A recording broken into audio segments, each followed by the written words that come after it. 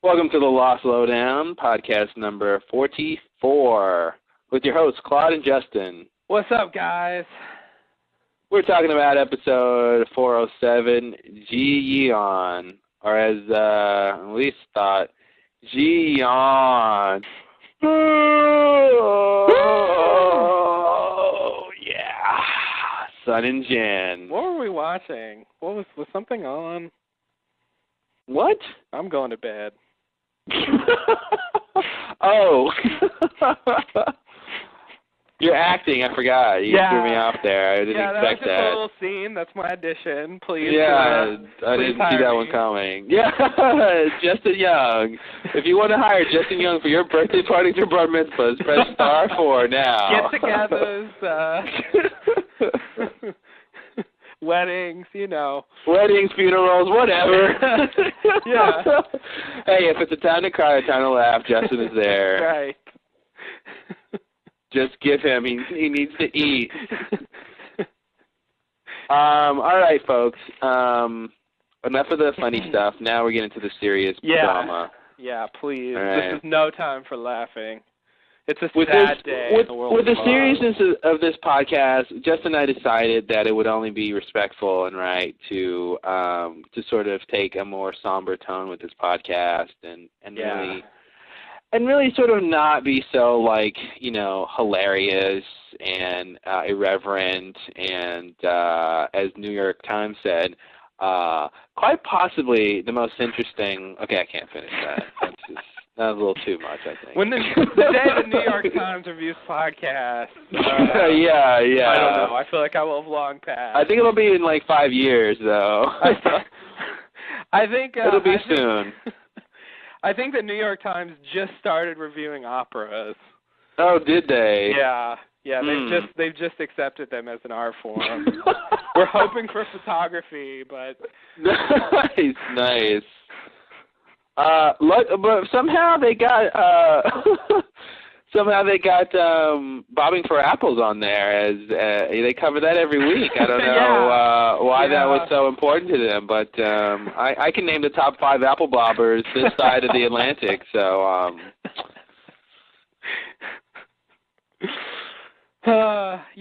it is pretty strange. I think there's something afoot on that committee that votes for those things. Something is afoot, and it is a foul. Yeah. Okay, so anyway, we didn't really. Okay, so what did you think? I mean, I didn't hate it. I thought it was Sun and Jin. Come on. So I didn't hate it. It was okay. I thought the best part was at the beginning.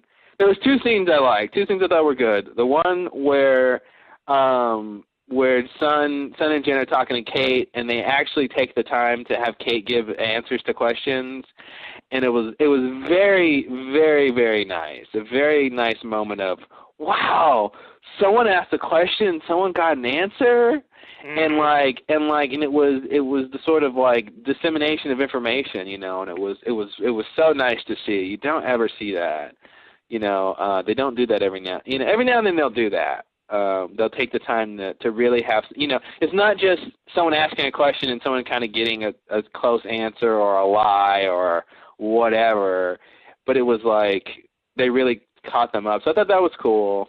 And then the captain stuff I thought was cool. Yeah, definitely. The captain was crazy. He really was not what I was expecting.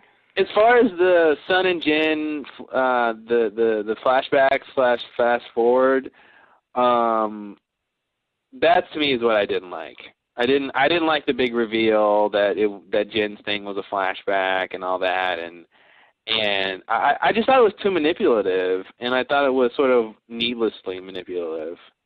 Yeah. So that was my big gripe with that. Okay. So we'll talk more about it once we get there, but yeah. So what do you think?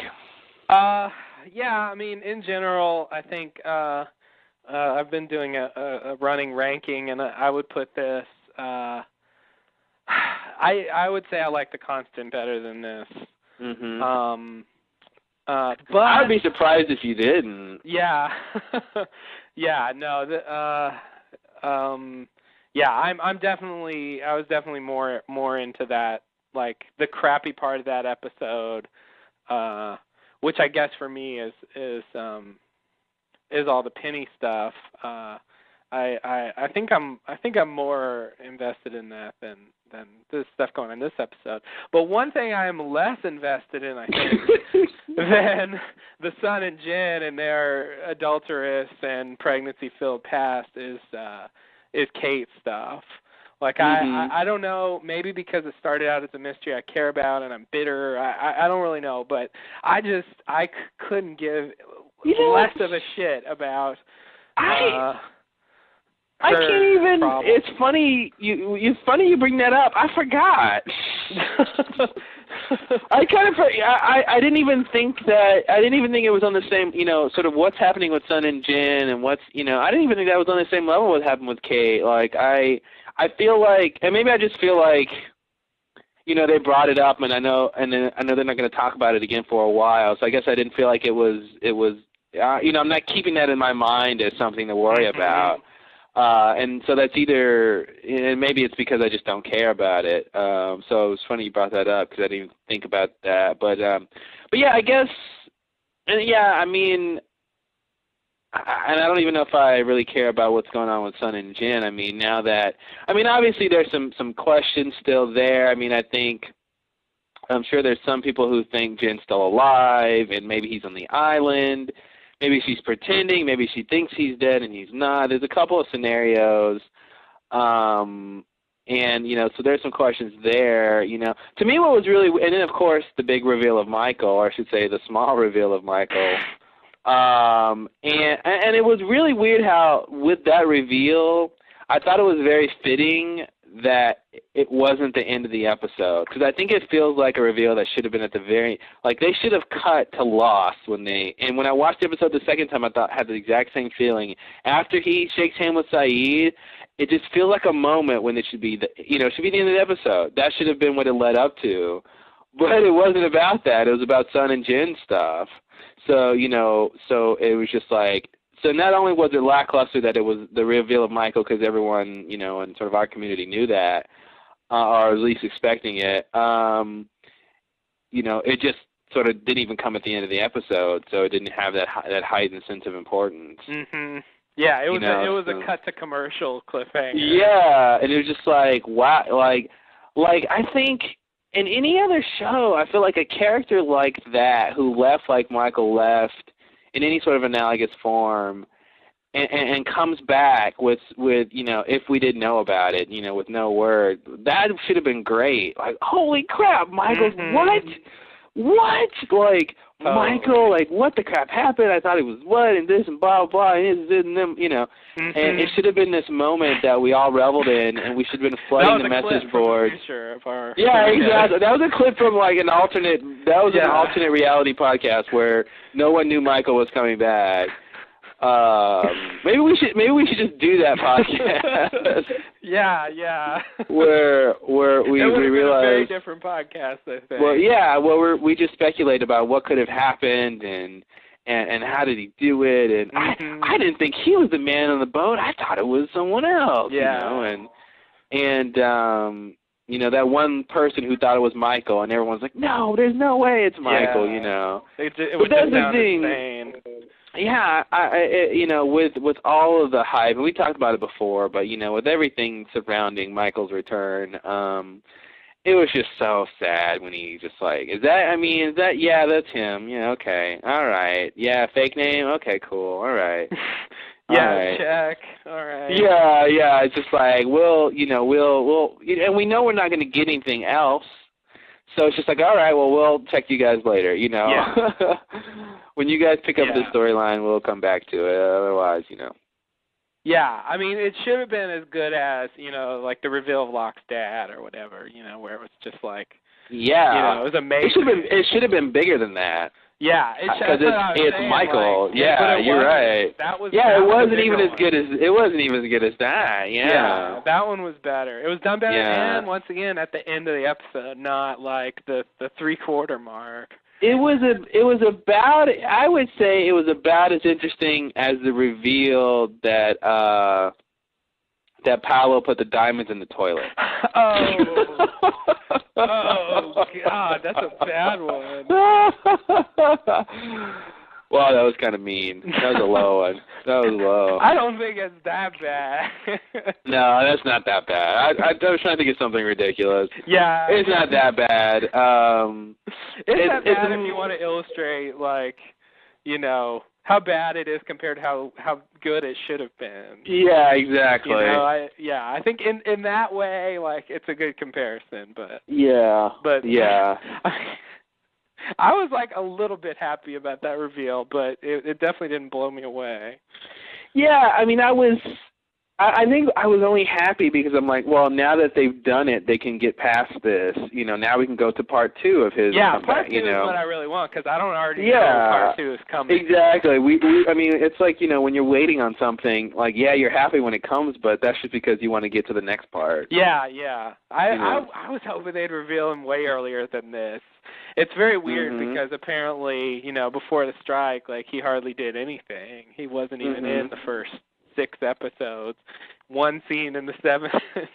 Yeah. And, like, you know, maybe he'll be in next episode, but, like, that was all he did. And all, you know, I don't even know if they started filming yet, but, like, I don't know. It's weird. Like, it seems like his participation is strangely, like, not much yet just because of the strike. Yeah. Remind me, are we getting an 8th episode and then the break? Yeah. Oh, okay. Shit, that's the bad news. I got to deliver the bad news no. to you, everyone who listens to this, and everyone who watches Lost. There's a lot of people to deliver news to. You're going to go door to door? Or, yeah, I think so. Or do you have a list of phone numbers? Which ones? Carlton and Damon chose me to deliver the news. I have flyers, and I'm doing a mass email campaign. We'll see. Is this Rebecca Morton? Okay, yeah, hi. Yeah, I just got some bad news. You watched Lost, right? Yeah, not anymore. I'm sorry. Goodbye. Crazy man calls millions of people worldwide. Yikes. And you're like, glad I got that unlimited calling plan. Your phone company drops you. Yeah, we know we said unlimited, but 50,000 minutes in 1 week, sir. It's just too much. But some they weren't all international. All right, so what's the bad news, buddy? All right. Now that I've lightened everyone's spirits with a couple jokes. Right.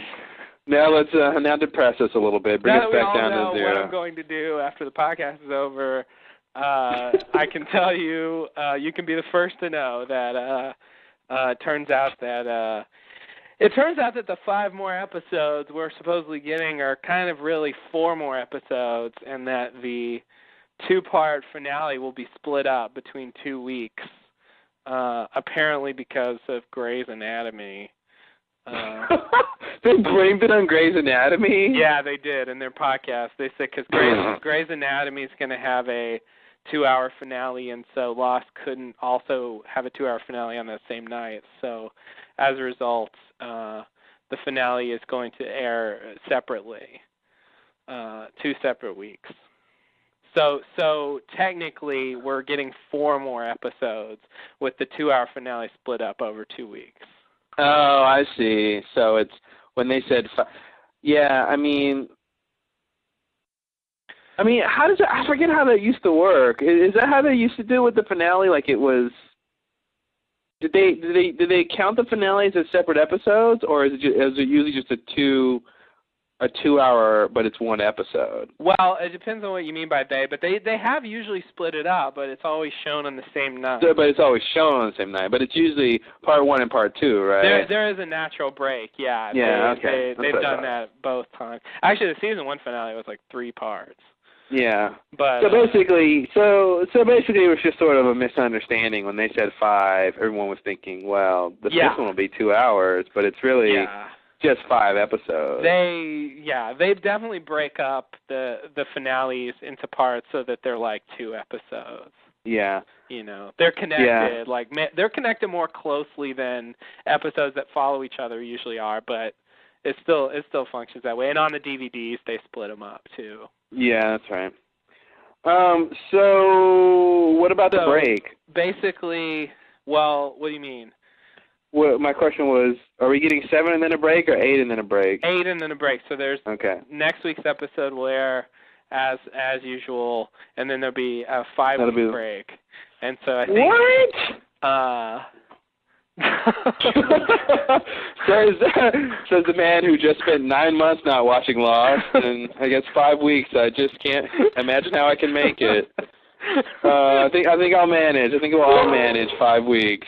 I shall surely perish. I guess I thought I was thinking it was 4, and I guess that extra week really threw me off. Yeah, but, they did say a month, and I guess they were stretching it a bit. 1 month, 5 weeks. So they should have just said, "Sorry guys, we made a mistake." Instead of 5 episodes and 4-week break, we really meant 4 episodes and a 5-week break. Whoops the daisy. That's what they totally should have done. Like, sorry, we just got the numbers mixed up. Sorry, guys.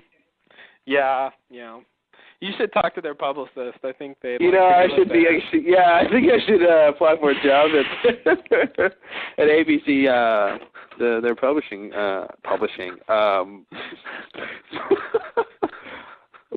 Publicity. That's the word. That's not publishing. So I think Lost is set to return April 24th, and then 5 more weeks of new episodes, but 4 new episodes. So what that means, I mean, I don't know. I don't know what we'll do. I guess maybe we should talk about it, but as far as the finale, the way they've done things would make it, so where the finale podcast wouldn't be that special. It'll just be another hour episode. Yeah, it'll be weird to unless we wait 2 weeks and do a podcast about the whole thing. The finale podcast is just going to be a lot shorter. Yeah. I mean, it'll just be a 2-part finale podcast. I mean, I guess is the best way to do it. Just, you know what I mean? Like, yeah. Part 1 of our finale, and part 2. Yeah, if we decided to make it podcast 49, part 1 and part 2, then that would mean the 50th podcast won't come until, later. So I wouldn't be doing, the 50th podcast thing. Well, would you rather do the 50th podcast for the season finale or the next season premiere? Well, the thing is, I feel like we ought to have some kind of podcast between those two, and we usually give those a number, and then it would sort of mean that I ought to do it on that one, but I don't want it. I want to do it on a real, like a episode podcast. Yeah, an actual episode, and so I could wait, but then it won't be 50. And then the other alternative is to make it 49 and 50, which would just mean that it'll be the second half of the finale.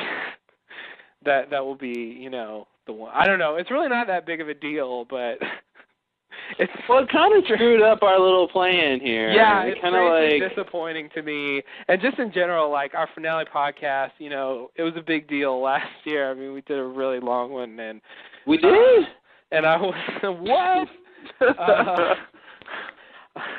I was just thinking this year. I didn't know what we would do, but this makes it seem like it's just I don't know. In the normal course of things, it wouldn't necessarily be that long. I mean, should we be surprised that it got fucked up? I mean, with the strike and everything. I mean, like it's par for the course at this point. Yeah, I guess it is. Unfortunately, And I'm just like, yeah, I know. That's the way this year's been. It's really. I'm just disappointed that just for Lost in general, like since it's 4 instead of 5, that's pretty much at most 4 different people can have episodes after this first thing, and I mean that doesn't seem like very much story to me. Wait, you know? so maybe let me make sure I got this correct. So how many more hours are left? 5 hours. 5 hours. So it's 4 episodes, and the last one is 2 parts. So it's still 5 hours instead of 5 episodes. 2 parts would have been 6 hours. Yeah, see, and that's what I thought when they said 5 more episodes. I assumed the last episode was a 2-hour finale, so I was thinking 6 hours. Okay. You know, but it turns out it's the bad version of that, I guess. Yeah. I don't know. I'd say maybe we could do. I mean, yeah, 50 would just be the last one, and it would be like kind of weird and not that interesting, and unless we. I don't know. Maybe we could, I don't know. I was saying maybe skip 49 and make 52 parts, but it's just, and then, I don't know. Yeah, but it's just kind of like, what's the point? Yeah, it's like, this is like, well, it's just you're just fooling around with the numbers. Yeah, which is frustrating. It seemed like it worked out perfectly, and now they just, like, destroyed it. Yeah. And I would have been happier, you know, with just a regular mid-season episode like it was originally going to be. Yeah, now it's like now it was a thing, and now it's like, well. Yeah. Now it's just going to be weird. Yeah, we have to do something crappy to make it work. So. I guess just do 49 and 50, and it'll just be 50. 49 and 50 will be together. Maybe we can. Yeah. It'll be the 49-50 podcast or something.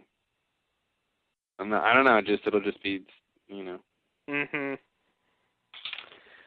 Because yeah, you don't want to do a whatever update podcast we do next after the season or something. Yeah, that would be crazy. Because there's nothing. I mean, there's nothing to you know. Yeah, you don't do that. Or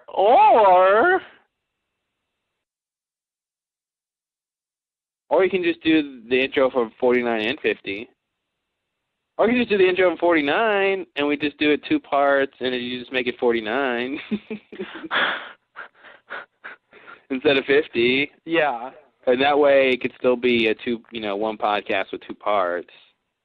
If you want to just change it to 49. Yeah, I mean that's the thing. I just feel like that loses the. Yeah.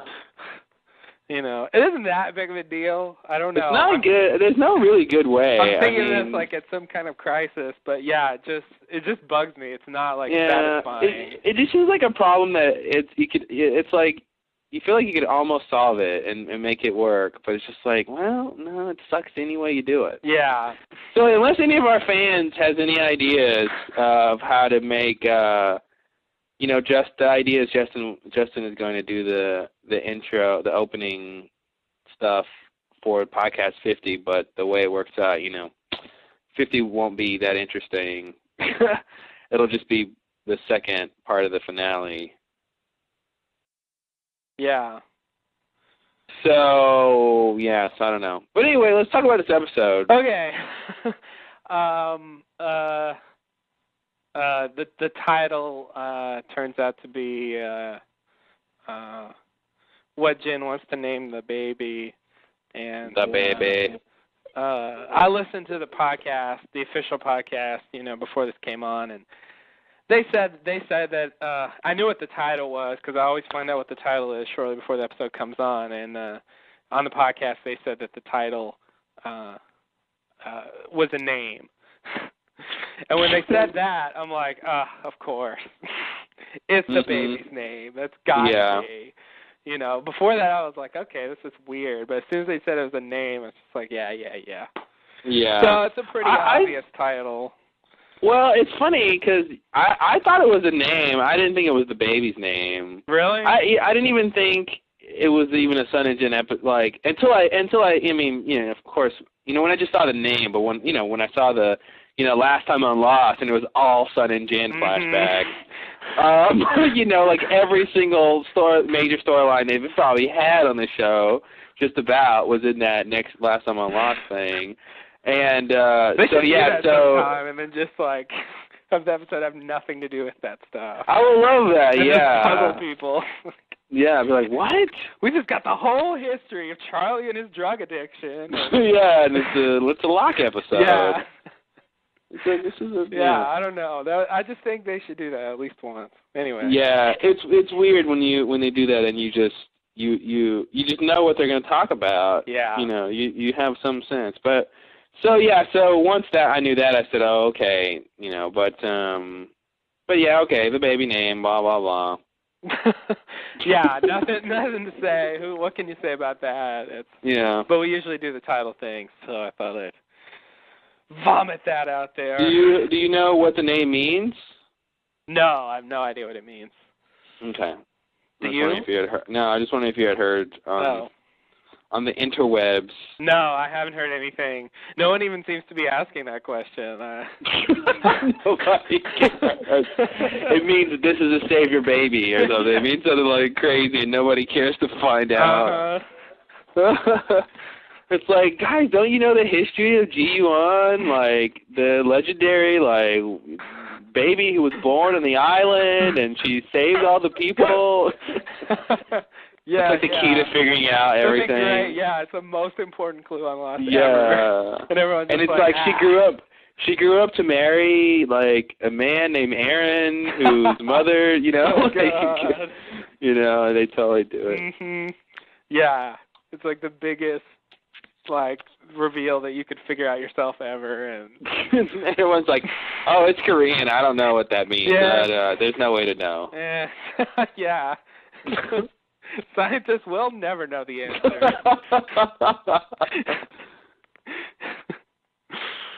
Some thought to ask a translator, but none could be found at the time of reporting.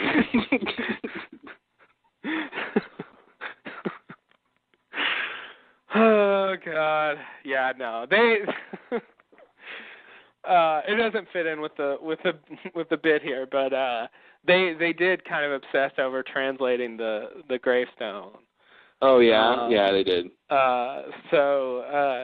Yeah, that's something that I guess we'll talk about later. But yeah, maybe Dion just means like Steve. Yeah. I guess it should be a girl's name. Steve. Stevette. Steve is a very popular. I think Steve is a very popular girl's name. In I guess it's Korea. like Stephanie, something like that. Yeah, Steve. Yeah, because Steve is Steven. Yeah. Steph, I guess, would be the closest thing. Yeah. To Steve. Steve and Steph. Steve and Steph stood at the stoops, and they stepped on. They stepped on stairs. And they, I love alliteration. You just, yeah. Steve and Steph stepped on stairs as they stood at the stoops.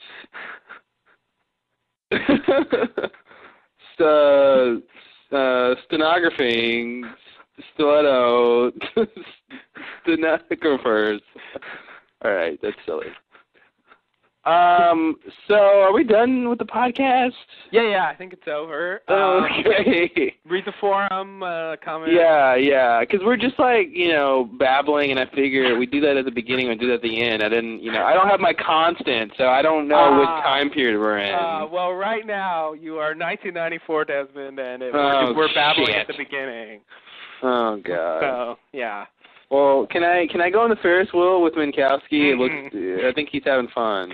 We don't know if he's in the future or the past. So. No, it doesn't matter. I don't care. If we never see him again, that's gonna be the weirdest. Because it's gonna be like Fisher Stevens, just like a cameo almost. Yeah. It was like. It wasn't much bigger than a cameo. It's just like, wow, that's it?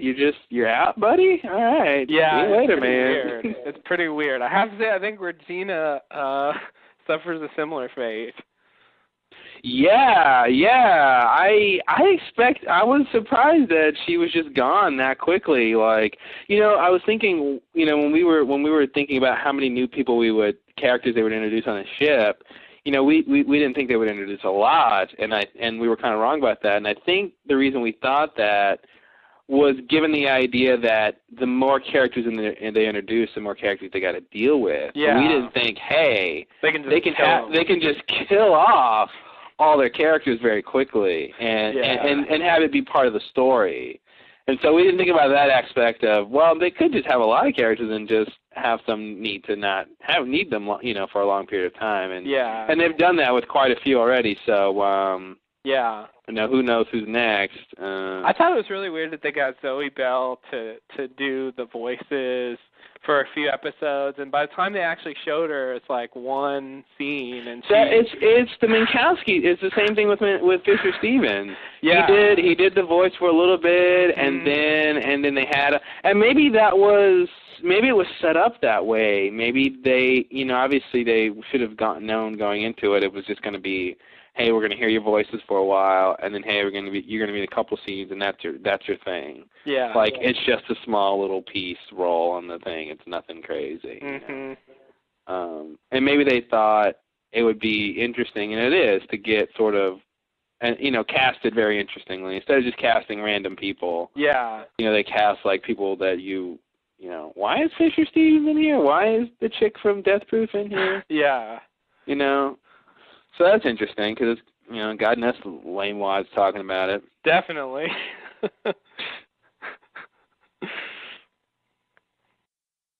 All right. Oh, so that's what I was going to say earlier is as far as my rankings go, I have to say I liked it better than Eggtown. Not by a mile, but somewhat. Eggtown is still at the bottom for me. Then this one, then The Constant, and then the first three, and The Other Woman arranged in some order. Probably The Other Woman's at the bottom of that, but that's what my rankings are for now. All right. Yeah. Wow. So, this I liked the ship stuff too. And the Sunjin stuff, some of it was terrible and some of it was okay. I don't know. Overall, it was a little yin and yang, maybe. Yeah, no,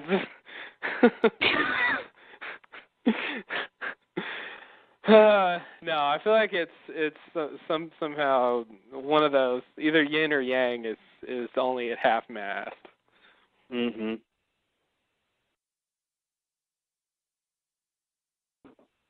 And there's plenty of the other. Yeah, plenty. So you ready to go through this, baby? Yeah, let's do it. Dun dun dun dun dun. Episode recap. It's time for the episode recap.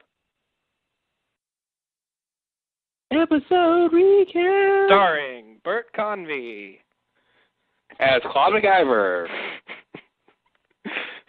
And Dudley Donaldson as Justin Young. So, Act 1. I have to say, I like the new little additions they did to the transcripts. They kind of marked them out a little better, marked the scenes, delineated the scenes a lot more obviously, and they sort of put act numbers so you can follow it a little bit better. Yeah, it seems to be a different transcriber than whoever usually. I feel the need to quote whoever did it, but I can't tell who did it.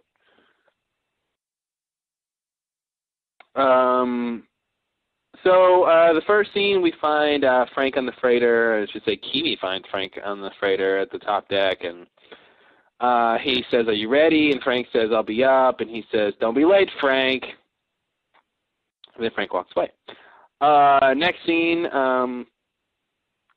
we've got Frank finds Regina in the sort of hallway, corridor or something, right? And he sort of asks what's going on, and she's sort of pretending to read this book. She seems a little out of sorts, and he goes inside and talks to Saeed and Desmond, who are hanging out. He says he came to he said he came to bring in some food.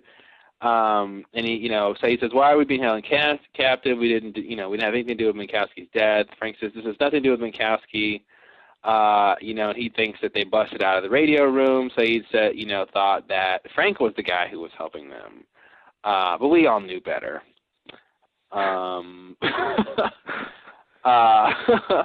guess Saeed doesn't listen to the official Lost podcast. He didn't know Michael was coming back. It's weird that he says, we assumed it was you, and I was like, it never even occurred to me that it might be Frank. It never even occurred to me it was Frank. Why would Frank do that? That's why I love when Frank was like, why would I do that?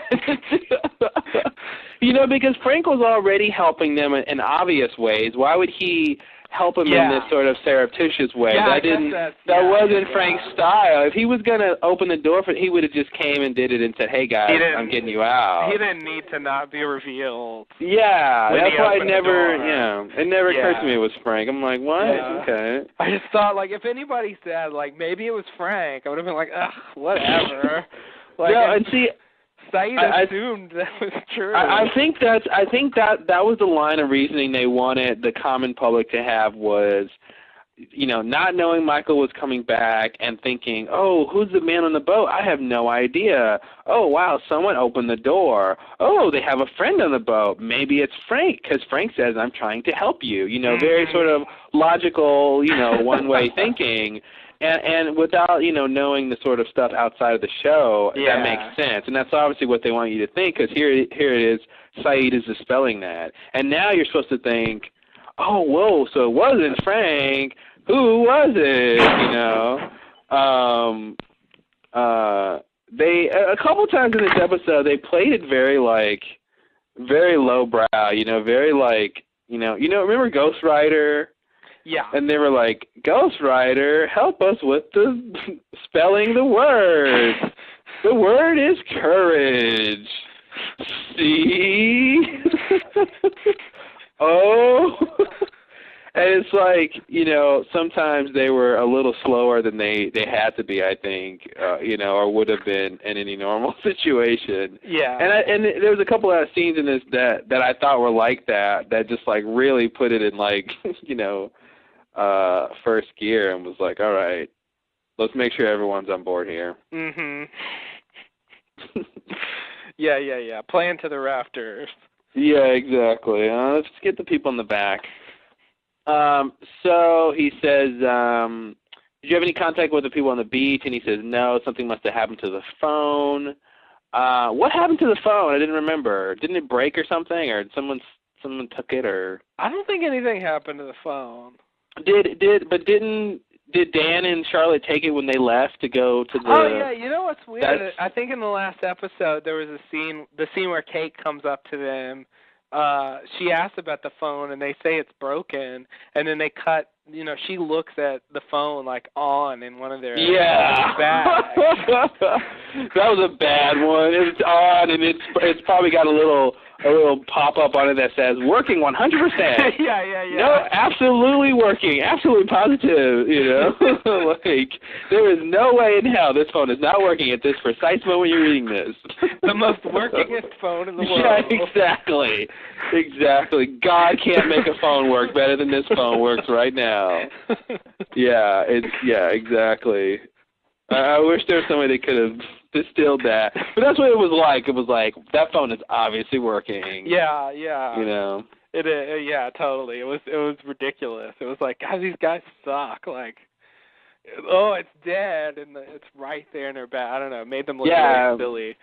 Hey, so we didn't really talk about that. No, we really didn't. We kind of skimmed over that. We totally glossed over that whole thing with I'm sure there's people listening like, yeah, I know. I wanted you guys to talk about that scene, and you just glossed over it. I was yelling at my iPod the whole time. Exactly. I'm working on my spreadsheet, and my coworkers are like, why is that kid yelling? Yeah, and so that's what was weird was when, because Dan tried to lie too, and we're going to get batteries and, all that stuff. And, and then just like, Kate was just figuring out, every step of the way, it was just obvious they were lying, and I think Kate, Kate already is astute enough to tell when someone's lying, but it's like, they weren't even trying. Yeah. They weren't even trying, you know. I think, you know, even Hurley would have been suspicious, you know. Yeah, I think he could have cracked that one. They may be able to convince Claire. Claire would have looked at the phone and saw the light and goes, "Oh, that's the not working light. That light means it doesn't work." Yeah. You know, but that's that must mean it doesn't work. There's a little Edith Bunker too, somehow. All right, you ready for the next scene? That's what I was going to say. I feel like this thing about the phone's not working, I don't think it's true, but it almost seems to me, as you say, like it's one of those things where, you know, the characters in the last episode said the phone was broken, and now he said, like, I don't know, even though they sort of had a shot where you see that that's not true, it's certain things like, oh, the boar are gone or whatever, they start out as lies, and then they just, you know, become true. I forgot about that. Yeah. Yeah. No, the boar is gone. Well, there's a boar right there. Yeah. Well. Yeah. It was weird. It was like the boar heard that. The boar was like, nobody wants us around. Let's leave. They're all saying we left. Fine. We'll give them what they want. The bastards. Because boar are pretty proud of themselves. Or Locke's speech about the others, you know. Like what was it? They attacked us. That was a pretty powerful speech there. Murdered us, kidnapped us. We're not the only people on this island. We all know it. Oh man, I think for Locke, like that was his. I think that was his version of Ana Lucia's like one gun, one bullet speech. You know, it was just like his chance. Yeah, that was his big like, speech. Really get up and like convince people. Oh, know it. And you know it, and you know it, and you know it. And they play it now as though it were a sincere speech. Yeah. You know, but if you watch it, you find out that he's just doing that to throw them off. You know, he knows Walt did it, and, you know, it's just weird. Like, when you know the real context, it's, you know, it loses something. Yeah. Because he didn't really mean it at the time.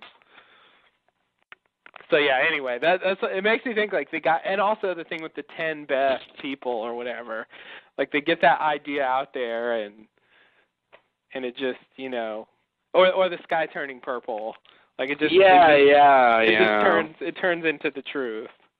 It's some sort of like on the manifest. It's like a not a retcon, but it's like a they're doing it as it goes on, like a present tense retcon. Yeah. Like you know, they're sort of course correcting, like you know, like we'll just kind of make it true. We'll keep you know have people just say stuff and that's the party line. But that's interesting. If the phone is actually working, or I should say, isn't. It seemed like it was working. But we'll find out it wasn't. I mean, Frank did go back over there. That's true. And he could have gone to, you know, since it wasn't working, but I feel like he could have also got it. They could be working, and he contacted them, and now he's going to go back and, you know. Yeah. But it's so crazy. I can't believe he went back. Me either. That really shocked me. I'm like, he was just like, yeah, he went back. I'm like, well, and he said, you know, I thought Frank went somewhere else. I thought maybe some other island was close enough to fly to, you know, some place for supplies or something. And then he's like, do you know any other place to land? And I hope, you know, I feel like I don't know, I feel like a little puppy here who's just like begging for a treat. But I really hope Frank lands on the mini island when he lands. I just want to be right about him landing on that. I just want them to use that darn like runway. I want to have one thing in Lost where they brought it up, they made a big deal about it. It seemed like it was going somewhere. It didn't go anywhere, but it's gonna be used. They'll do something now. Like I want them or to find the blast door map in the jungle and and read one of the inscriptions and figure something out, or find Adam and Eve's journal or something, or I need something, and I feel like this is right for them to just even if it's just a mistake, and he's like, oops, landed in the wrong spot. This isn't the island I meant to land on. Because I feel like now they could do it. I mean, I feel like they could have a scene where he's flying back to the island, and then he sees the mini island, and he decides to go check it out. Yeah. I don't know what he would find. I don't know who's there, but I feel like he's by himself, presumably, and it'd be interesting to just if they wanted to bring it up, they've got the time, they've got the opportunity. Mhm. Yeah. Before he did need to land. He did need to land on the real island because they were trying to get Saeed and Desmond off and everything else. Yeah. I think I'm expecting. I don't think that he's going to. One thing I would wonder about that is if he were to land on the mini island runway, how would they indicate that that's what he was doing? What do you mean he would just land there? Well, but how would the show tell us that that's where he is? Well, we would have to have a shot of the mini island, and the real island and the mini island in the same shot, and him heading for the mini island. Okay. And then him landing in it, it would look familiar to us. He might go see. We might pass by the cages, where they were kept. Yeah, that's the thing I was going to bring up. I don't think they have those sets anymore. Mhm. Yeah, they might. I mean, they might just be done with. This is just my hope against hope here. They might just be totally done with Mini Island. They might not ever go back to it. But they brought it up in the Mobisode. I want to feel like they did that because maybe they're going to bring it up again. Or they could just be closing the case because they had the footage. So they might not be bringing it back up. So maybe they're just like, hey, we got the footage. What I'm expecting is, I'm expecting that we will learn why they were building it. We'll learn why they wanted to build a runway. But I think it's going to be, I don't know. My sense is that it's going to be a quick thing. Mhm. Not like a big production. Yeah. Oh, he wanted a runway because he wanted to, I don't know, fly off. Oh God, I can tell he got tired of using the submarine. Yeah. Traveling by submarine was too whatever, and I knew I was gonna get locked to blow up the submarine, at some point, so I needed another. Something very straightforward like that, where it's just like, oh, okay, but because I think they've set it up to, not totally run away from it, but to easily sort of explain it. Yeah. So that's what I see in the future. But if they actually go back to it, hey, I'll be surprised. I mean, because we did see that whole thing too with the polar bear, having the Hydra logo, and the polar bear in Tunisia, and I'm like, that stuff is on the mini island, Yeah, that's true. I feel like they're doing something. I don't know what they're doing. It's not like the Flame and the Swan where they blew them up so they never have to show them again. Yeah, exactly. And there was a hint in a recent podcast that maybe someday we'd see the Arrow again. But oh, that's weird. Yeah, I thought that was weird. The storage one? Can't imagine why. Yeah, the storage one. Well, maybe when we find out it was Mikhail, God, in Jacob's cabin, he'll want his eye or something. Yeah. And someone will have to go get it. That's it. And then give me my eye lock, and I shall tell you all you need to know about the island. Mhm. Oh God. That sounds like fun. I can't wait. Yeah. But I have to say, Frank leaving, like, it's one of the times where I'm like, man, I just really didn't see that coming. I don't know, it just blindsided me. Yeah, it was like where'd the helicopter go? And I'm like, yeah, where did it go? Yeah.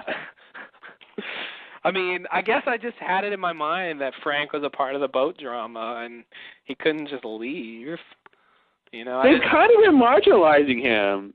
Yeah. You know, because he hasn't really helped them. He hasn't, you know, he wasn't there when they got into the, you know, phone, you know, the communications room. Like, he hasn't really done a lot, and I don't really know what his agenda is, and he doesn't seem to be on the same agenda as the boat crew either.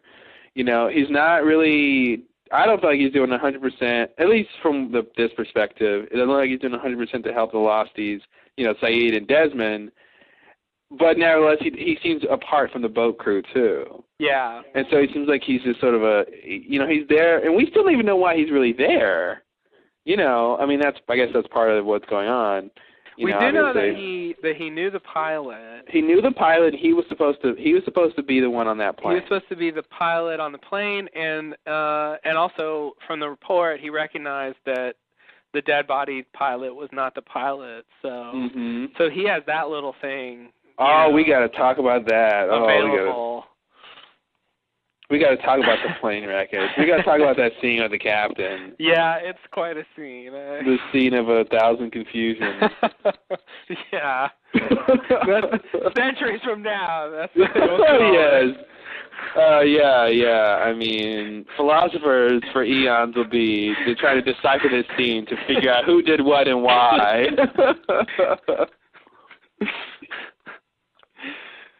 Oh God! Yeah. There were so many pronouns going around. Oh yeah. I'm just like, what? Okay. Oh, he did.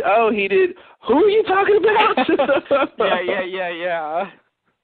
It's like it was weird. It's a weird scene, but we'll get there. I think in the next 10 hours, apparently, where we're going. Yeah, apparently.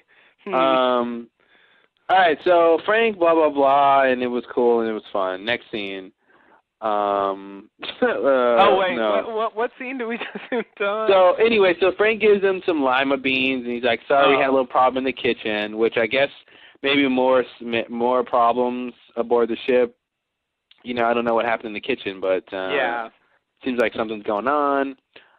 He says, you know, Said says, I still want to talk to the captain, and Frank goes, "No, you don't." And then it's like later, it's like, why did you say no you don't? It wasn't that big a deal. The captain was awesome, you know. The captain was like the best we could have hoped for. He was totally forthcoming with answers. He was helpful. He was accommodating. Like, Frank made it seem like, you know, you don't if you talk to him, you know, you might die or something. They made the captain seem like he was like, you know, just someone to fear, you know. Yeah. That if you talk to him, you don't know what's going to happen. You know, he might end up killing you just on a whim or something. Who knows? You know, who knows what the captain's going to do? Yeah. You know, but and we'll get to it with the note about don't trust the captain. Right. But they were really building him up. Yeah. So anyway, Frank leaves, and then we get the next scene. And I think in the last episode, in the Constant, they did that too, where it's like when the captain finds out about this, you know. Yeah.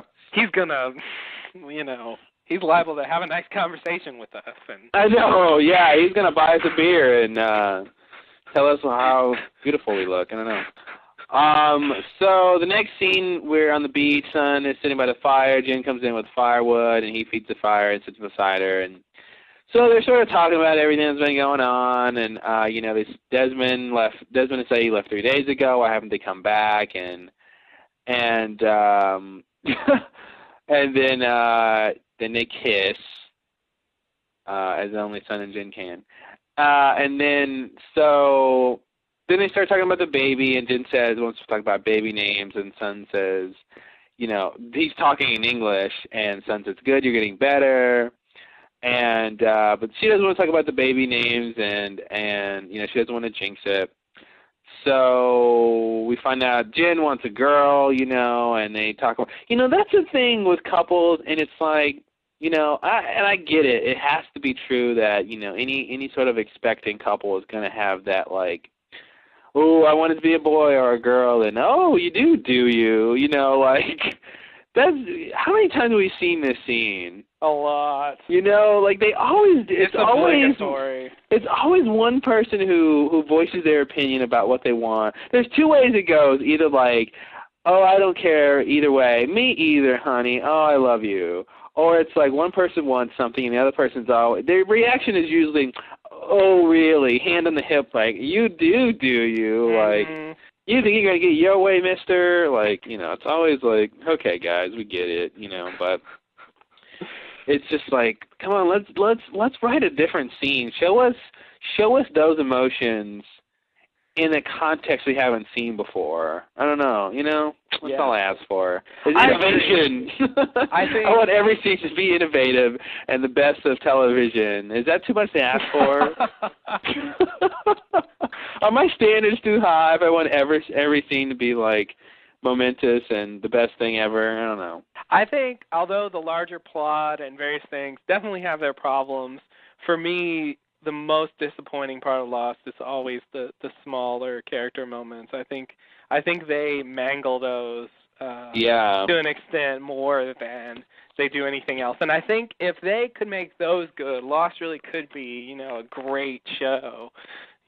Like just really take off. But cause I want to like that stuff. But then they give us a scene like that, and like how can I really sort of respond to a scene I've seen hundreds of times? With any kind of actual connection to it. I mean, it seems so like robotic and obligatory. Like I don't know. Yeah, they teach that scene in acting school. Yeah. I mean, it's just like, it's pretty crazy. But I feel like there are shows that do this better, where they have one thing that they're good at, but then when they get to this kind of stuff, it's still as good and interesting. Yeah.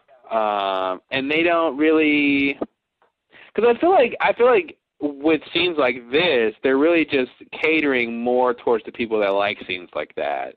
They don't sort of make the effort to sort of cross the bridge the two a little bit. Make it interesting to where you're going to satisfy the people who want the sort of emotional relationship stuff, but you're still going to keep the people who will be satisfied with just an interesting scene, or the scene done in an interesting way. Yeah. But I think they're too willing to say, okay, well, this scene will be about keeping the folks who like this interested, and this scene will be about keeping the folks who like this thing interested. Yeah. Yeah. Because I think I have no problem with pure personal drama if it's done in an interesting way, and it can be. I mean, I've seen a lot of examples of it. There are other TV shows that I may not name that do a better job of this, and also have a plot side to the show. Yeah.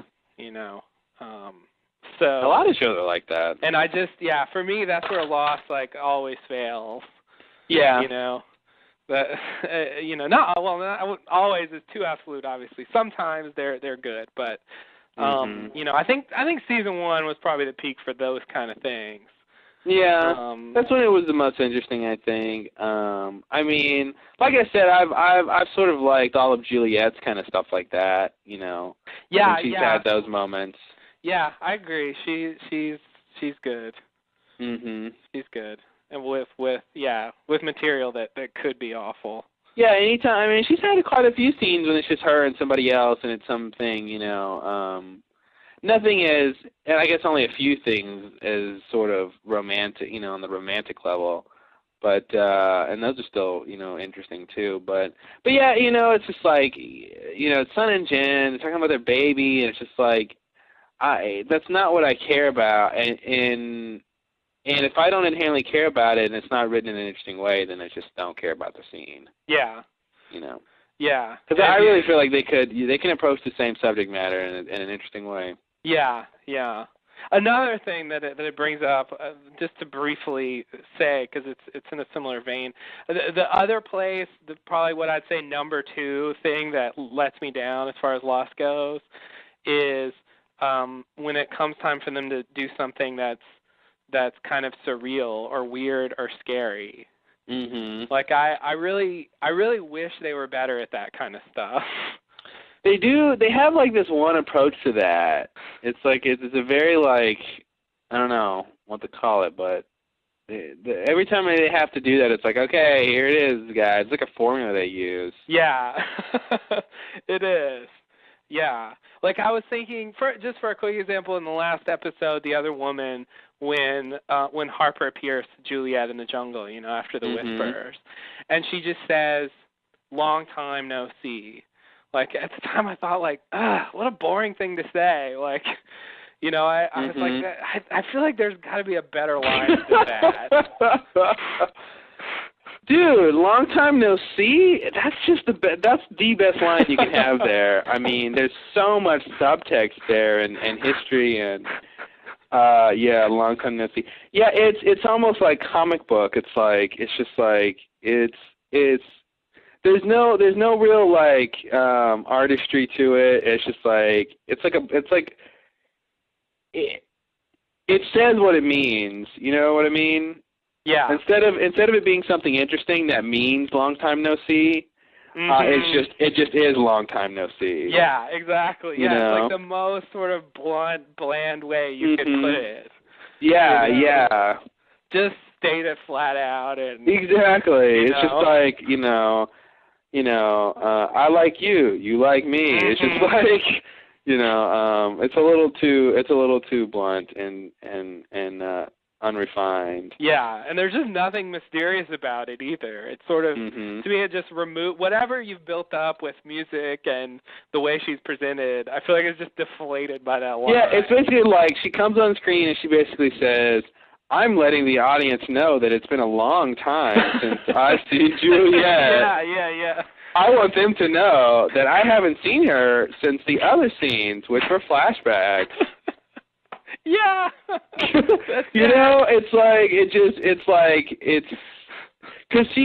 the question in everyone's mind when she pops up is what is she doing here? And she answers you with like, hey, I know I'm not supposed. It's been a long time. It's just, it's too like, ugh. And then they do that thing where like, we talked about it before where like she pops behind, it's always behind them, like. It's just they've got to do it that way. It's always got to be behind them, and like when Hurley was freaking out when he saw the whole thing with the cabins and stuff. It's just like classic. It's like cliche horror. Yeah, I feel like the first horror movie should have invented that trick. Yeah, exactly. It should have been cliche by the second horror movie. Yeah. That did it. Yeah, having something appear behind someone. Yeah, it is really. And then when he like fell down and like and then someone above him, it's just like, really, guys, really. yeah, that's what they have to like, frighten us or like whatever. That's their bag of tricks. Yeah. They've got a big bag of tricks in the hard section, and that's what they pull out. It's like, wow. Yeah.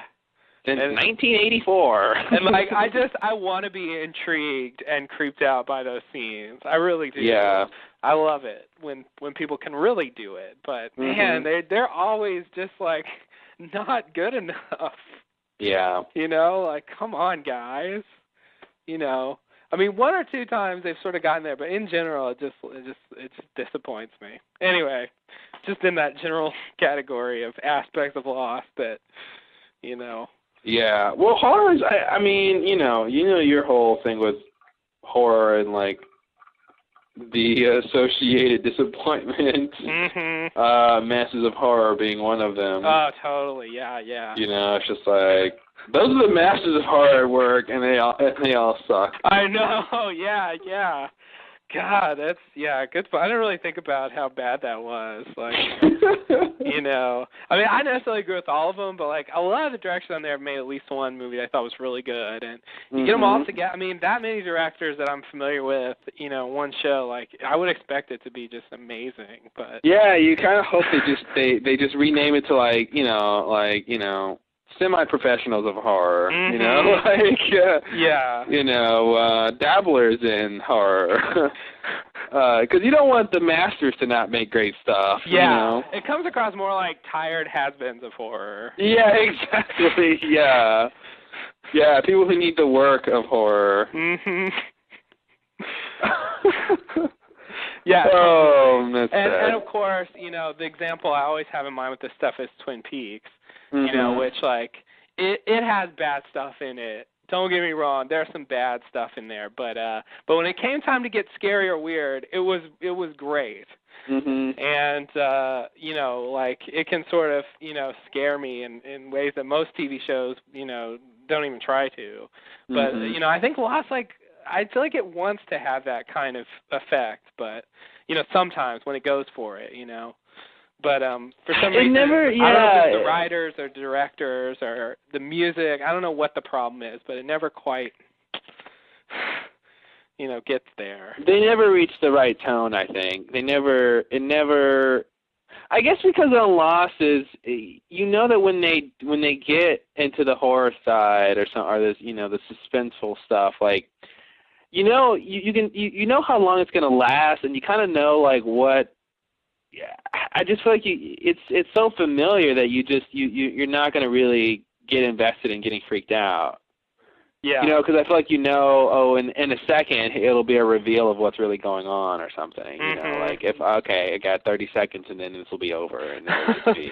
Yeah, you know what I mean? It does seem to have boundaries. There's no real jeopardy. Yeah, you know when Hurley is freaking out about you know, you knew he wasn't going to spend the rest of the episode being haunted by Jacob. I didn't think about that, but yeah, you're right. It wasn't. It clearly wasn't like something that could follow him forever. Right? Yeah, and you knew he wasn't going to solve it anytime soon. Yeah.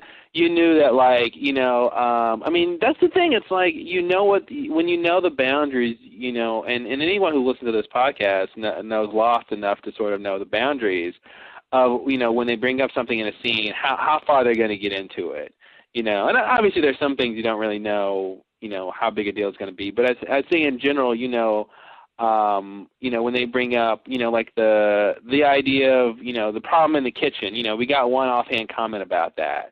You know, so we can kind of gauge by that, you know how important that is and when we'll find that out. You know what I mean?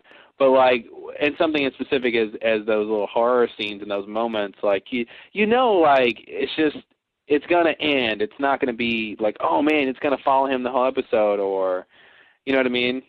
Yeah. Yeah.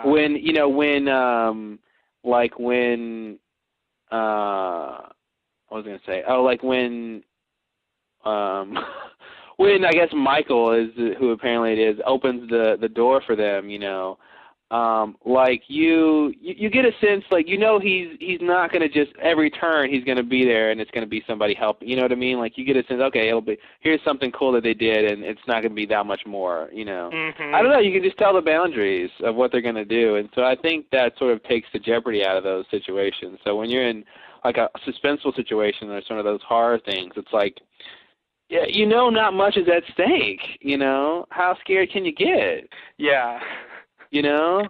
Ooh, somebody popped out, or you know, this guy's dead, or, like, you know, it's like, okay.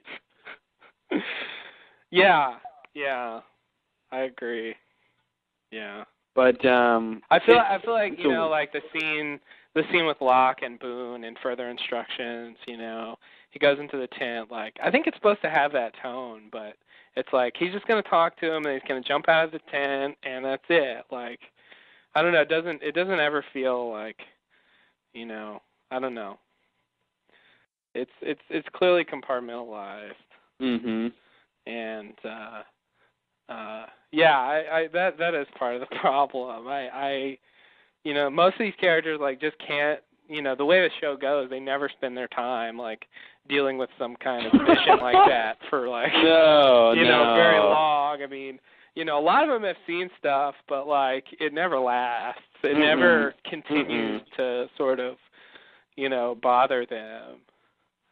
Yeah, I mean, most characters in most episodes have a certain thing they'll be dealing with, but it'll kind of change, even if it's, it changes by the scene. Even if it's, even most of this episode is about, Sun and Jin, their relationship, what, the crux of each scene is about changes, and it's like, so like, they're not going to be embroiled with, her cheating on him forever. Mm-hmm. They're gonna resolve it. They're gonna get past it or not get past it or reach a different state, a situation. You're not gonna see 5 more scenes of them talking about it. I'm sorry, it's a long time. I'm sorry, it's a long time, and they argue, and then they're done, and then the next episode we come back and they're still talking. That's not going to happen. Yeah. And it didn't happen even in the same episode. They had one scene where they talked about it, and he went and talked to Bernard, and he came back fine. Mm-hmm. So that's the thing. So that's part of the problem is you're sort of the boundaries and you know what they're going to deal with, and so. And now, even, you sort of throw into the mix now with the flash forwards, who's not going to die, who is going to die, potentially. And so that sort of even more defines the boundaries. Yeah, definitely. If anyone points a gun at Saeed, I'm sorry, you're not killing him. He's not going to die. Yeah, he can walk up, put his head to it, and say, go ahead. Yeah, he's almost I almost wish there was some way where, like, if, some sort of time paradox where somehow you could get into the situation where if you knew you were alive in the future, that like somehow time worked, that if somehow you found out you were intrinsically alive in the future, that somehow would prevent you from dying in sort of the past or like your president. Mm-hmm. So like for Saeed, if somehow he knew he was alive in the future, like that knowledge would somehow make it where like he just couldn't die and he could just like be the biggest badass ever because he just, no matter, if someone shot at him, like somehow the universe would protect him because he just can't die. Yeah. The bullet would ricochet off of something, or the gun wouldn't work, or, that'd be interesting if that were somehow true and he could just, like, manifest some weird power that way. Mm-hmm. But, yeah, that'd be crazy. That's not going to happen. Not at all. Not on this show. Mm-mm.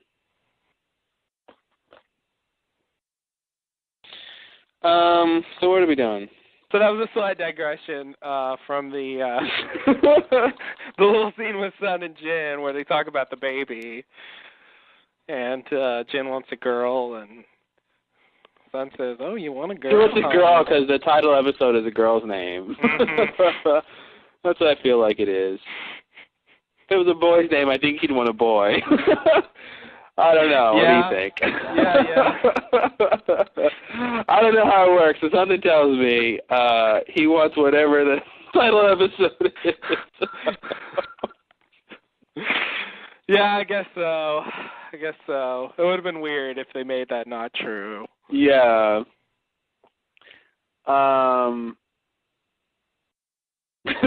I'll tell you what, let's get off the island first, then we can pick a name. It's like, deal. What a deal that is. Let's get rescued from our certain death, and then we'll pick baby names. It's just like, someone stuck on the top of a mountain, and it's like, we've got more pressing issues here. Yeah. I think that's a deal anyone would take. Mm-hmm. No, I want to talk about the baby names now. Mm-hmm. Okay, so the next scene, it's Sun, and she's in a room. She's sort of in like a hotel room, kind of looks like, and maybe it was. I don't know. Did you think it was a hotel room? I kind of did at first, yeah. It came across as a hotel room. Yeah, maybe that's their house. I don't think it was. Yeah, I don't think it should have been, but it did seem like a hotel room. Yeah, that was the first thing. Did her dad own hotels? Yes, that's right. Okay, yeah, so she's probably saying what her... Actually, I think it was, wasn't it, her, Aldi? It was Jay's. Yeah. Jay. Oh, so is she at Jay's hotel? Hey. No, he's dead, isn't he? He's dead, yeah, he killed himself. I mean, she could be at his hotel, but he's probably not there, except in spirit form. It's like, hey, she's not having sex with him because he's dead. All right. Okay, so anyway, so she's just going about her duties and being, it's weird when she I sort of thought, of course, as everybody else kind of thought, I think, to a certain point, that this was a flashback, because I thought it was a flashback because she had her, like, princess sun face on, where she'd, like, I feel like, in those old days when she, those flashbacks, she just had that air of being daddy's little princess, Yeah. And I feel like she kind of had that persona, too, like just, like, I don't know, something that came across. Maybe it's just because she's clean or something. I don't know. Mm-hmm. Her face isn't dirty like it is on the island. But anyway, so she's going about her stuff, and then she sort of put on her makeup and stuff, I guess, and then she picks up the phone. She's not feeling good. She picks up the phone and dials, and it looks like she dials 911, which I wonder if they have 911 in Korea. She dials three numbers, and I was really wondering if it was one of those weird, like, American script things where they just said she dials 911 and she did, or what exactly they told her, or what exactly she dialed, like, just. I wonder what happened there. Mm-hmm. It looks like she dialed 911 to me, though. Yeah. But they might have 911 there. I have no idea. They might, yeah. I don't know. Never even thought of that problem. Huh? I never even thought of that problem. Yeah. It was just like, what was that thing that was like that before? Something in season 2, I think, or season 3, where like. The universal healthcare. The universal healthcare, yeah. And there was another thing about where Locke says winter's coming soon. Which isn't right because they're in the southern hemisphere. Yeah. Oh, Locke. Yeah. I know. Now it's just Locke being Locke. Yeah, maybe so. That's probably what they'd say. Yeah, exactly. That's what they'd say. I think maybe that's just Locke being Locke. What do you think? Oh, I don't know. If I were a betting man. God, those fuckers. I know. So she calls emergency services, and she says she needs an ambulance, and what's the problem? And she says, I'm pregnant, I think something's wrong. This is the reveal that, oh, no, she's pregnant, so this is a flash forward. Whoa. Yay, we're all happy. I was sure that this was a flash forward, mainly because we haven't had any non-flash forwards this season except the Bodhi's episode and Desmond's time travel episode. So also, I mean, we've been talking about the Oceanic Six, and like Sun was like a prime suspect. As soon as they showed her, I was like, okay, this is a flash forward. I was sure, but you're right. They did try to kind of sell it, I think, as a flash. They always do that. They take every opportunity they can to make a false grounding for their scenes like this. It's always like. They do. They're just like they always try to like. They can't just show the belly at the beginning and at the beginning of the scene. They don't want to make the drama. It's not just good enough that the drama is her. She's having early labor or she's just going into labor or whatever. It's like no. Not only it's like hey, here's Sun just hanging out. Oh no, something's wrong with her. Oh no, she's pregnant. Like that's what they're going for instead of just being like. Hey, here's Sun hanging out, and she's pregnant. Right. And then, oh, no, something's wrong with her, They always want to go that extra level, which I guess is good. I don't know. It's supposed to be good. I think it's supposed to be good. I guess if they do it all the time, like, it gets a little... Yeah, it seems like they could, like, not do it once, just to see. Just to try it. Just for it's worth it. Just for experimentation. Yeah, just for the randomness sake. Spice things up a bit. Next scene, we got Jin. He's going to a little toy store. He's browsing the toys. The owner says, "Can I help you?" And he says, "I'm looking for a panda." And he shows him where the panda is, and he gets it, and he asks if he wants a gift wrap. And of course. He's like, no, I've got to get to the hospital. And he says, how much is it? And he says, 50,000 won. And I was like, wow. I'm like, I thought you said $50,000. And I'm like, that's a lot for a panda. You can quote me on that one. Yeah, exactly. What an expensive panda you have here, sir. How much for a rhinoceros?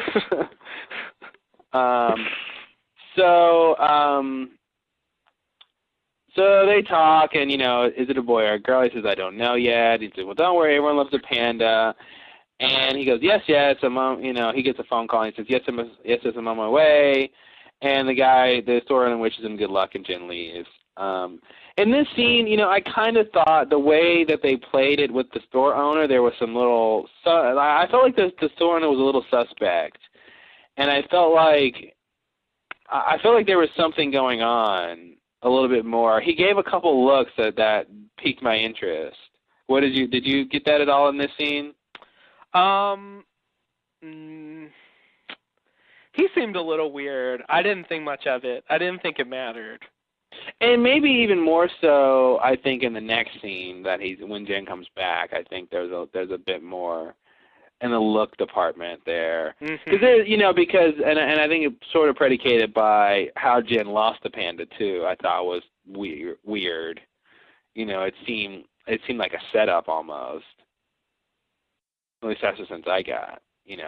Some guy bumps into him and he drops his phone. Then, oh no, some guy, jumps into a cab with a panda in it. Who jumps into a cab with someone else's huge personal belonging in there? Is this your cab? Like, I didn't notice the giant panda.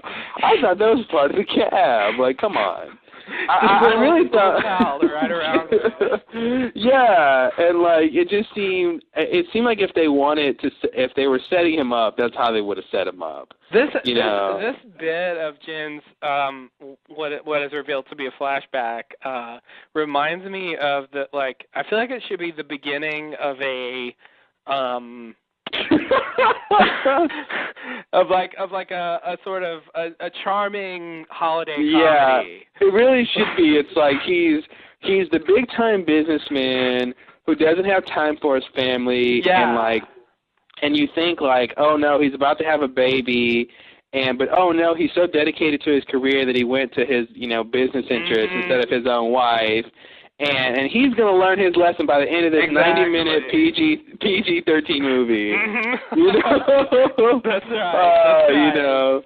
And that's what it seems like. We won't step over. I think a lot of it had to do with the music. I think there was a very sort of upbeat, jaunty tone, and it was like Jen's buying a toy. Yeah, and it was weird. The kind of movie I'm thinking of is maybe like Groundhog Day or something like that. A movie that starts out with this bitter, cynical character.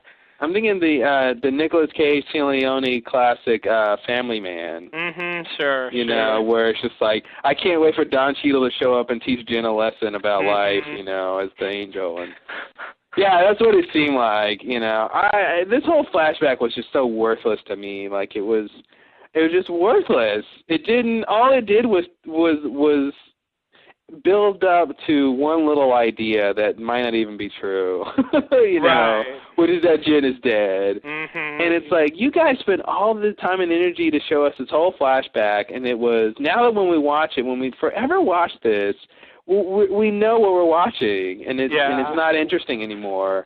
We already saw Jen be very ambitious and whatever with Mr. Pike, doing whatever it takes. We've seen that. We know him to be that, and to show us that again as this flashback, as this sort of beguiling flashback, it's just like weird to me. I'm like, come on, you guys could have done something else. Show us something new we didn't know about him in that time period. I don't see why they couldn't have done that. Why did they just have to recycle sort of this thing we've seen before? Yeah. And I even thought, I was giving them a lot of credit. Some of these twists and turns, I was thinking, oh, okay, this is a flashback, but maybe this or maybe that, and then even at the end when I was thinking, when you sort of find out when he says I've been married 2 months, I'm thinking, maybe they're doing it where he did get off the island, and this is a flash forward. and he just remarried. Like, you know, something happened, and he didn't get back. Like, he sort of, we'll find out something happened with him and Son, and they don't end up together, but they get off together, you know, or something, and he just gets remarried. And I thought maybe that's what they were gonna hit us with, you know. Yeah. But of course, it's not that interesting. He's just dead. Yeah. And it's a flashback. Yeah, you know? That's actually what I thought initially, but upon review, yeah, he's dead. It's a flashback. Mhm. So I wanted anyway, it to be crazy too. I was like, Son's living under an assumed identity, and you know, and Jen's still working for her father somehow, and yeah, I thought part of it was like, oh no, he came back and had to work for Pike again. I thought that was part of the like drama we were witnessing, was that, oh, like, not only he got rescued, but he ended up back working for Pike. So part of his story is going to be, how did that come about? Because he wanted to leave last time we had to deal with that. He was trying to escape. Yeah. You know, so I thought that was interesting. You know, and they had that whole thing about wanting to go back to Korea, you know, in this episode. So you think, well, maybe they're back in Korea together, but yeah. Right. They are, not in the same time frame. Right. There are questions about Jen that are, I think, legitimate, but I'm totally convinced that Jen does not get off the island. He's not one of the Oceanic Six, and this was a flashback. Mm-hmm. Those three things I'm sure of. Yeah. But I mean, there are still a few questions about him that are reasonable to still ask. But yeah, anyway, that's. I think we can be sure of those things. And I'm sure that the next scene is a Son and Jen scene. Yay! What happens? Something special. So the next scene, we're on the beach inside of Jen and Son's tent. The tent, oh love. Jen's sleeping, and Son wakes him up. Shia. And then she says, Jack and Kate are back. So they get up and they go, and Kate's going to get some water. I love this, by the way. That's something Lost does a lot. Like some characters just like blah blah blah are back, and then they go like, I don't know. They always shoot it that way. Maybe that's the only way to do that scene. It's just weird that somebody always says it, and then they look, and then we're like, oh look, they're back. We usually don't like march back with the people who are coming back. No, we don't. They always sort of want to surprise us with that. There's been a few times where we've come back from the perspective of the people coming back. Mm-hmm. Few and far between, though. It's usually, hey, somebody's back. Yeah. And if they've been gone for a long time, like we'll see it from their point of view. Yeah, if it's a big reunion. Yeah. Like even like I remember what was the one? It was when Michael came back. Like you know, they had a whole scene, and then suddenly they're just like, oh, Michael's standing over there. Like they don't just kind of realize it. Like, look. But the way they shot it, like they should have seen him a long time ago. Yeah, it was weird. It was really weird. Anyway. So the next scene, this is a scene I mentioned earlier that I really appreciated. It was like, let's take a moment to talk to Kate, you know, like it's just like time out on Lost, and let's just talk about what's been going on. So Jen in his great English, what happened? All right. It was great. I thought Kate should have been surprised, but she wasn't. She says, you mean before or after the redhead knocked me out? Oh, God. What's the deal with lines like that? I don't know. You know, I remember thinking, like, we don't usually see people, especially this soon after an altercation, complaining about the altercation. Like, you know, because wasn't Charlotte back with him?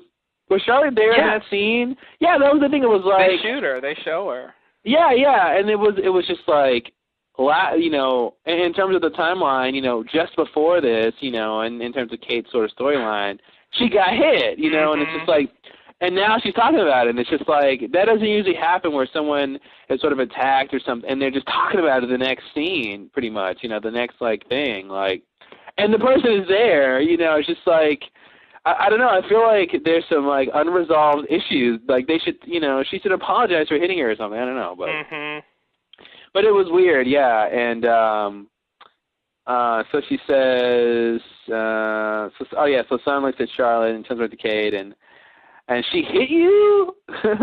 That bitch did what? And she says, you know, I ran into him on the way back from Locke's camp. Why would she do that? She says, I guess she didn't want to explain why she was on her way to a poison gas factory. What a load she just delivered, you know. Yeah, like, Sun has to process that. Okay, you get what now? I didn't learn poison gas factory when I was learning English from my co-adulterer. So Juliet, and then Juliet told Jack. That's one of those comebacks that, like, should never, you know, I don't know. Where's Mommy? Oh, at the poison gas factory. Yeah. It's just like, shouldn't just come out of nowhere like that. Yeah. Like, where's Mommy? Oh, Mommy went to sign up for the interstellar alien war. Like, huh? Yeah, exactly. Yeah, she's halfway to Pluto by now. Oh. Didn't expect that one, Dad. What? Yeah. You know, you're burning the French toast. You gotta. Mommy makes it with cinnamon. Like, if you're following the external story, like, it's like, okay, you're comfortable with it, but to Sun, like, this is quite a low. Like, to hear that not only is there a poison gas factory, but other people know about it, and we're about to do something with it. Yeah. And she could have easily, you know, she had no clue. You know, it's just so weird. So anyway, and then she says, why would Juliet lie about that? Force of habit, you know, the first bit of anti-Juliet propaganda, I think, sort of in this episode. And then she says, why were they going there? In case to turn it off to deactivate the gas. I guess, you know, they wanted to earn some brownie points. Although Kate knows why they turned it off, but I guess she's just being cynical. Because the reason that they'd said, I think she was there when they said it, was, you know, to make it inert. Yeah. Oh, didn't they say that? She says that. She just said that, to turn it off. But I mean, I'm sorry. My point was, yeah, she said to turn it off to deactivate it, but the reason that they deactivated was because they didn't want Ben to use it against them. Yeah. You know, but she just said, she makes it a little more of a cynical approach, just to say they wanted some brownie points. But it could be they didn't want to die Kate. One or the other, I don't know. So Sun says, do you think they're really going to rescue us? It was like every question was like a question that I feel like the sort of average audience would ask. And at the very end, you know, which was sort of the big question is, are they going to rescue us? And, you know, after all of this, you know the answer can't be yes. And then she does a great job of putting it in very good terms of just saying, and all the time they've been here, they talk about a lot of things, and none involves rescuing us. So I want to talk about this idea that Kate seems to believe that it was a poison gas factory and not a power station. You're right, and that's something I had no idea. If she hadn't said that, I would have gone on believing that it was a power station that had a poison gas. Like, we talked about why does this power station have poison? Like, what does that even mean? You know? Yeah. And so, you know, what's cool about this, and they don't really say it, but if everyone remembers, at the end of the last episode, Kate went with Charlotte to get information. And we, unfortunately, stayed with Jack and Juliet. Yeah, for their tender moment of the week. Yeah, instead of getting the real scoop on what's going down, we were hanging out with them. So it's interesting that Kate kind of knows a little bit more than I guess, you know, Jack and anyone else kind of knows. Maybe Juliet knows what's the deal, but I don't know, that's the thing. Maybe Juliet thought it was a power station. Who knows if she's ever been there before? You know, she could have only just heard about it from what Ben has said about it. We don't really know what Juliet knows about it. So she could be lying. She may not have been lying. Ben lied to her about quite a few things. You know, Ben lied to everyone about, Gretchen and Bonnie, and the flooding of the station, so the Looking Glass station. So he's not above lying to people about things. So I don't know if Juliet really knew about it or not, but it's interesting that we kind of find out sort of subtly that it might not be a power station. Yeah, and I believe it. I believe it, but I still feel like, is it still a power station though? Does it? Because I feel like I like having an answer to where the power comes from. I don't want to give that up. It's a small thing, but if it's not a power station at all, I feel a little let down because it was one thing closed, a very old thing of how did they get their power. Yeah. And I kind of hope that it's it's a power station, but that's but it's somehow, because even it being a poison gas factory, why would they have a factory that makes this gas? What's the point of that? Yeah, why would you need to continually, make this poisonous gas? It's very strange thing. That doesn't make any sense. So I don't know. Maybe she's just being flippant and very cynical. And maybe that's the thing about this line. I don't know if we're supposed to take it as face value or not. Because it's almost if Sawyer said this, I would feel like, okay, he's just being cynical. He's just being sarcastic about it being a poison gas factory. Yeah. I agree. I could see. If she said something else, it was a chemical processing plant, I would believe her. But she says poison gas factory, which is you don't really. There's not a lot of opportunities to build a poison gas factory. Yeah. So anyway, not sure how to take that, but I would say there might be some more to learn about this, the Tempest. And I have a lot of questions about how safe a poison gas factory would be to work in. How what? How safe? Well, yeah. I mean, it depends on what you're doing and how much poison gas and I don't know. I mean, how it's being handled and shit and stuff, and and I guess all you need is an oxygen mask, apparently. I mean, or I guess they had a whole suit, but maybe I don't know. Does it burn your skin, or if it's just toxic if you inhale it, or? Yeah.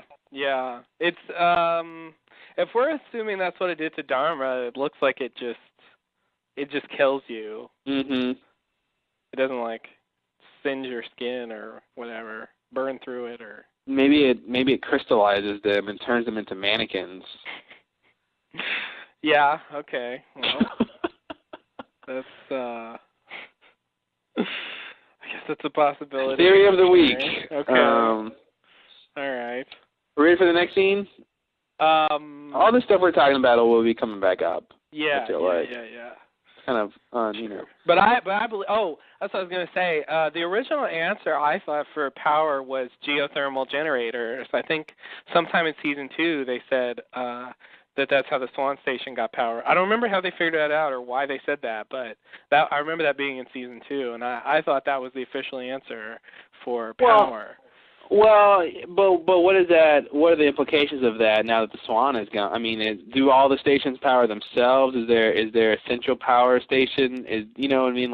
And now that the Swan is gone, sure, maybe the Swan powered itself with geothermal, but now that it's gone, what does that mean? Yeah. So I feel like we don't really have an answer. I mean, we have a method, but we don't really know how it works. How it's hooked up or is there a place they could turn it off? Is there a central location to sort of control it and stuff? Yeah, that kind of thing. Which you would imagine there would be, I think, unless each sort of thing has its own separate kind of thing. I don't know how geothermal stuff really works, but I have no idea. I think they just put salt and vinegar together and stick a wire in it, and you get an electricity. Isn't that what geothermal is? Salt and vinegar. I don't think that would do anything if you put those together. Salt and vinegar? No, I don't think so. But if you put it underground, that's when the magic happens. So the next scene, we're on the freighter. Desmond is in a bed. He wakes up and sees Saeed eating the lima beans. They exchange pleasantries. Saeed says, I hope they resolve their kitchen issues. He's like, I may be a torturer, but I don't want to torture my taste buds. Mm-hmm.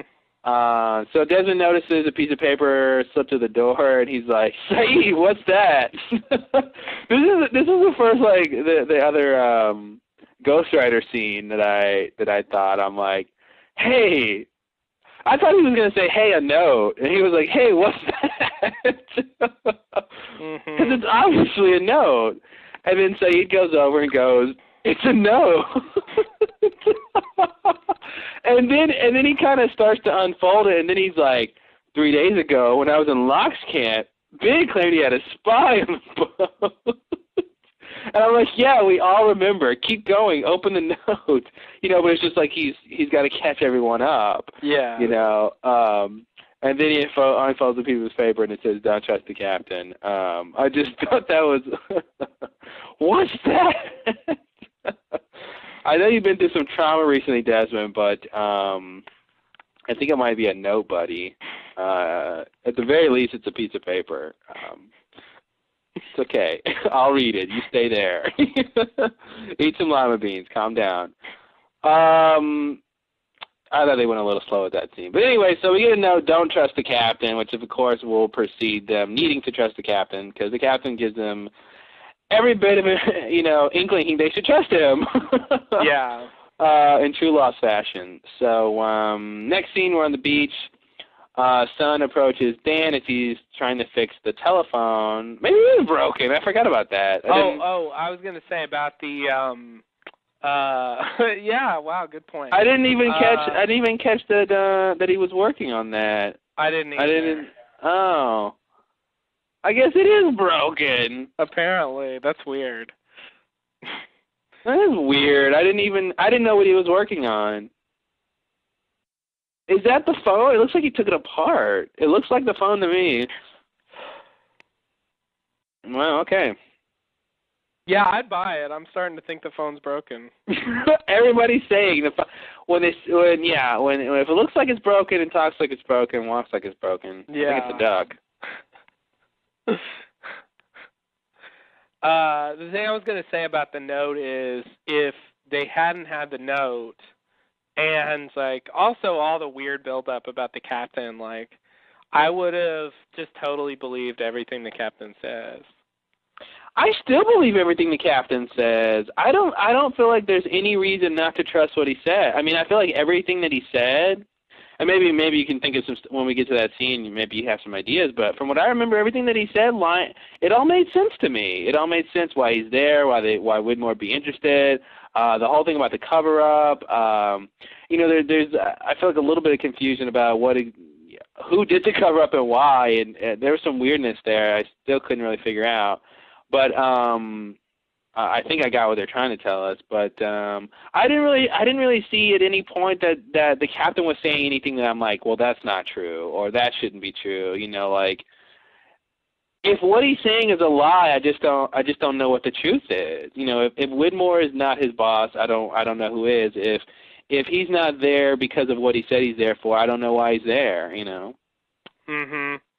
So that's what's weird to me is the don't trust the captain stuff. I feel like it's almost like a reverse red herring. Like it's sort of reversed because we got this spy who's telling us this, and so we want to believe it, but it might not be true. Like maybe Michael's wrong.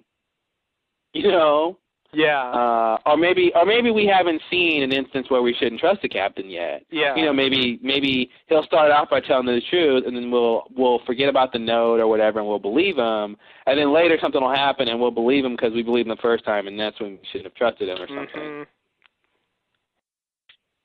Yeah, but I would never even thought of like not believing him or.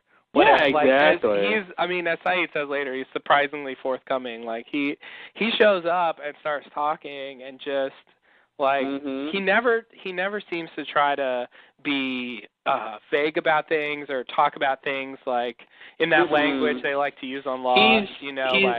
He's the anti-Ben. Totally, yeah, definitely the anti-Ben, and just in general, like people ask questions like, "Oh, it's complicated. You can't understand. I'll put it in terms you can understand."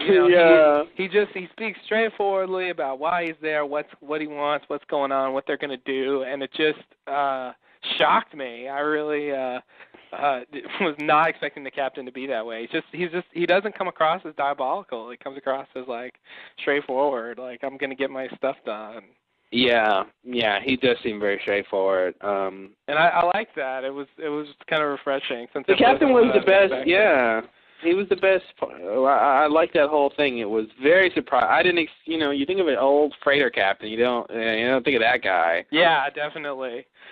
He was younger than I expected. Definitely. It's weird. So next thing, we're on the beach. Okay, yeah. So Daniel is trying to fix the phone because it's apparently broken, folks. And so Sun introduces herself. This is another one of those scenes where you don't really get these scenes a lot, where some new character we're very familiar with is is sort of formally talking to some person who was sort of who has been tangential for a long time to like that character storyline. Yeah. It's like, Rose coming to talk to Desmond or something in season 3 or something. It's just like, "Hi, I'm Rose, let's talk." Yeah, like, what? We don't have anything to talk about. So he says, "Hi, I'm Dan." I got to tell you, I love Daniel, man. He's always great. He's always great. I love how they write his character. And he's like, "Hi, I'm Dan. Something I help you with?" And she's like, "I'm 2 months pregnant." And he's like, "It's not mine." Yeah. No, he's like, "Oh, wow, that's congratulations." And then she says, "So are you here to rescue us?" And he kind of hesitates, and she says, "It's a simple question. Are you going to rescue us or not?" And he says, "Well, it's not really my call, son." And he goes, "Whose call is it?" And he doesn't say anything, and then she's like, "Thank you." Yeah. What I thought was weird that she did there is say it's a simple question and then ask a different question. Whether they're there to rescue them is different from are they going to rescue them. Yeah. I think the question, are they there to rescue them, seems to be clearly no. But are they is really the important one. And maybe the idea is she kind of distilled it down to that, like she's like, okay, I'm going to make it even simpler here, she's like, it's a simple, like maybe she, what she said, she was like, okay, I need to rephrase this. It's simple, and here are the terms. Yeah. Are you going to rescue us or not? I think she was kind of prefacing it, I think. But yeah, because that's really what it's about. It doesn't really matter why you're here so much as are you going to rescue us or not now that you are here. Right. And that's I like the really simple response. Care about, rather than like motivations or whatever. Yeah, and I liked his just simple response of it's really not my call. And I don't understand why he couldn't say whose call it is. And that's when the captain had that moment of when Saeed was like, I don't think you're going to tell us who he is. And we've always been like, just say it. Like, why is it such a big mystery? And Sun isn't going to know who Charles Widmore is. He could say any name. It won't even matter. Like, because I feel like for her to, I mean, maybe he just doesn't want to lie, obviously, but it's just like, it doesn't really matter. Just say something. They don't know who it is, but I guess the audience cares, so they can't say yet. Next scene. You ready for the next scene? Yes. On the beach, Jack and Jen are eating, and Jen says, "Can you pass the cereal?" And Jack passes the cereal. Very flabbergasted. He's like, "Can I pass the what?" It's like, you're speaking English there, buddy. Yeah. And he's like, "Pretty good English, Jen." And he goes, "Thank you. I understand better than I speak." Which is just like the writers telling us, don't worry if Jen can understand what's going on. He can. And so Jack says, "Has Sun been teaching you or just been picking it up?" He says, "Oh, Sun's been teaching me. Sawyer too. Sun is better. Ah, ha, ha, ha." And then Jack says, "I bet." And then Sun comes over. I love how Sun came over and Jack's like, "Hey, Sun, how you going?" And she's like, "Jack, oh you, great, thanks, yeah, like she's I don't think she's all about Jack right now. And you know, she's like, the morning sickness has stopped. It's been nice. He goes, that's good. If you need anything, let me know. And she's like, yeah, right. I'll let you know. All right. Jack leaves, and then Jen says, "Do you want some breakfast?" It's just like, I just love how, you know, she's obviously preoccupied.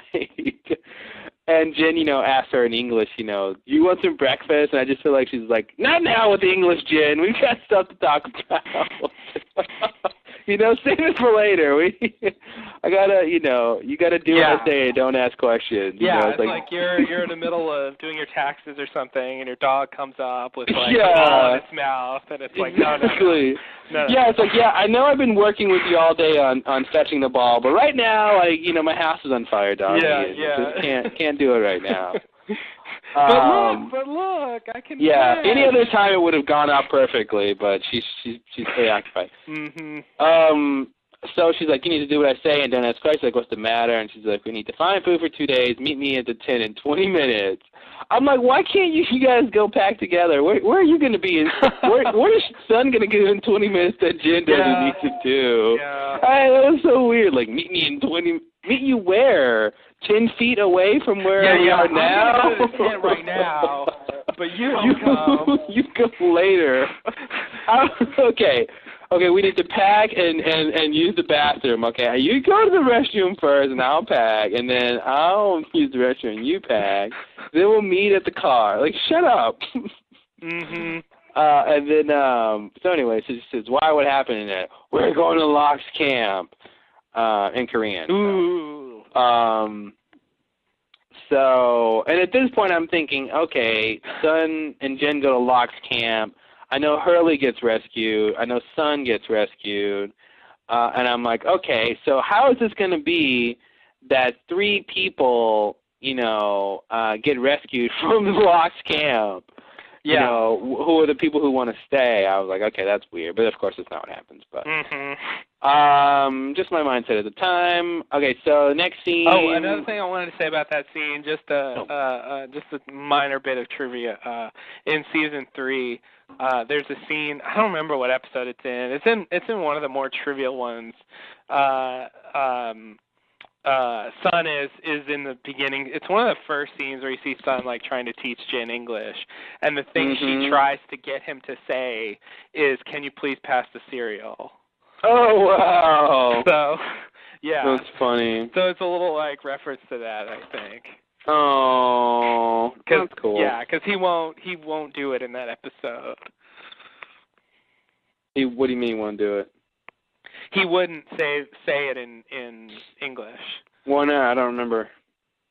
I don't know why not, but he felt like he couldn't do it, or I don't really know. I mean, it was a short scene, but she's like, you have to say it in English or you'll never learn, and, you know, the scene kind of ends quickly. It's not really that's right. a drawn-out thing, but... that's funny. Yeah, I just thought it was weird. They had him say the thing that she was trying to teach him. That's just one level above, you know, a character quitting smoking or something. You know, very clear, you know, they start out smoking at the beginning of the movie, at the end of the movie they're not smoking anymore. A very clear example of their growth, you know. Right. But that was cool. It was subtle. Nobody remembered, so. Yeah. Well, except for people who did. Except for me and others. Yeah. But I just mean, like, it's nice that it was subtle. It wasn't, like, a huge thing that, like, yeah, whatever, we get it, guys. Yes, like nice Sun coming up, and I remember 20 days ago when I instructed you on that very phrase. Yeah, exactly. Yeah. You've come a long way, Jen. You've come a long way. Here's a pat on the back and a plaque for your wall. But my wall is a tent. So, all right. What are we doing here? Okay. So next scene, we're on the beach. Sun is going through Juliet's medical supplies, and Juliet enters the tent. Oh no! You know, one of the things, the one thing I didn't think was going to happen when Sun was going through somebody else's stuff is that the person whose stuff it was going to show up. I think this is the first time they've ever done that on Lost, where someone gets caught doing something like that. So I was pretty intrigued by that. This is the first time they've ever done that, so it was awesome. Yeah, I'm being sarcastic. I was gonna say I feel like there are other examples, but yeah, I'll go with it. that was Mr. Sarcasm. I see. Okay. That is least interesting. Okay. So anyway, so Juliet comes in. What are you doing? And son says, "Oh, I need another bottle of vitamins and the prenatals." And she said, "You could have asked." And she's like, "You're right. I should have." That's. A lot of times, you've seen this scene, and every now and then they do. The person who's in the wrong says, "Yeah, I should have." To me, that's just never a good response. It's a very sort of understandable response because it's just like they just take the responsibility for it, and I kind of like that. But I just feel like it doesn't really I don't know. It's like I don't know. I feel like you should punish them more somehow. I don't know. It's just weird. They get off too easy with that. Like, yeah, you're right. I should have, but I didn't. Okay, well, all right. What do you want? Anyway, so she says, "What happened to the last bottle I gave you?" And Son's like, "What? You're gonna question me and give me a hassle about this?" She's like, "Sorry," and Juliet says, "The last bottle I gave you, there should be about 1,000 left. Are you planning a trip?" And she says, "Just give me the vitamins." Son doesn't even try to go through the motions of pretending, anything. She just goes straight for. I mean, she's the daughter of a Pike. She's been in worse situations, I think. So she's she just cuts the crap and is like, "Just give me the vitamins." And did she do that thing before where or no, some characters done that thing? Are you gonna give them to me or not? It's like the most demanding a character who needs something can be. It's like I'm going to give you an ultimatum of whether or not you're going to do this favor for me. It's a weird thing. So she's like, "Just give me the vitamins. Where are you going, son?" "Oh, we're going to Locke's camp." "Why?" She says because she doesn't trust the boat people, the freighter people, and Juliet tries to remind her that, Locke doesn't want you to leave the island. I told you, pregnant women don't survive. And Son's like, "Yes, you did tell me that." All right, so what scene are we on? We are on the scene with Son and Juliet. Son and Juliet. Son, takes the what we left off on was when Son says, "Just give me the vitamins." Just give me the vitamins. All right, give me the vitamins and I'll let you live. Yeah. So she says, pregnant women don't survive here. We kind of went to that. She said, "Yeah, you did tell me that." So, she doesn't trust Juliet. And she says, "You don't believe me. Look, I know that she's been less than truthful about certain things." Another big understatement. Yeah, she loves that. "Oh, okay, I know I may have been 100%. Yeah, but not 100%. It's 0%, 5% or something." And she says, she promised you that she's not lying about this, and everything. Let's see, after everything you've confided in me, I should at least have your trust. That was what was weird. That was such a weird line. I'm telling you, you don't believe me, but you should trust me. But I don't trust you. Those are weird. So she says, Claire's baby's fine. I feel fine. All I have is your stories that I'm going to get sick. I got to do what's best for me and my baby because, no, I don't trust you. And she takes the vitamins and just leaves. So, I mean, obviously, I was really hoping, and I don't think they said it this episode. I thought at some point Juliet would say, well, Claire didn't conceive on the island, so, that's why her baby's okay, and you're fine for now. And, I mean, later she says, that when she's going to get sick explicitly, but if Son is using Claire as her reason for wanting to stay, for thinking she'd be okay, it's like, well, she's a special case, And Juliet never tells her that, you know. Yeah, I know. Yeah, that is. And we in the audience know that Juliet's not lying about pregnant women dying and why Claire's okay, and you know. Yeah. But yeah, it would be the thing to say as a response. Like, yeah, in the pattern I've seen, you know, if you conceive off island, you seem to be okay, and you know, they don't get symptoms until this time, and so yeah, she spent 3 years researching that. None of what you're saying contradicts the you know, the fact that this happens. So yeah, but she just kind of let it go, I guess. Oh, yeah. The other thing I want to bring up about this, because we talked about it before, but this episode showed a clip in the previously on that made me remember that line. She says about it happens in the second trimester and no one made it. No one made it to the third. She actually says that. That no one made it to the third trimester. Wow. So, you know, a very explicit statement. And so that mobisode with Ethan where he says that his wife died in childbirth, like, that's either just wrong or his wife wasn't on the island. You know, it didn't conceive on the island. And it's not an example of this problem.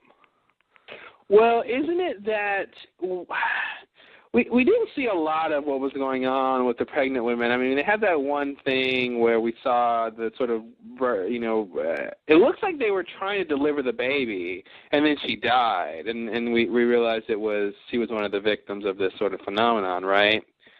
I guess it was maybe Juliet's flashback. Yeah, it was Juliet's flashback. Yeah. So the second one. So it seems like that even though, like, whenever the trouble happens, because I always thought it was, you know, whenever they reach the point to where they're going to die, they try to deliver the baby, but neither one survives. Isn't that what happened? No, that's not what happened. Is that not what happened? No. I mean, the scene they show, like, yeah, you could conclude that, but if you watch it again, you know, it doesn't have to be that way. And I think the way we're supposed to interpret it is she's, you know, somewhere in her second trimester, she suddenly got sick, whatever Juliet describes in this episode. You know, and they tried to save her, you know, and that's what we see. She's not actually trying to deliver the baby. Okay. Yeah, that's what I thought. And so he says that his wife died on childbirth. And you're just saying, in terms of what they say, you don't think that you consider that childbirth? No. Getting sick in the middle of your second trimester and dying, no, I would not call that dying in childbirth.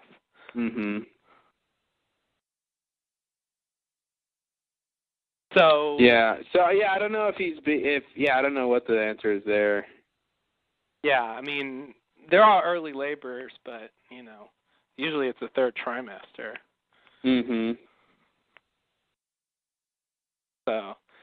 So yeah, I don't know. I mean, I guess, yeah. And maybe when they wrote, you know, who knows, man, when they wrote those, who knows what they knew about what exactly happened. It's a weird thing, because I think they wrote them after season 3, you know, which has the line. Oh, about, really? Yeah, that's the line they used in Previously On. It was from season 3, you know, that no one made it to their third trimester. And yeah, I wish I knew what happened. I mean, it's easier for Ethan to say that. We brought that up at the time. You know, it's more straightforward than, like, you know, going into the whole thing about what happened. It sort of gets the idea across. But I don't know, it just bugs me. Maybe it's that he's being vague about it because how do you say how his wife should have died, you know, I mean, you know what I mean, like, in terms of what the story should be. My wife how do you died say when that she was without pregnant. inviting questions? Like, my wife died, well, but I mean, he could have said she had a miscarriage. I mean, I guess that would be the only other thing to say. You know, but when you say your wife had a miscarriage, that sort of implies that the baby didn't make it, and it seemed like they wanted to sort of make the point of not only did his wife die, but the baby didn't make it either. You know.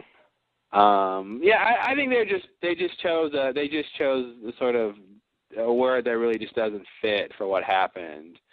I mean, she died in the process of in the overall process of giving birth. Of creating a new life. From inception to birth. She died during that process, but that whole process isn't childbirth. The childbirth is just the end of it. So yeah. I guess I just think they just chose a weird word. Yeah. Because otherwise, what's the point? She just died somewhere else. Yeah, I know. It would be weird. Or he's just lying and it just doesn't even matter. Yeah, it wouldn't tie in at all. It would just be really weird if it were true, and it's just totally, just a weird coincidence.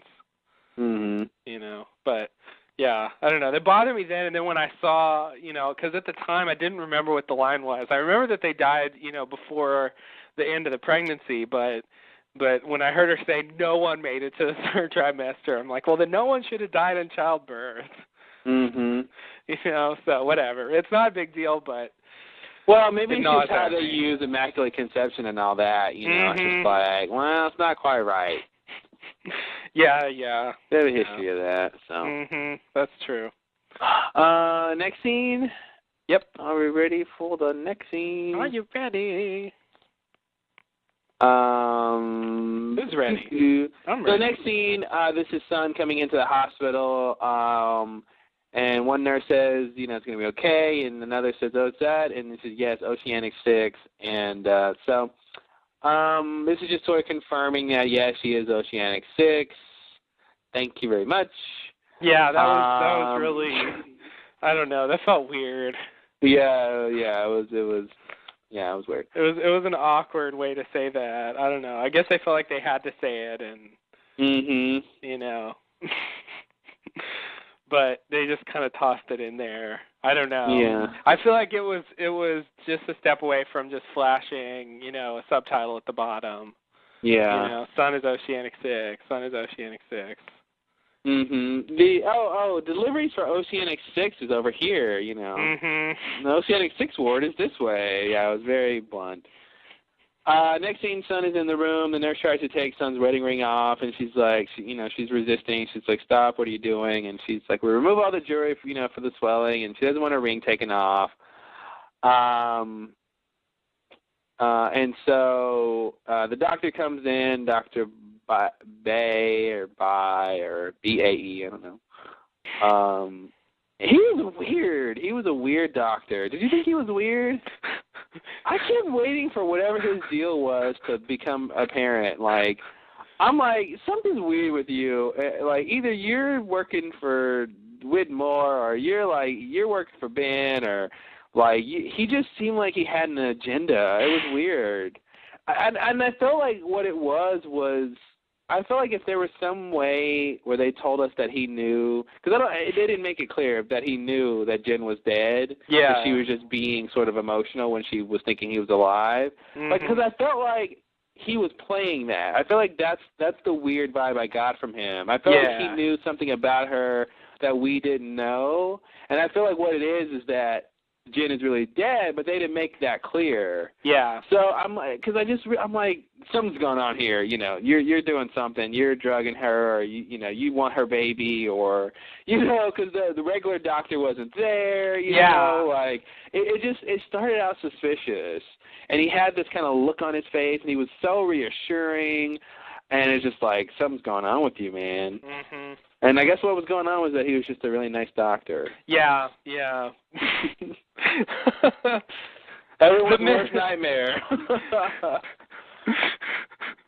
The big mystery was, he did his job well, and he had a great bedside manner. He was a competent professional, and if I had a baby, I'd want him to deliver it. Yeah.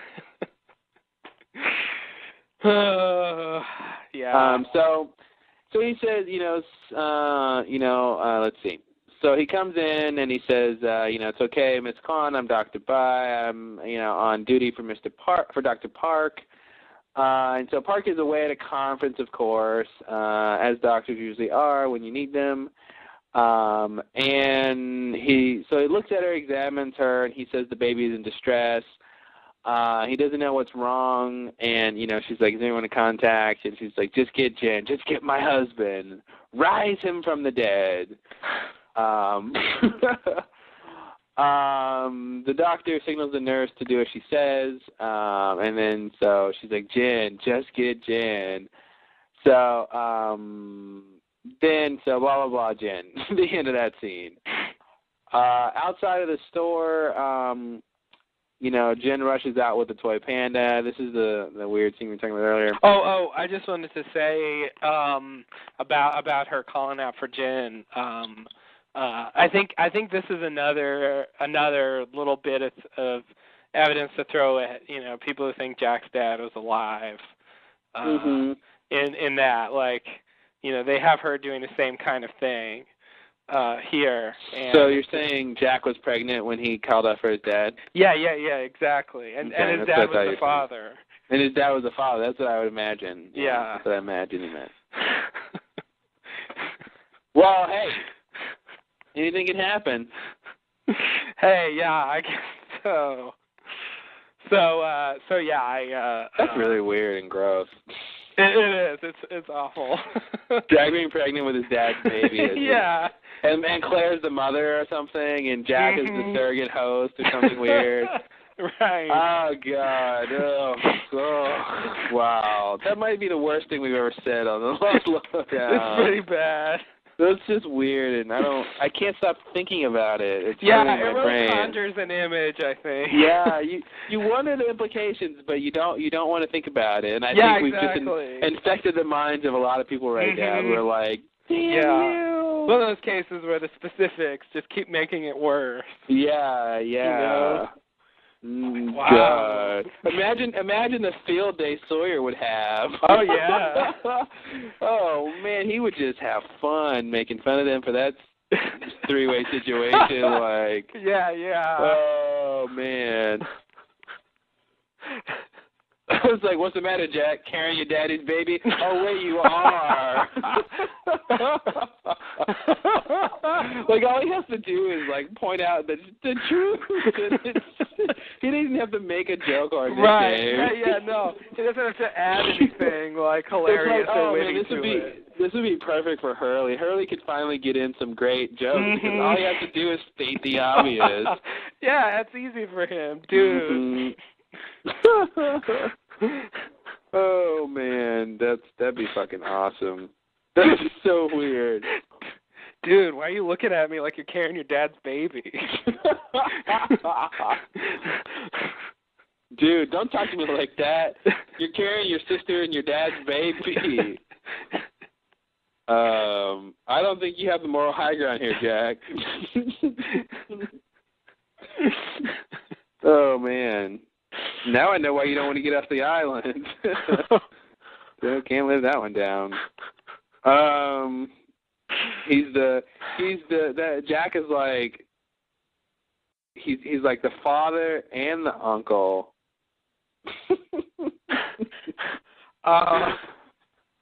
And the brother. Yeah. Whoa, that's pretty insane. He's the father, uncle, brother. The surrogate father / uncle brother. Wow, that's really weird. It's really, really weird. And then it'd be Claire's son / Claire's brother.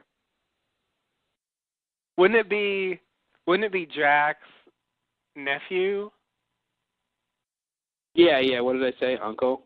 Yeah. I mean, Jack will be the uncle. Jack will be the uncle. Yeah. Okay. Yeah, Jack will be the baby's uncle, surrogate father, and brother. Yeah.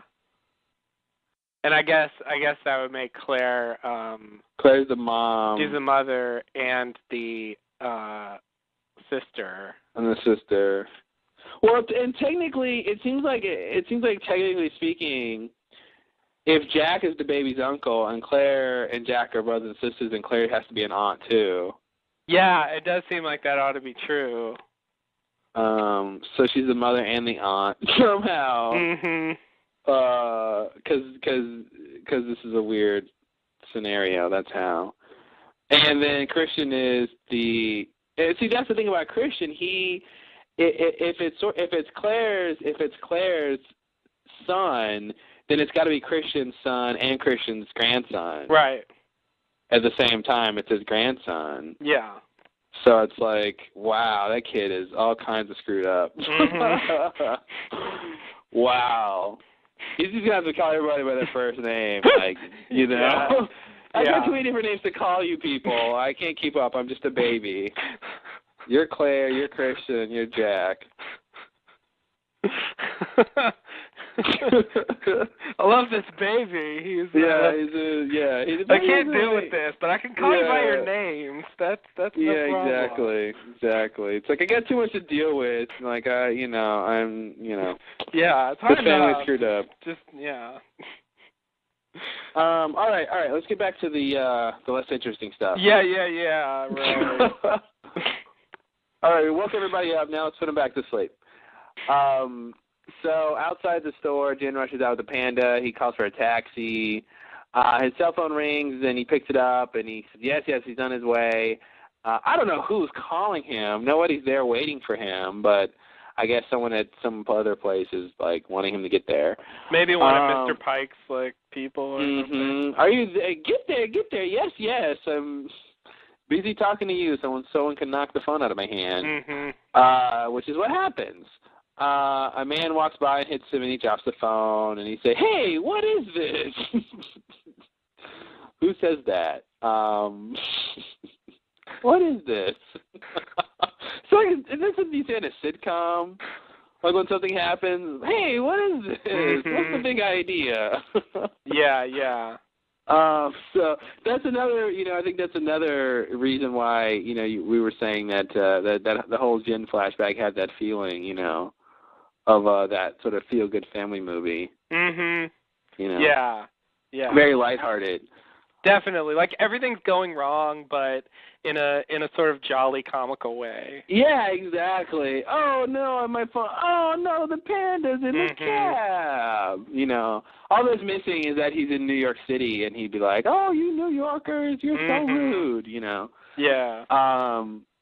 But so anyway, as he goes to pick up the phone, a motorcycle runs over it, and then someone else gets in this cab, and it was one of those sequence of events that it seems like it was sort of set up that way, because it's just such a coincidence that everything can go wrong.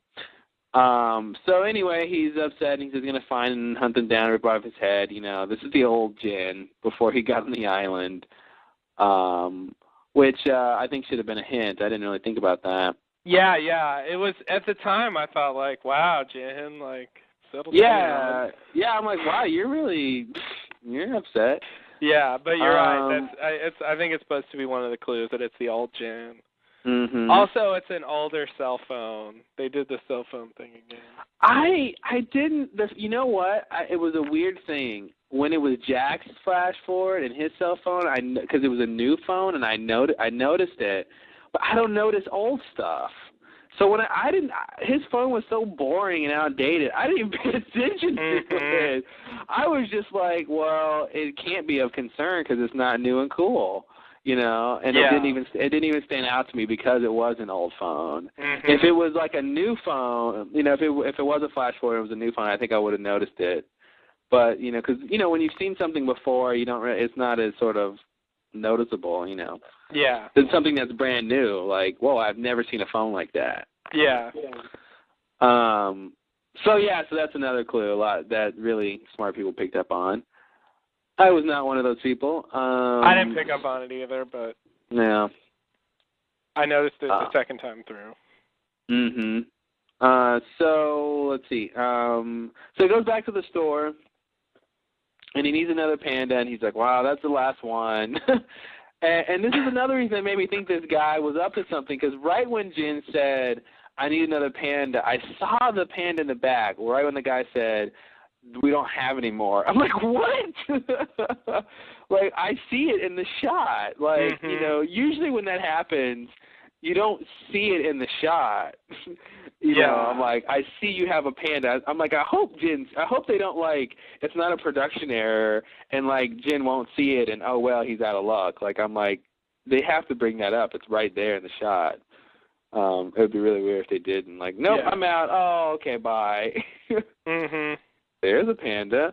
So anyway, so he says, what about that one? You know, and he says, well, that one's on hold, you know, and he says, how much you want? He's like, well, it's already paid for. And so the store owner tries to sell him a dragon, and he's like, it's the year of the dragon.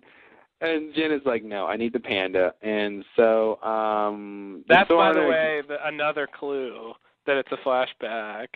The year of the dragon is apparently like 2000, 2001, like, roughly. Yeah, so, I think anyone who knows the Chinese calendar would pick up on that. Yeah. Yeah, so that's they really I don't know. They laid it on kind of thick, but it's almost. I mean, it's almost tantamount to just saying what year it is. I mean, or like what time period at least it. You know, like it really nails it. You know. Yeah. If you know what it is. So Jin says he needs the panda, and he gets the panda, and he says, don't lose this one. Which was, so anything to say about this? I mean, like, again, I really thought something was going on. You know, this scene right before it, these really specific sequence of events that caused Jin to need to get a new panda, and the guy's like, well, we don't have any more, you know. Oh, well, here's one. Oh, you can't have it. Okay, here it is. It's like, what's with all the drama? Like, you know. Why the unnecessary obstacles?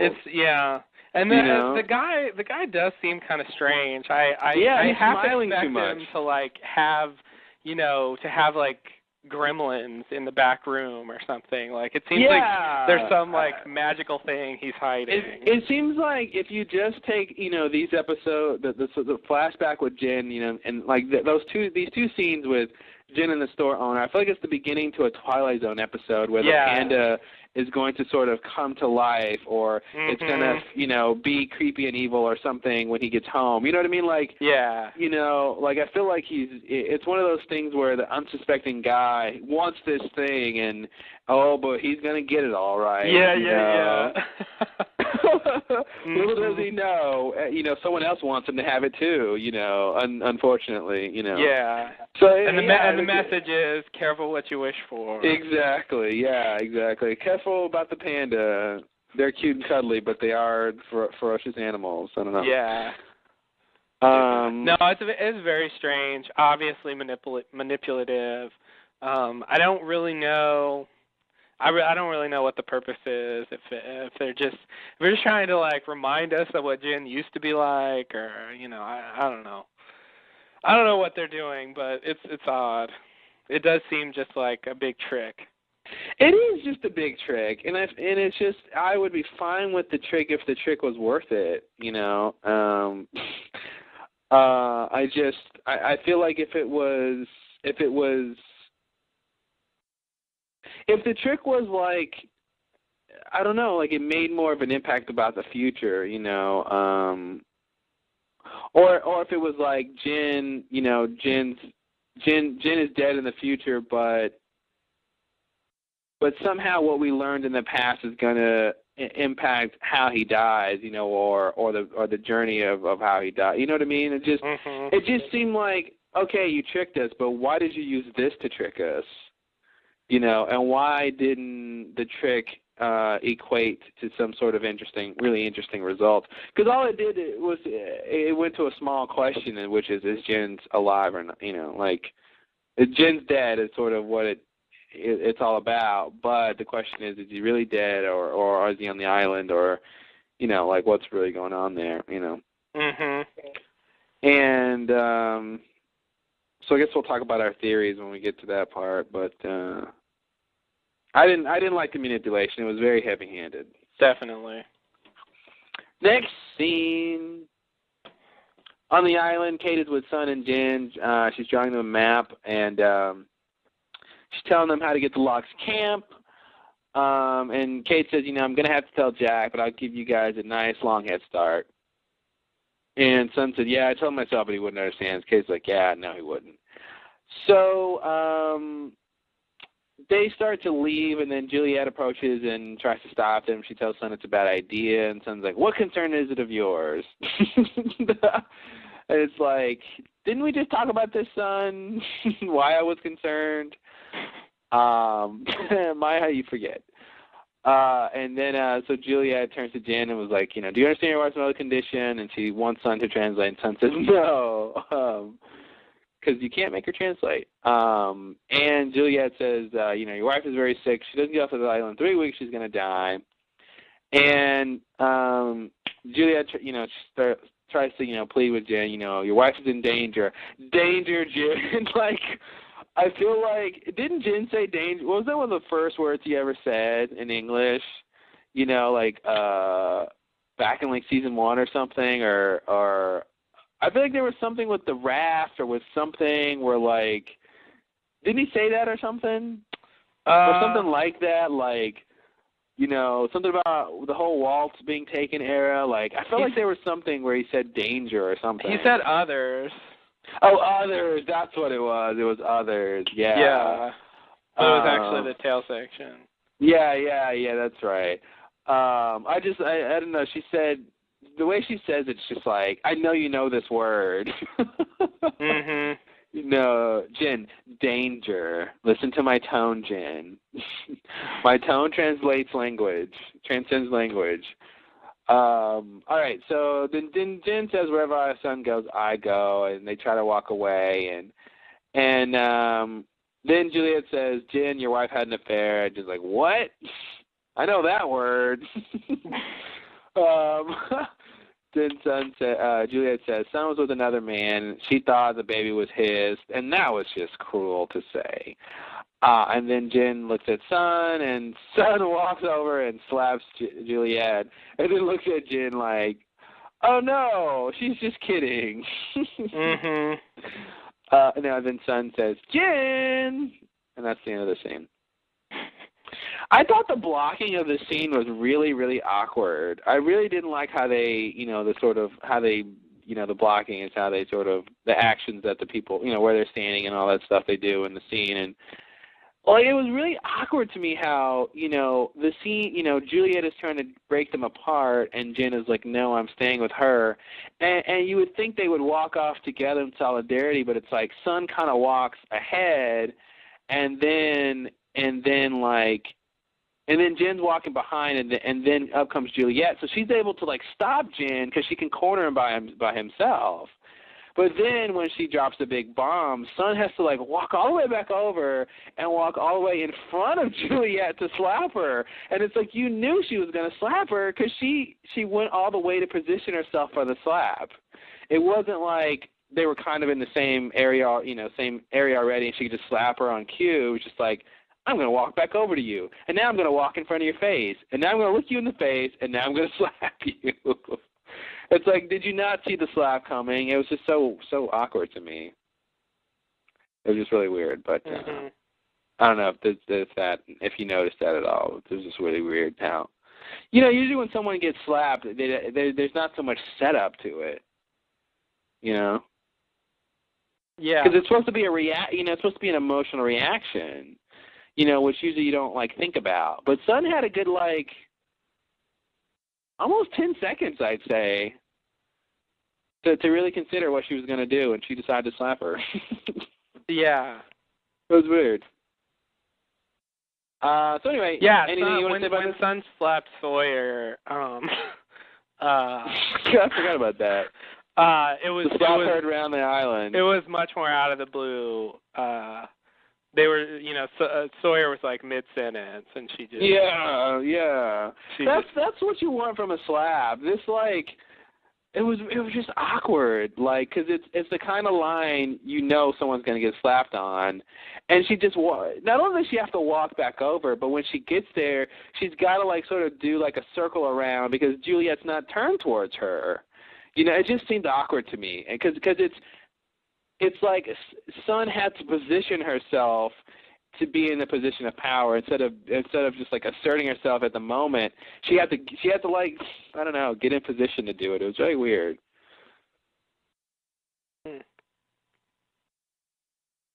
But anyway, anything else you want to talk about in this scene?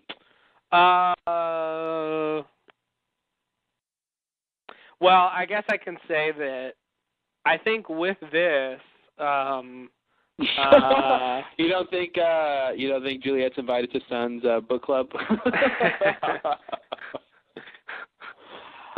I hope Son so never has a book club. That'd be so great if Juliet said a line like that later, like, "Am I invited to your gardening club still?" Mm-hmm. You know, like some parallel to what Ben said to her. Yeah. That's how you know whether like yeah.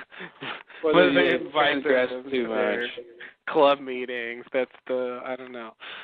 Yeah, I guess the key thing that is still sort of unknown or unspoken is that Jen went to threaten Baldy and sort of caused him to kill himself. Mm-hmm. I guess the son doesn't know that, but besides that, their secrets are kind of out in the open now, and it seems like it kind of closes up their story. So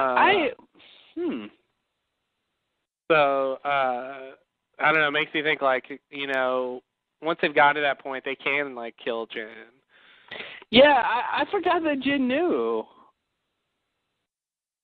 Well, Jen did he? I mean, did he know? No, Jen didn't know. That was the whole thing in the episode. He had no idea why he was going after that guy. Oh, that's right. Okay, so he didn't know. Yeah, he didn't know. Her dad knew, but Jen didn't know. And okay, and for a second I was thinking that's why Jen forgives her, because he knows and he feels bad about killing the guy. Mhm.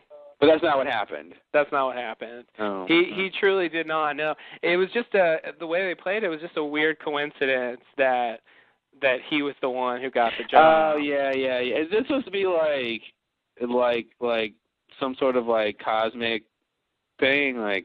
Or actually, no, not a coincidence. It was her dad like wanted him to do it.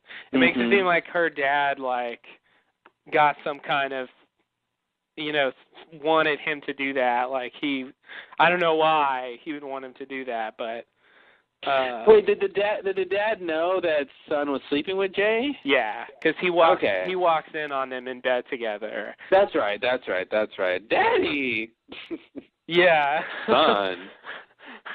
Yeah, I forgot about that. So but I think Mr. Pike wanted Jay killed because he was like disgracing the whole thing, right? Yeah, that's why he wanted him dead. Yeah. Yeah. And he refuses to tell Jen, but he asked Jen to be the one to kill him. So yeah, it's really Pike's like doing, I guess. Yeah, it's really Pike's doing, but that's what I feel like. Are they trying to say in some sort of small way that there's some sort of cosmic, like this is the cosmic repercussion for him cheating on Jen's wife? Is that Jen is kind of the instrument of his murder, Like, that's Jen's revenge, but it's not real revenge because Jen didn't mean it, but it's kind of like, he still isn't sort of contributing to that. Yeah, I think that's how it played out. Yeah. Well, how did the next scene play out? Let's find out. All right. But I feel like it's worth noting, like. Oh yeah. Yeah, just that, like, that was the big secret that was sort of still up in the air, and even Jen's thing is sort of about that in a way. So I don't know if he really wants to tell Son that he caused him to kill himself, but. So all they have to do is almost like Claire and Jack being brother and sister, and Sawyer knowing Jack's dad. It's like all they both know the same person. Yeah. And they just need to find out that that person is the same person. Yeah, he just needs to know, like, find out what the guy looked like or something, and to sort of put it together. Find out about the pearl necklace or something like that. Yeah. Some little clue that sort of puts it together. So it does seem like they're on the verge of kind of no more secrets, and they're open, and they're all happy, and time to die. Yeah, exactly. Now that you can chant and you can live happily ever after, someone's got to die because this is a drama, which means tragedy. Yeah. All right. Can we go to the next scene? Absolutely. So we're on the beach. Oh wait, is this the right one? Okay. So we're on the beach. Sun comes in after Jin and sits by him, and Jin kind of ignores her as she speaks, and she's like, let me explain. It was a long time ago, and he's like, she's kind of crying, and he's like, Jin's trying to get ready to go fishing, and Bernard comes up out of nowhere. Who thought Bernard would be in this episode? Not me. Oh my God, was he a surprise? Yeah, I think the Bernard reveal shocked me more than the Michael reveal. I think so. I think that was the best kept secret of season 4 was Bernard in this episode. I didn't. I'm like, what? Yeah. You want to go fishing with Jin now? Mm-hmm. Like, do you know what's going on? Like, this is the time you want to all of a sudden go fishing with Jin. Okay. Yeah. So he's like, you're going fishing? I want to go because we need to have a man-to-man talk. Right. And as the only 2 married men on the island. Yeah. So, yeah. Jack could come because he's been married, but, he's divorced. That didn't really count. So anyway, Bernard... And Kate was married. Kate was, also. See, Jack and Kate could do the, divorce... the Divorcee club. The divorcee club. And, which should do social events with the married club. They can, do softball events and volleyball tournaments together. Yeah. But they're different clubs, I think. Totally. They're different clubs. Locke proposed, but his proposal was rejected. The proposal rejected club? Yeah. He's the only member. I think so. Oh, actually, Claire. Him and Claire was going to get married. Oh, yeah, Claire was going to get married. It wasn't that her proposal was rejected, but it was sort of like a delayed How about the thing. failed proposal? Failed proposal club. Yeah, maybe, very like very they got short close engagement. to getting married, but who knew it wouldn't work out, club? Yeah. Who knew we'd never make it, club? At least they got it. At least they had a wedding. We didn't even get that far, club. And then there's the haven't ever had a date club. That's Hurley. Oh, Hurley. He almost had a picnic. Yeah, club. yeah. He's like, that's like a really, really regressed sort of version of the the proposal that didn't work out. Yeah, the proposal people were like, well, you know what? We may not have had a wedding, but at least we had multiple dates. We got through date 1. Yeah, exactly. We had a long-term relationship. He didn't even get to the first, Mm-hmm. And then you got Michael. Everybody has a little different skew because Michael had his thing with Walt's mom. They never got married, but they had a long-term relationship. Yeah. But then it didn't work out, so that's a whole other club. Right. And they had a kid, and so that's a slightly different category. That's the thing. And then Claire and son should be in the mothers, the like parents club with Michael. Yeah. I had a kid on the island club, or I was, pregnant on the island club. Yeah. And Sawyer's in the I got a baby club, but I don't know about him. But he doesn't know about because Sawyer's in the bachelor for life club, which I think Charlie probably would have been in. Yeah. Charlie and Desmond's in the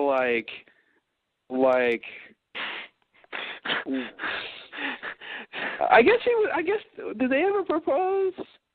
He never did propose. That was the thing. Yeah, no, he was going to propose, but he sort of chickened out. And in the case with the other woman, he did propose, but then he chickened out after the proposal. So he's in he's basically in Claire and Locke's club with the failed proposal. It's just in his case, it's sort of him that calls it off, and in their case, it's the other person. Mm-hmm. So he's slightly different, but Saeed is in the it didn't work out club. Saeed, yeah, he never even had a chance for marriage. I mean, he had, the one woman for me club, but he's in his own like star-crossed lovers because he had Shannon too. Like it just, it wasn't gonna work out with her, and like it just, he's in the Romeo and Juliet club. Yeah, he always falls in love in the wrong circumstances, and the other person ends up dead. Yeah. Dead or, like, unreachable somehow. Yeah. Who else is there? Juliet's kind of in that club. I think Juliet and Saeed, I swear to God, if they ever wrote a romance with Juliet and Saeed, I would just flip my lid because he likes blondes. He likes blondes. He's got a thing for blondes. I would flip my lid if there was some love triangle between Juliet, Jack, and Saeed. I think they would be a perfect couple. They would get along very well. I think. But I think I don't know why she likes Jack. I don't know. Juliet's a divorcee, so she can join in with that crowd. Mhm. Yeah, that's right. She's a divorcee. Also, among her other qualities. But yeah, that would be weird. Ben did have that line about the last time you thought with your heart instead of your gun, which makes it seem like Saeed's going to have some other kind of romance thing in the future. I don't think it's going to be with Juliet, but I feel like something's coming. I don't know. Yeah. Yeah, I don't know. I don't think it'll be with Juliet either. I would love it if it was, but I don't think it will be. I don't know. I wouldn't see anything like that this season, definitely. No, they don't. They're really not in a position to get a relationship going right now. Now's not so much of a good time, Saeed. I'm a little bit busy with. They've got like 5 episodes, and Saeed's on a boat, and they're just not the right time. It's a long distance relationship, spanning time barriers and other mystical phenomena. Yeah. All right, next scene. I'm doing the next scene. Oh, you are doing the next scene. Here we are. Oh, man. All right, Justin, take the reins. All right. So take us on home. In the next scene, Jen and Bernard are fishing. Bernard kind of bitches about marriage. The classic, whatever. It's hard to make a decision. And, it's wonderful, but it sucks ass, the usual thing. And then Bernard reveals that Rose has cancer, but was healed by the island. And then he explains that Rose didn't go with Locke because he was a murderer, and going with Jack was the right thing to do to build good karma.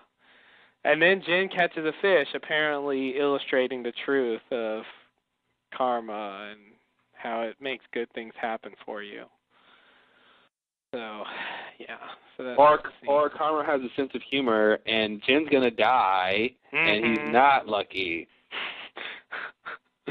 Yeah, there's that. The fish now, never seeing him hit alive later. Karma's like maybe karma adheres to karma and was like, we're gonna kill. The universe is like, we're gonna kill him later. Let's give him a fish right now. Make ourselves feel better. At least he caught a fish. Yeah. He could have died and not had a fish. I know, catching that fish made him feel good. Yeah. So one thing this scene answers is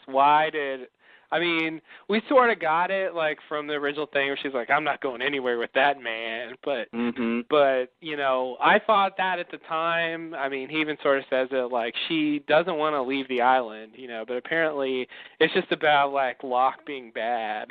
It's not really about, like, the goals. It's just like, Jack's a good guy, Locke's a bad guy, and so we're going to go with him. And that's all it came down. Just a moral judgment. That was all.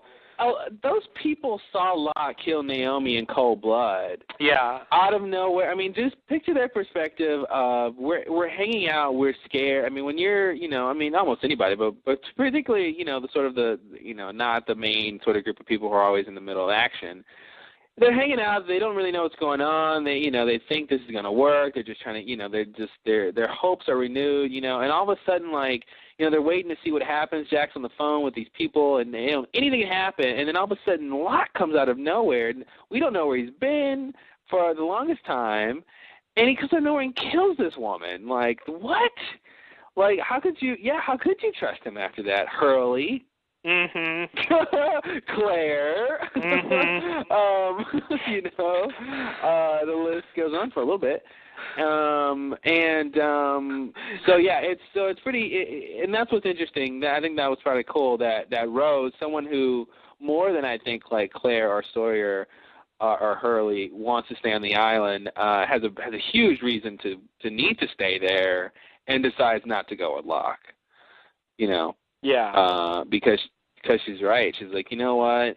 I'll just take my chances. But with that, I wouldn't want to be in Locke's camp right now either. Like, he's like killing rabbits and like chopping up stuff and making us eat with him every day, and then Ben's roaming around. I mean, I wouldn't want to be anywhere near Ben roaming around. Like, I would like to watch what's going on. I think it's interesting, but I don't want to live there. That's the thing. I don't want to be in the middle of that. Not at all. No.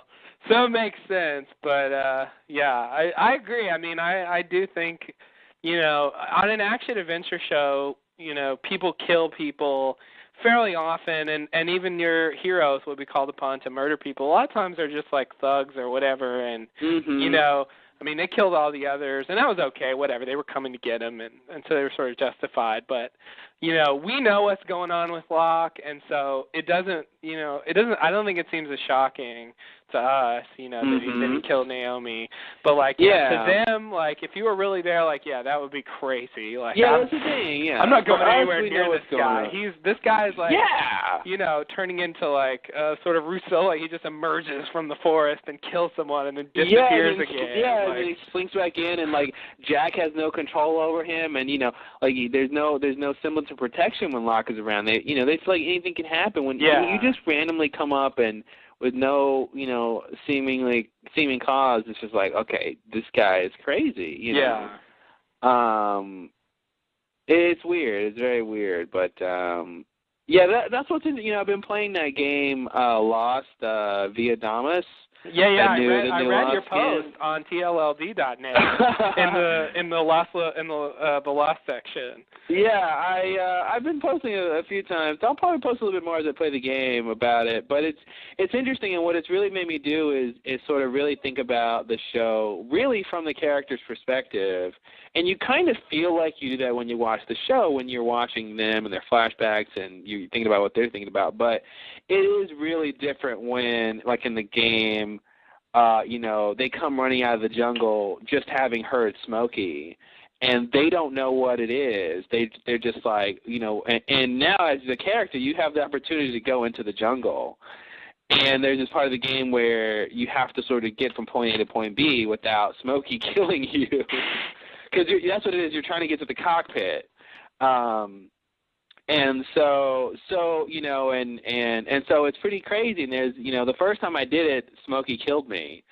And it's very scary when you hear the noises and you hear that's the classic Smokey sounds, the sort of mechanical sounds and the whistles and stuff. And then all of a sudden, and then there was the part that I passed, I saw him in the distance, and that was really pretty scary, actually, to see just creeping and the hearing and to be like, did he see me? Did he not see me? And to run. And in the game, in this section, what you have to do is you have to hide in the tree.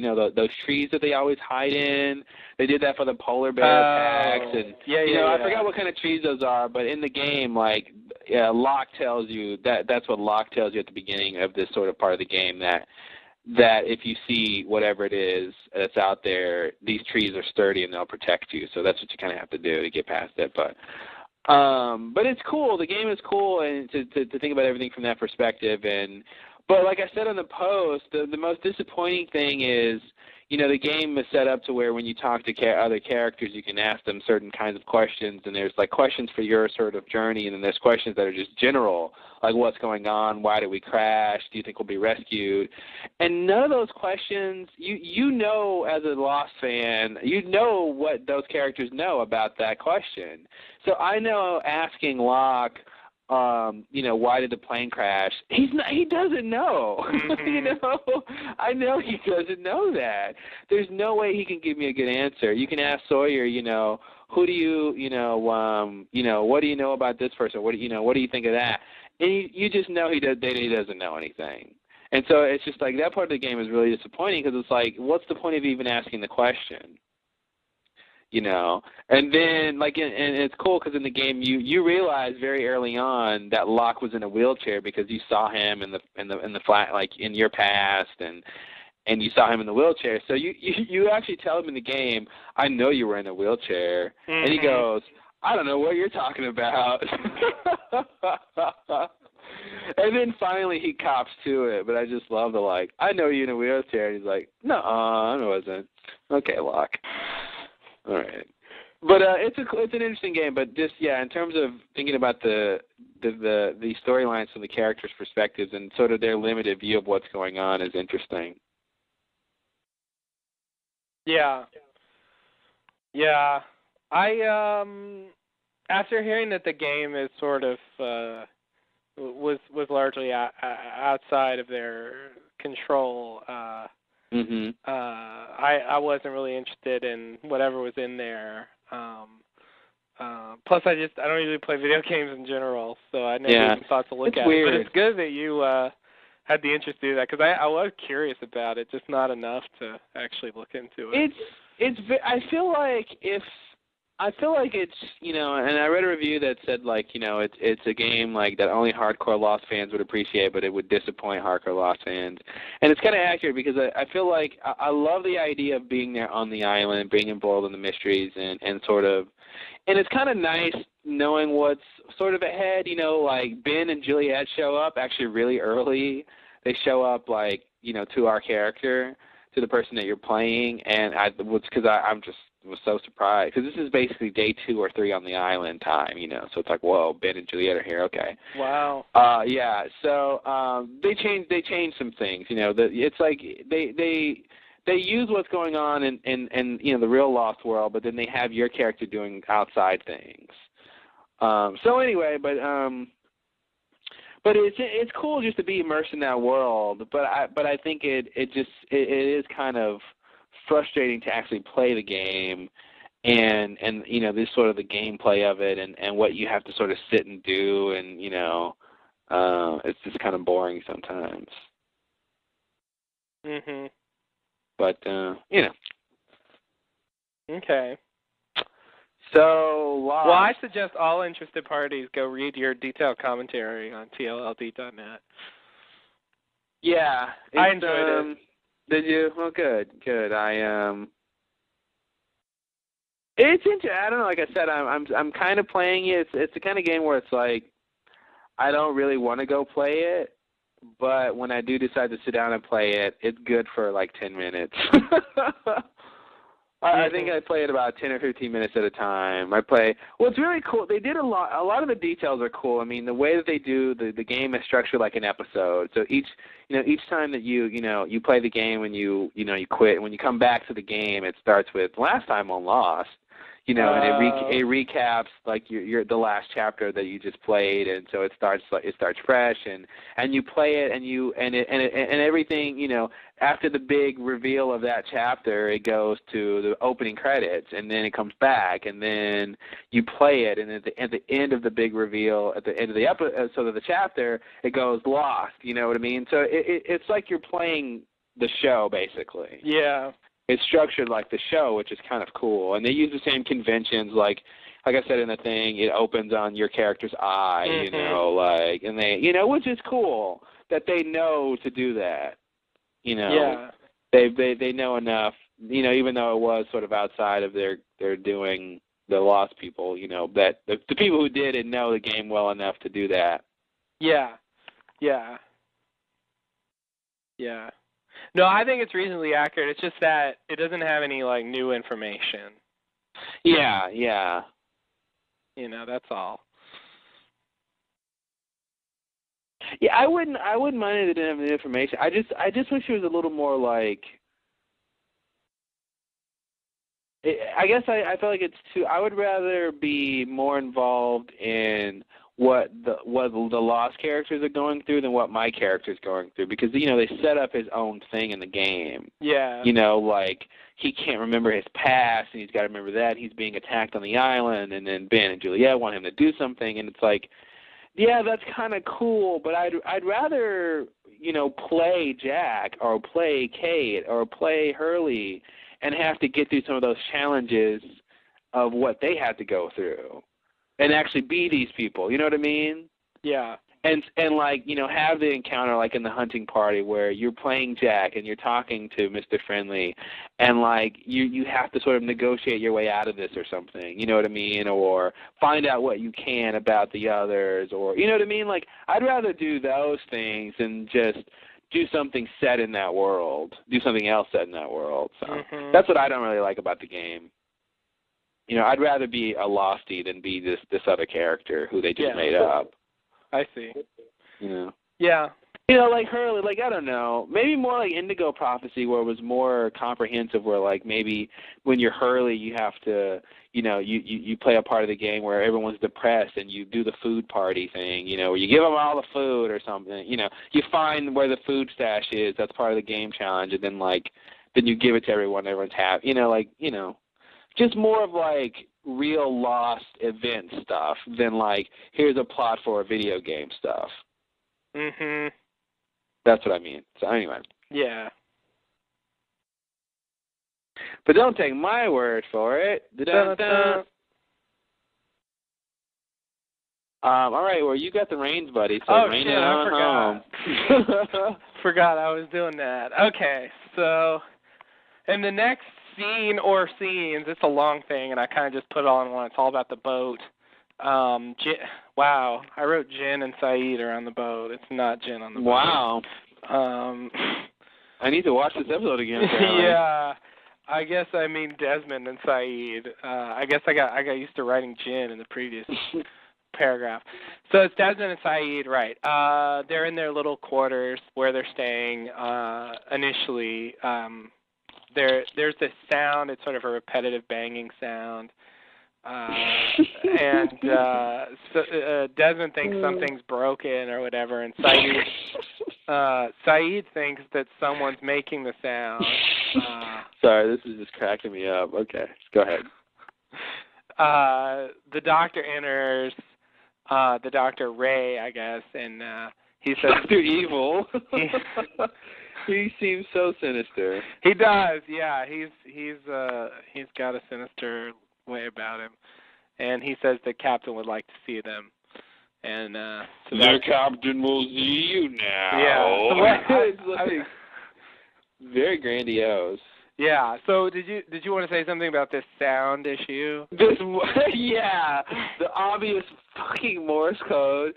Why were they dancing around that? Why didn't they just get to the point that it's Morse code? I didn't understand. Like Desmond, they playing him like he's like retarded. Like I feel like he's had some brain damage from like the mind jumping. Like the other episode, it's like a note comes through the door. What's that? And this episode, what's that banging? I wish they would fix it. And then it's just like, and then Saeed's like, okay, I think someone, I don't think it's, accidental. You think someone's banging it? Yeah, I think that, I mean, when someone says that someone's banging it on purpose, what else would that be?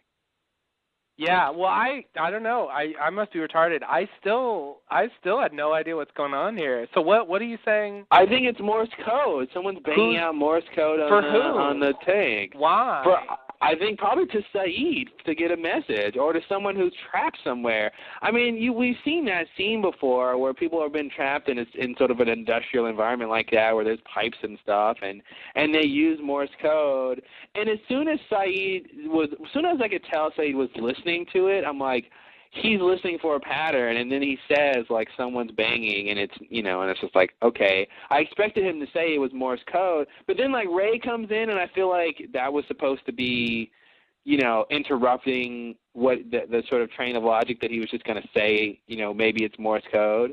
Because I know Saeed has to know Morse code.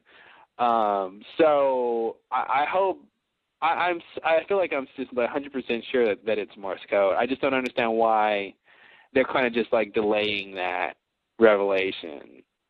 I didn't even think of that. I thought it was just a really weird curiosity. It never occurred to me that it was Morse code. I just thought it was like somebody banging around. Yeah, I'm retarded. I'm with Desmond. Well, hey, maybe it's not Morse code. Maybe someone's banging and it's something else. But that's the first thing I thought of, and I'm like, to me it was so obviously Morse code. I'm surprised no one online. I mean, I need to check. I haven't checked. I feel like if it is Morse code, someone has put what it says on Lostpedia, because it's, people who know that stuff can get it out really easily. I had no idea what this was about. I thought, like, wow, what are they doing? Like, somebody just, like, I imagine somebody just mindlessly, like, hammering on a pipe or something, like, because they were crazy. It never occurred to me that there was a pattern to it, or that it was trying to deliver some kind of message. It never even crossed my mind. I really thought it was just random and crazy. Like, the point was it was a person doing it, and they're crazy. I thought that was the idea. Oh, wow. Yeah. Yeah, but I could buy that. I mean, that's, that makes sense. If, say he probably does know Morse code, and that's the kind of code you can do that way, so. Yeah. But, yeah, I mean, I knew what the note was, but, yeah, I didn't get this one. Well, I'm trying to see if they have it here on Lostpedia, if anyone recognized it as Morse code, or what it could have been saying. I don't see it here. I haven't seen anyone talk about that. Is that a crazy idea? I feel like it just makes sense. I don't think it's a crazy idea. I mean, I haven't even heard anyone bring up or read anyone bring up this little thing about the second one. Wow, I thought it was one of those things where, like, everyone knows. Like, I just assumed you had figured that out, and everyone had figured out it was Morse code. Maybe it is. I mean, maybe it's so obvious everyone knows, and I just missed it. But it never occurred to me. I never saw anyone bring it up. Wow. Well, that's what I think it is. Let us know, guys. I'm curious. How many people thought that was Morse code when they watched it? Had that idea.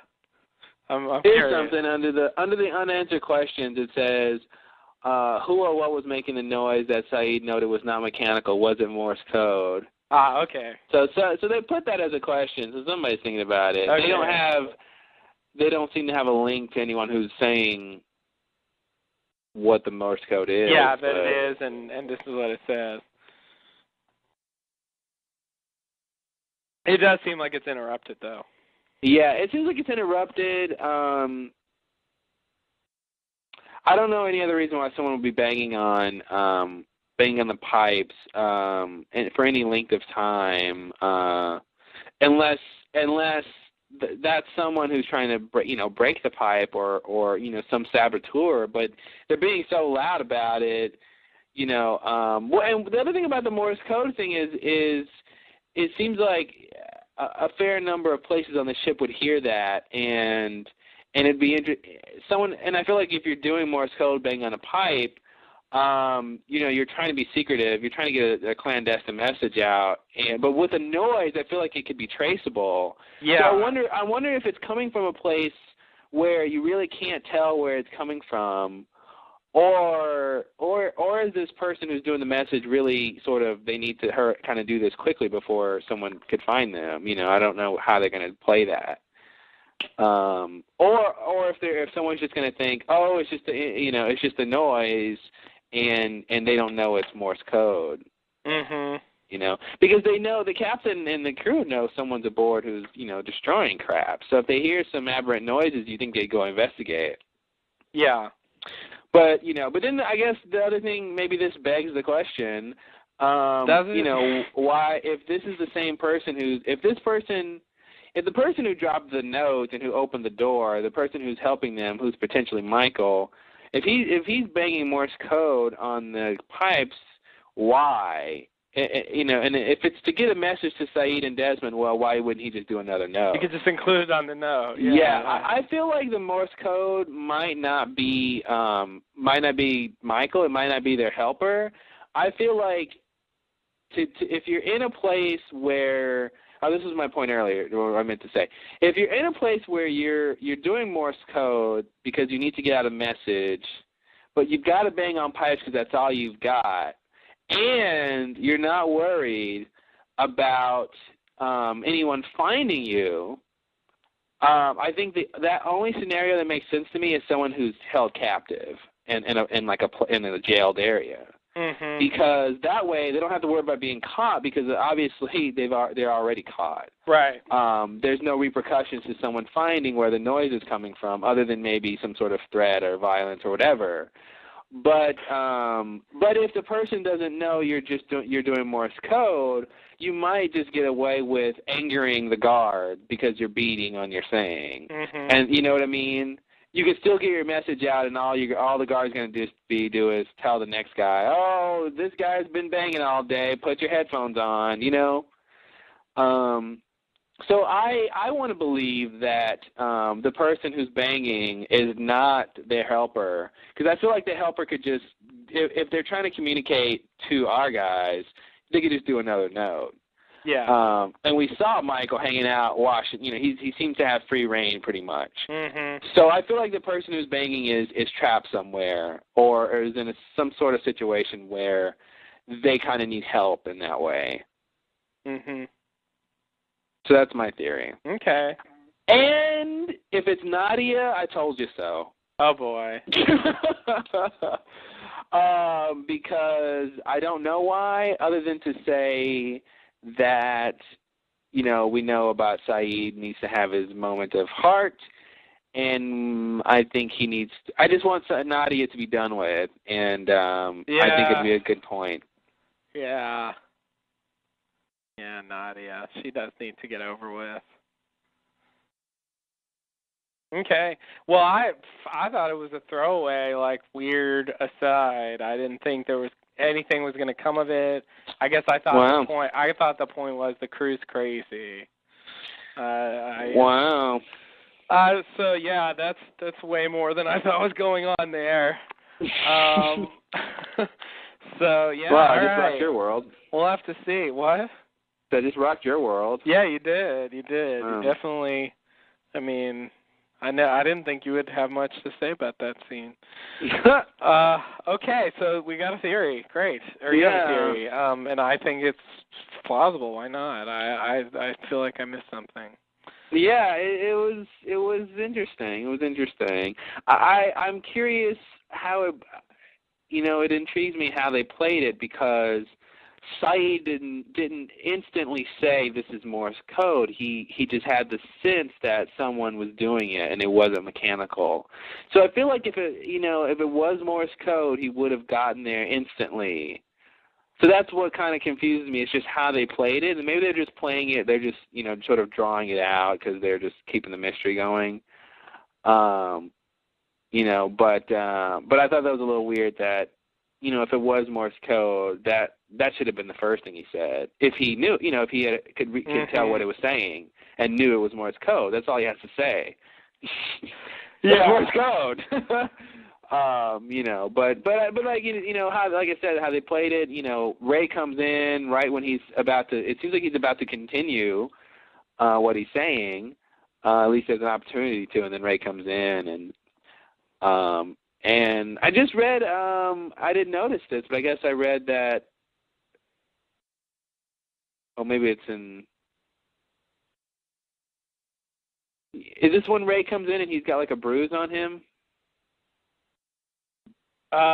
Did you notice that? Really? Yeah, I was just reading in the Lostpedia recap. Let's see, I think it says Ray, let me see. Where is it?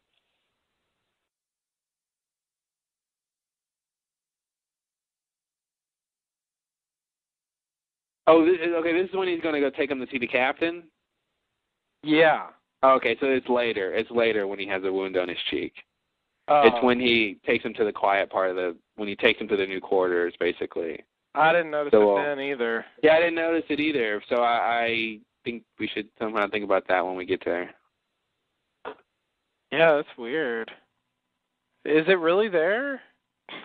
I guess we should verify. I mean, Lostpedia is pretty reputable, but yeah, yeah. I did remember him looking. Yeah, here it is. He's got a big gash on his cheek. It was really dark. You know, it's really dark in there. It was really dark. He's got Maybe a wound on that's what his threw cheek. me off. And does he have the wound here? Where can you see it? He's on. This is the wrong side they keep showing. Oh, I can kind of see it. Oh wait, he's got a wound on his cheek. Oh yeah. Yeah. He has a wound on his cheek when he takes him to see the captain. He does. Yeah. It doesn't look as big. But he's got a wound on his cheek. Yeah, I know, that didn't help. But he's got a wound on his cheek. Now, when is the first time we see Ray? When does he come in the first time? The Constant. No, I mean on this episode. Oh, in this episode. I think it was in that first scene where he or is that right? Oh, no. I don't remember. I think is this the first scene when he comes to get them? No. What do you mean the first scene? The first scene of what? The first scene of Ray. Oh. Yeah. I can't seem to find... Hold on, please. We're under repairs. We need some hold music. We need some hold music so we can. This station is temporarily out of service. Okay. I just. All right, we're back. Sorry for the delay. I did a search on the transcript. The first time he appears is this when he comes in and says the captain wants to see you. Okay, and I think he has a gash on his face then. It's darker. It looks like it's there to me, but I can't see it as well as I could in the later scene. Where is this scene? It's Yeah, he's got it. I mean, maybe he got it last episode. Yeah. I thought they were saying he got it this episode. Like somehow, because when he says, the captain can see now, I thought maybe the idea was he had just gotten slapped around or something. Yeah. I didn't notice it at all in any scene, so I didn't either. I didn't think there was anything about it. I did kind of have a sense that he looked beat up, but I didn't really think about it. Yeah. 'Cause he's got a kind of beat up face anyway. All right, next scene or what else? What are we doing? Let's keep this train moving. So yeah, we're still on the ship, but it's a change of scenery. The doctor, Ray, takes them to the helicopter pad area of the ship, and the helicopter's gone. The doctor says that Lapidus is running an errand. Saeed questions him about the errand, and he says he doesn't know anything. He's just a doctor.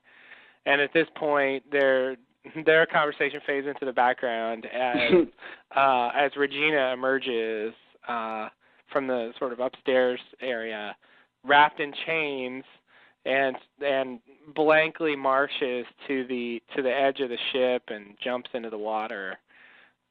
Desmond notices what's going on and yells and tries to get the crew to do something to stop it. They kind of watch, but don't move to do anything. And then at this point, the captain emerges and he says, "It's over. She's gone," and orders the crew to resume their duties. The captain comes over to Saeed and Desmond and introduces himself. He's Captain Gault, Gault.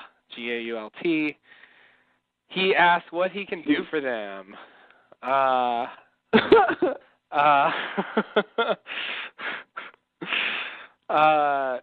Saeed, I don't know. Should we talk about that other thing? This goes into a bunch more stuff. This scene. Yeah, this is kind of a the first beat. Yeah, let's talk about that. I really enjoyed Ray's line of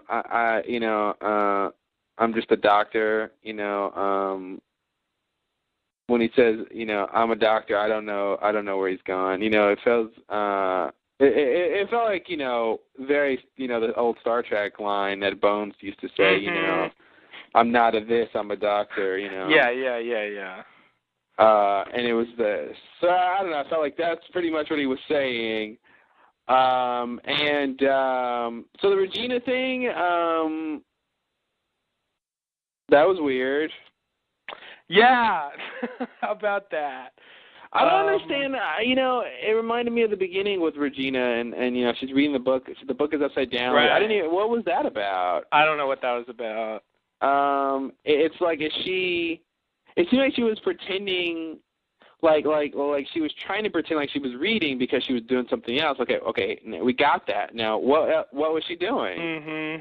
Or was it that she was trying to just pretend to be normal, but and she wasn't, like, oh, I'll be reading this book, but like, oh, it's upside down. Like, I didn't get what was going on with her. Yeah, that was the interpretation I came to, that she was pretending to be normal, but didn't notice that the book was upside down. Now, here's interesting. I think this phenomenon is drawing parallels to the sickness. And I think what's interesting is that it seems to be quite different than going through the barrier. Because it doesn't seem like these people are like Minkowski, whose problem was that his mind was going back and forth. Regina, I mean, because she was fine, when we heard her over the speaker a couple episodes ago. Oh, yeah. When we had, and it seems like there's this just sort of slow, and he said, this heightened sense of cabin fever, this slow mental degradation that's not your consciousness, time traveling, but it's something else, most likely caused by the proximity to the island. And so maybe they'll figure out what effect is, but it seems like, we see later someone seems to have blown their brains out in one of the rooms, and then she just killed herself, and then it seems like they've lost a few people. So that's interesting. I didn't expect Regina to jump off and be done like that. Me either. But somehow it felt very right for her, for that actress, because she, who she is. I don't know, like, it seemed like a very big stunt to do. Yeah. And it's like if it was some other actress, I don't think they would have done that stunt or something. Mm-hmm. I felt like it was very appropriate somehow that's how she killed herself. Yeah. Something that dramatic with chains and a huge jump and Yeah. Yeah, I thought it was weird. They went to the trouble to sort of, get her and because I don't know, she's an odd person to use, and just have her like. Yeah, it seems like they were just going for like some sort of extended cameo sort of role with these people, like, hey guys, here's something that'll be cool, you can be on Lost and, have a little part. It's not a huge thing because, the characters just don't call for it. Yeah. Spend a week or two in Hawaii and, be on Lost. I mean, I'd do that. Yeah. No, I think I'd do it too. Yeah. But it's just surprising. I guess I expected because, like, I knew her. Most of the TV actors that they use, I don't know them. You know. I expected that she would like play a bigger role. I thought she. I don't know. I thought she would. She would really like. Get involved in something. Not die within like minutes of the first time we see her. I feel like if I'm right about how they thought about these roles, then that's kind of what they want you to do. Yeah. It's more shocking that they give this role to this sort of person you already know that's sort of recognizable, and then it's like, oh, well, they're going to be around for a while. Look at this person, and it's like, no, they're not. And then it makes it even more shocking. Right. Yeah. It did surprise me. And when she had the chains on, I thought, like, wow, like, I don't know. I thought she was doing something really crazy. Like, you know. I thought you could do a magic trick at first. Yeah. Yeah, there seems something like, I thought there was something strangely supernatural or whatever about what she was about to do, you know, like, she's got these chains on, she's gonna, like, I don't know, levitate or something, but yeah, obviously it's, I guess, to weigh her down, so she'll die. When someone jumps into the ocean with chains on, yeah, you don't have to worry about getting them. You know, it's like, you know, in that situation, you know, you wanted people to jump in after her, but I just don't really think you can get her. Because you'd need to have something to weigh you down, too, just to get, you know, like, and depending on how much chain she had, I mean, she's just, even if you could grab her, you've got to pull her up, you know, to the surface, and she's got chains on. Yeah. You know, it's just a situation where it's like, you know, wow, as much as you want to go jump in, the chances of you getting her are so slim. And the chances of you dying are high. You know? Yeah. Pretty crazy. If she didn't have the chains, it'd be like, everyone go help and get her. But the chains are just like, wow, okay, well. She's gone, guys. Yeah. But it still plays strangely because they didn't seem to me like, they seem strangely like not as concerned as they ought to be. Well, I think the idea is they were used to it. Yeah, I agree. Yeah, I guess that was the idea. It was like, she wasn't the first one. She won't be the last. Stuff like that has like, happened. Yeah, it's become like almost routine for people to lose their minds and do something crazy. We've kind of come across, like, now we're on board the, like, weird, you know, the crazy ship, you know, like, this idea of a ship and people just kind of strangely going crazy and killing themselves, you know, I think that's a movie we've seen, you know, like, it should have been at least, you know what I mean, like, it's kind of, that little subplot is really interesting on its own. Yeah, it's weird, it's I don't know, it's a little bit Event Horizon. Yeah. Without the demons. The demons are coming later. Oh, okay.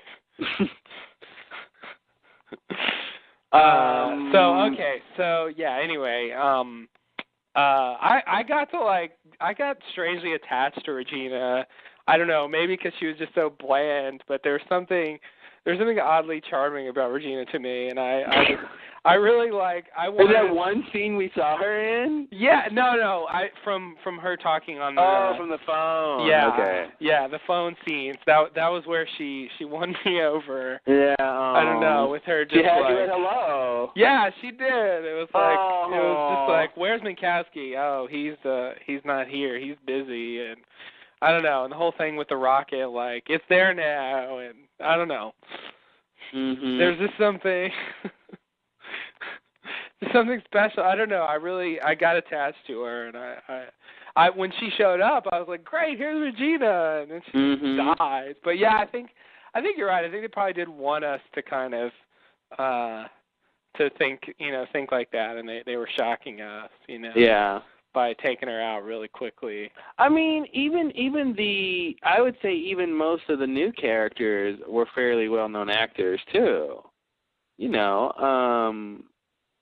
the guy who plays Frank, what's his name? Jeff Fahey, yeah. Jeff Fahey, guy who plays Daniel, forgot his name now too. Jeremy Davies. I didn't know Charlotte before, and I've seen Miles. I saw him. He was in one of the X-Men movies. And I kind of vaguely recognized him from that, but he's not on the level of Davies, because Davies has been around for a while, and Fahey's obviously been around for a while. Yeah. So it's like they did take the time to get sort of, up, higher level people than just, actors we kind of hadn't seen before. Yeah, the usual. The usual sort of like, maybe, I don't know what Charlotte, maybe Charlotte's famous, I don't know. I don't know her, but. Yeah, I've never heard of her. Yeah. By name. anything. But so anyway, let's get on with the next part of this scene. Well, like Jeff Fahey has already had like way more time than Regina. Oh yeah. God. You know, so he's paid off his Jeff Fahey time for me. But he hasn't done anything yet, though. He hasn't really done anything. He's been around, but he hasn't really done anything yet. Like, I feel like he's not that same kind of character, though. You know what I mean? Like, obviously, the scope of his character is bigger. Yeah. He's got more to do with what's going on. It seems like. You know, for the very reason, you know, at least because he's around still. So, you know, but it's interesting just the idea of the Minkowski and Regina and just like these, you know, making the casting sort of interesting and then killing them off really fast. Yeah, and I don't know. Yeah, I don't know. Well, let me go a little further before I say what I want to say. Right. So he asked what he can. The captain asked what he can do for him. Saeed asked about Regina. The most recent thing, I guess, is fresh on his mind. And the captain explains that he didn't want to lose any more crew members in a rescue attempt. Then he adds that some of the crew have experienced cabin fever, or a type of cabin fever, and he thinks it has to do with the island. Mm-hmm. So then he goes to this other subject. But just about the cabin fever, do you think this cabin fever has anything to do with the barrier, or is it really the island itself? I mean, you know, because like you said, it doesn't seem like it's a time thing, like Minkowski, which seems... I think they're one and the same. You know what I mean? I think the difference is they haven't gone through the barrier, but I think the barrier and its effects, I think is what's causing this. I think it is. I mean, I think it is the island. I mean, I don't. You know what I mean? It's hard to say. You know, is this energy? Is this effect coming from the island, or is it coming from the barrier? You know, I feel like the island and the barrier are kind of, you know, the same thing, but. So I don't know. I would say it has to do with the barrier, with whatever is protecting the island, is what's causing the effect. Because my impression was that, you know, it was passing through the barrier that was the problem. Like, once you're through it and you're on the island, you're okay, you know. And once you get out, you're okay. But like, if you pass through like not the right, you know, the porthole, however you get out, you know, like that's a problem, or if you're exposed to radiation or whatever. But the key thing is, you know, passing through it. Yeah, and I think that... And this makes it seem like just hanging out in the general area. Well, yeah. Well, like, and I think that's the point. And for people who, like, you know, aren't necessarily exposed to radiation, and it doesn't seem to necessarily make you, like, shift in time. It just does it, like, sometimes, or it just makes you go crazy. I mean, that's, you know, I guess that, yeah.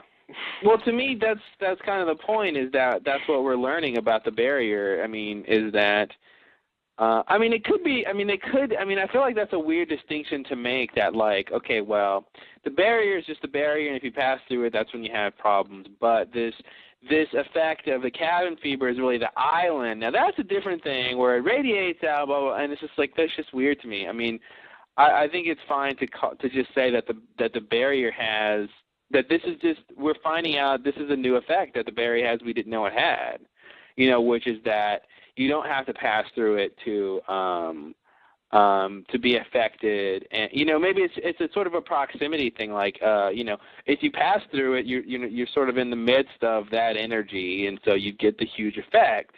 But if you're farther away from the sort of focal point of that energy, the effects are going to be sort of lessened and different, you know, and sort of have different causes, you know, outcomes. And so I feel like that's what's going on. It's like I feel like if they were closer to the barrier, if they were just hanging out close to the barrier, then maybe more of the people would be going through this. Maybe the effects would be faster, you know. And I feel like the closer they get to the barrier, the worse off they are, up until the point that they're through the barrier, and and if they didn't go through the right part, or if they had radiation, then they're sort of mind fucked.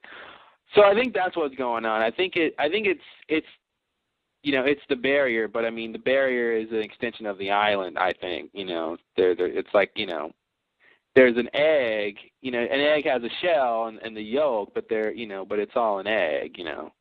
Mhm. Yeah. Yeah, no, but I meant to say, when I asked that, I meant to say, is it the barrier, or is it something about the island that isn't the barrier? Mhm. Yeah, I think it's the second one. Something about the island that with the barrier, connected to the barrier. Not like maybe they have some sort of power station that gives off this thing or. Nothing like that. I think it has to do with the barrier. Yeah. Okay. All right. I guess I was thinking the barrier is just all about time problems. It never. Mm-hmm. I wasn't thinking of the barrier in terms of just insanity causing. I didn't think of that either until they just made it seem like that's the case. Yeah. I mean, I feel like there's evidence. I feel like this episode is telling us that, like they're kind of saying, well, here's another thing about the barrier. This happens if you're close to it, But we'll see. We'll see where it leads to. We don't really know. So. Yeah. Okay. And they did say the effects are random. So they say, and they talk about side effects, and it's never specified that that's all it can do is. Send your consciousness through time in various ways. So, I'll buy that. And, maybe that's sort of more like the sickness than the time travel stuff. Maybe. Yeah, I mean, so far it seems like it is more like the sickness. I mean, it's just sort of these people going crazy and wanting to kill themselves. Yeah. But I think the question becomes, why did Rousseau's team seemed to get affected, but they were already on the island. Yeah. They weren't hanging outside of the island; they were on the island. Mm-hmm. And maybe they were exposed to it. I mean, maybe it's once you're exposed, it doesn't matter if you're close to the island or not. Once you've been affected by it, you're just gonna be degraded until you kill yourself, even if you leave the. You know what I mean? So they were close to the island, got affected, went through the barrier, and then and then. Was even maybe more affected, and then landed, and then So it could be that, if that makes sense. So I don't know. Yeah. Okay. All right. It is nice to get development on the sickness, though, after so long.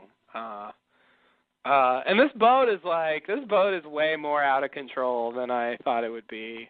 It's really there's all kinds of weird stuff going on here. I wonder. Oh, go ahead. Sorry. No, go ahead. I was just gonna say this is about the island and the barrier. I wonder if because I feel like when we fully have the picture of the barrier and what's going on the island and stuff, I feel like it's gonna make sense. Their idea of it at least is gonna make sense. And I was wondering if maybe the barrier picture the barrier is like a sphere around the island. Inside the sphere, it had it's sort of got healing properties. Anything that's sort of inside the sphere, outside the sphere, it kind of has the opposite effect. Mm-hmm. It basically, leads you to kill yourself, or it degrades your mind, or it degrades your body. And I'm wondering if it's going to be that simple, where one side of the barrier, is positive and one side is negative. Mhm. I wonder if it's just that simple, and that's kind of what we're seeing. Yeah, they could do that. That's definitely a Lost style thing. Doesn't it seem very, just very obvious once you're told what it is? Yeah, yeah, pretty straightforward, and and it ties up two things at once. Yeah. 'Cause I feel like that seems like what's going on, and I don't know. Yeah, I think I would buy that. Okay. Are we still in the scene? Yeah, I got more. I just kind of stopped it to talk about the cabin fever. Okay, yeah, that's right.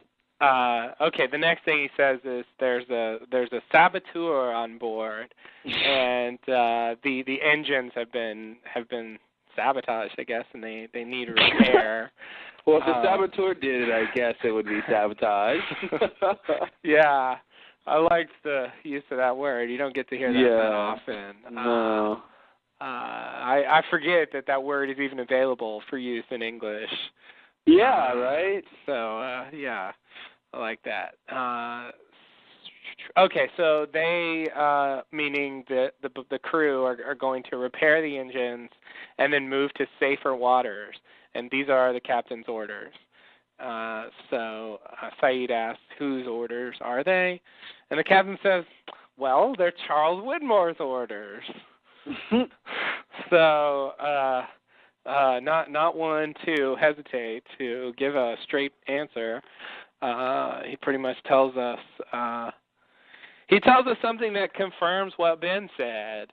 You know, that this is Charles Widmore's boat. You know, he's the captain. He's saying this. I mean, you know, unless he and Ben have teamed up to lie about this. Maybe he's Ben's man on the boat. He's Ben's man on the boat. Yeah, I know that. And Ben's like, Michael's on the boat? What? Mm-hmm. But he had no idea because Michael's under an alias. Right. I would give Law so much credit if that was true. I so don't think that's true. Oh, no, not at all. But I was thinking, like, when he said it's Charles Widmore's boat, I was like, that's it. There's independent confirmation. And then I was like, well, I guess the only way out of it is if him and Ben, like, have conspired to say that's whose boat it is, and he's the man on the boat, you know. Which I think would be weird. I don't know, I don't know why they would be doing that, but, you know, like, most people, except for Desmond, like, could care less. Like, who? Okay. You know? Yeah, exactly. I do want to point out that that there is a small chance that this really isn't the captain of the ship. All this guy did was come out and say, "Hey, I'm the captain." Yeah. You know? And we know that there's something going on. They weren't able to see the captain for a while. Then all of a sudden he's available. We saw that thing before when Minkowski was kind of on the radio. Then all of a sudden he's out of the picture, and with the whole thing with Regina, and so I don't know. I get the sense I wouldn't be surprised if the real captain went crazy, and they have decided to, for whatever reason, pawn this guy off as the captain. And I mean, I don't say I think that's what's going on, but I'm just saying, like, and the crew is like, okay, well, he'll pretend to be the captain for these guys for whatever reason, So we'll see. I mean, I don't really think that's what's going on, but there is stuff, weird stuff is going on the ship, Definitely. There's some weirdness going on. Something is afoot, and I wouldn't be surprised if there's some sort of, like, thing about that, like, because I feel like with so much going on, who's in control is very important. Yeah, I agree. Like, we might find out this guy is the captain as of this morning. He just killed the real captain. You know what I mean? Like, he's the captain now. You know what I mean? Like that kind of thing. We might find that out. Mm-hmm. He took over. Yeah, they could do that. Yeah. I do think he's the real captain, that it's not a lie, but it could be an explanation for that. Yeah. Okay, so shall I finish the scene here? Oh, you didn't finish? You just said the Charles Widmore boat. Oh, but there's more. Oh, the two lines that are left? He takes him into a room. Well, that's a different scene, though. Well, yeah, it's all connected, though. It's all in the same sort of, it's part of the same conversation. Yeah. So I sort of put them together. But yeah, whatever. Do you want to say something about the? Well, yeah. I mean, there's a couple of things that I loved when First of all, I love the captain character, or as I like to call him, Captain Daniel Craig, because that's who he looks like to me. The new James Bond guy. And I don't. Yeah. Okay. Well, watch more crappy movies. No. And so anyway, I love when he was like, so what can I do for you? Because I said at the same time with Saeed, what? Like I literally was like, I can't believe you said that. And I was really happy when Saeed had the same exact expression, like, what? Mm-hmm. like and I watched that little bit a couple times because I love Saeed's he's kind of looking behind him for some reason. I guess because was he just talking to Ray or something? Something happened. He's kind of looking behind him and he's like thinking, and then the captain says that, and he's just like, you can just see him like visibly stunned, like, I did not expect you to say that, Mm-hmm. like what, like out of everything Saeed's been through since he's been on the island, and it's led up to this, and the guy he's been waiting to see says, what can I do for you? Mm-hmm. Yeah, and I think that begins, that's a very good beginning to how this scene this sequence plays out with the captain being so forthcoming. Yeah, I mean, everyone on this show, like, even later on when Jin asks Sun if that's his baby, like, she could elaborate a lot more than she does. Mm-hmm. Well, Juliet took me to a station, and I know based on that it was conceived on the island, and blah, blah, blah. There's real proof there. But in a lot of cases, even when they're not even being necessarily deceptive, like, they just don't, like, come out with as much as they have. Mm-hmm. And they sort of describe things vaguely and stuff like that. And yeah, he really just doesn't mess around with any of that. He's just gonna give you the the full story right on. Yeah, it's very, very refreshing. It is, and they make a point of pointing it out, like the thing with Saeed, like being shocked and saying that he is surprisingly forthcoming later, So. It's like, and I don't suppose you'll tell us who gave you those orders. Yeah, sure, Charles Widmore. Here's his phone number. Here's his social security number. You can reach him here. Here's his personal email. And here's his, it's just like, what else do you need? I can take you to him right now. Let's go. Yeah. It's not like Ben, where with Ben, like, everything's a secret, and if he tells you anything, it's probably a lie. Yeah, like, where it doesn't even really matter, Yeah. Ben, are you a man? I'm not telling you. Mm-hmm. Are you wearing pants, Ben? It's a secret. It's like he doesn't care what it is. Yeah. He's going to lie about it or withhold the truth. Everything's something to either be vague about or just lie about. It's rare to have a character who knows something, who and shares it. Yeah, who is not hesitant to say it. Even the Bow people are guilty of this too. Like, they get asked these questions and they're kind of evasive and vague. When, like, I feel like they could be a lot more specific without causing a big problem. And for the captain to be the guy who's forthcoming after his crew has, the Bow people have been set up to be, secretive and something's going on and we don't know, and then all of a sudden we don't trust the captain, and you don't want to talk to the captain. Yeah. And another thing is, Mr. like, after in the last episode when Ben tells Locke that it's Charles Widmore and shows him the tape, like, that's Ben's big secret that he uses as a negotiating tool, and they get it by, like, a simple question. Yeah. They don't have to do anything for this information. It just sort of falls in their lap, and Locke had to, like, go through a whole thing with Ben. Yeah. Well, it's just they're at a different situation to get the information. That's the whole thing. They can get it very easily because they've gone through the trouble to go to the freighter.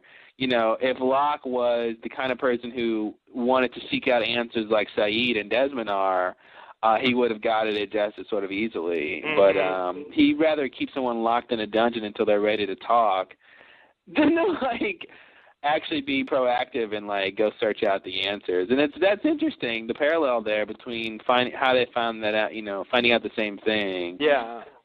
In drastically different ways. Right. Desmond almost kind of died getting to that question, but, pretty intense, but, Anyway, I like the captain. He's a good character so far. Yeah, I do too. Yeah, he's yeah. Hopefully he doesn't just kill himself in the next episode. Yeah, and I thought when he said his name, I thought he said, "I'm Captain God." I'm like, what? I didn't know what that meant, and I'm like, okay, you can't be saying Captain God. Captain God. Yeah. And I'm gonna make your wish come true. It's really weird. Captain God. I mean, if you're God, it's weird to add Captain. G-O-D-D. No relation. No relation to the Savior. No. No relation to the big man upstairs. 2 Ds, thank you. I like the idea of God taking such a lowly rank. Yeah, he's captain. Well, I think if he's on a boat and he wants to have the highest rank, I mean, I guess an admiral or I guess it's higher than a captain, but you know, yeah, I like the idea of him being. I feel like God would be okay with being a captain because he's God. He's sort of intrinsically more. So he should be okay. His pride should be okay with pretending to be a captain, I think. Yeah. At least the New Testament God. The Old Testament God, I don't know. All right. Well, yeah. All right. So next scene, you want to go since you're doing it? Okay. So based on that, I believe that it is Charles Widmore's boat. I am taking that as independent confirmation. It's you know, maybe they'll mess with us on that, but we got two different people who don't seem to be conspiring, saying the same thing. The skeptic in me wants to not believe it. You know, when anyone keeps saying, yes, this is this, you know, this equals this, this equals this, I'm like, really? Everyone's saying it. It shouldn't be true. But this season, I think more than almost any other season, they're all about just giving you the answers and doling them out. They have been doing very much of, which is a weird sentence. So they've been doling out a lot of answers this whole season, and I feel like, yeah, they're doling out this thing about it being Charles Widmore's boat, and I feel like in other seasons they would have taken the time to say, yeah, it is his boat. No, it's not his boat. Oh, maybe it is his boat. There is no boat. You know, they would have just, you know, the Henry Gale phenomenon. You know? I don't think they're wasting time doing that. I don't think they would say have this much evidence. You know, Ben, which is on one side, versus the freighter people on the other side, who ostensibly want different things, saying the same thing. Yeah. So I'm taking it at face value too. I don't think they're going to waste the time for this to be a red herring or this to be really not Charles Widmore's boat. You know, who else could it be? I mean, it's like unless they're going to introduce another powerful, you know, entity in this world, it's just like, you know, it doesn't really make any sense. You know, you've already got Penny involved. You've already got, like, you know, we just saw Widmore and Desmond's flashback. You know, it's like it just makes sense. Yeah. You know, all that we're missing is Charles Widmore to come on and say, you know, this is my boat. Yeah. Right. Yeah, I think I'll believe that if that happens. You know, but you know, there'd be someone who's like, he's lying. He's just pretending it's his boat. Unless he signed a signed affidavit that was notarized. Yeah. You know, then I believe it. Yeah.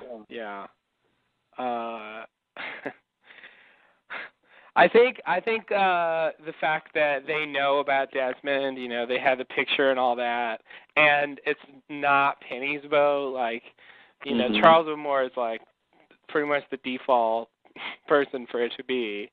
You know, that could really know about Desmond, have access to the picture, and not be Penny.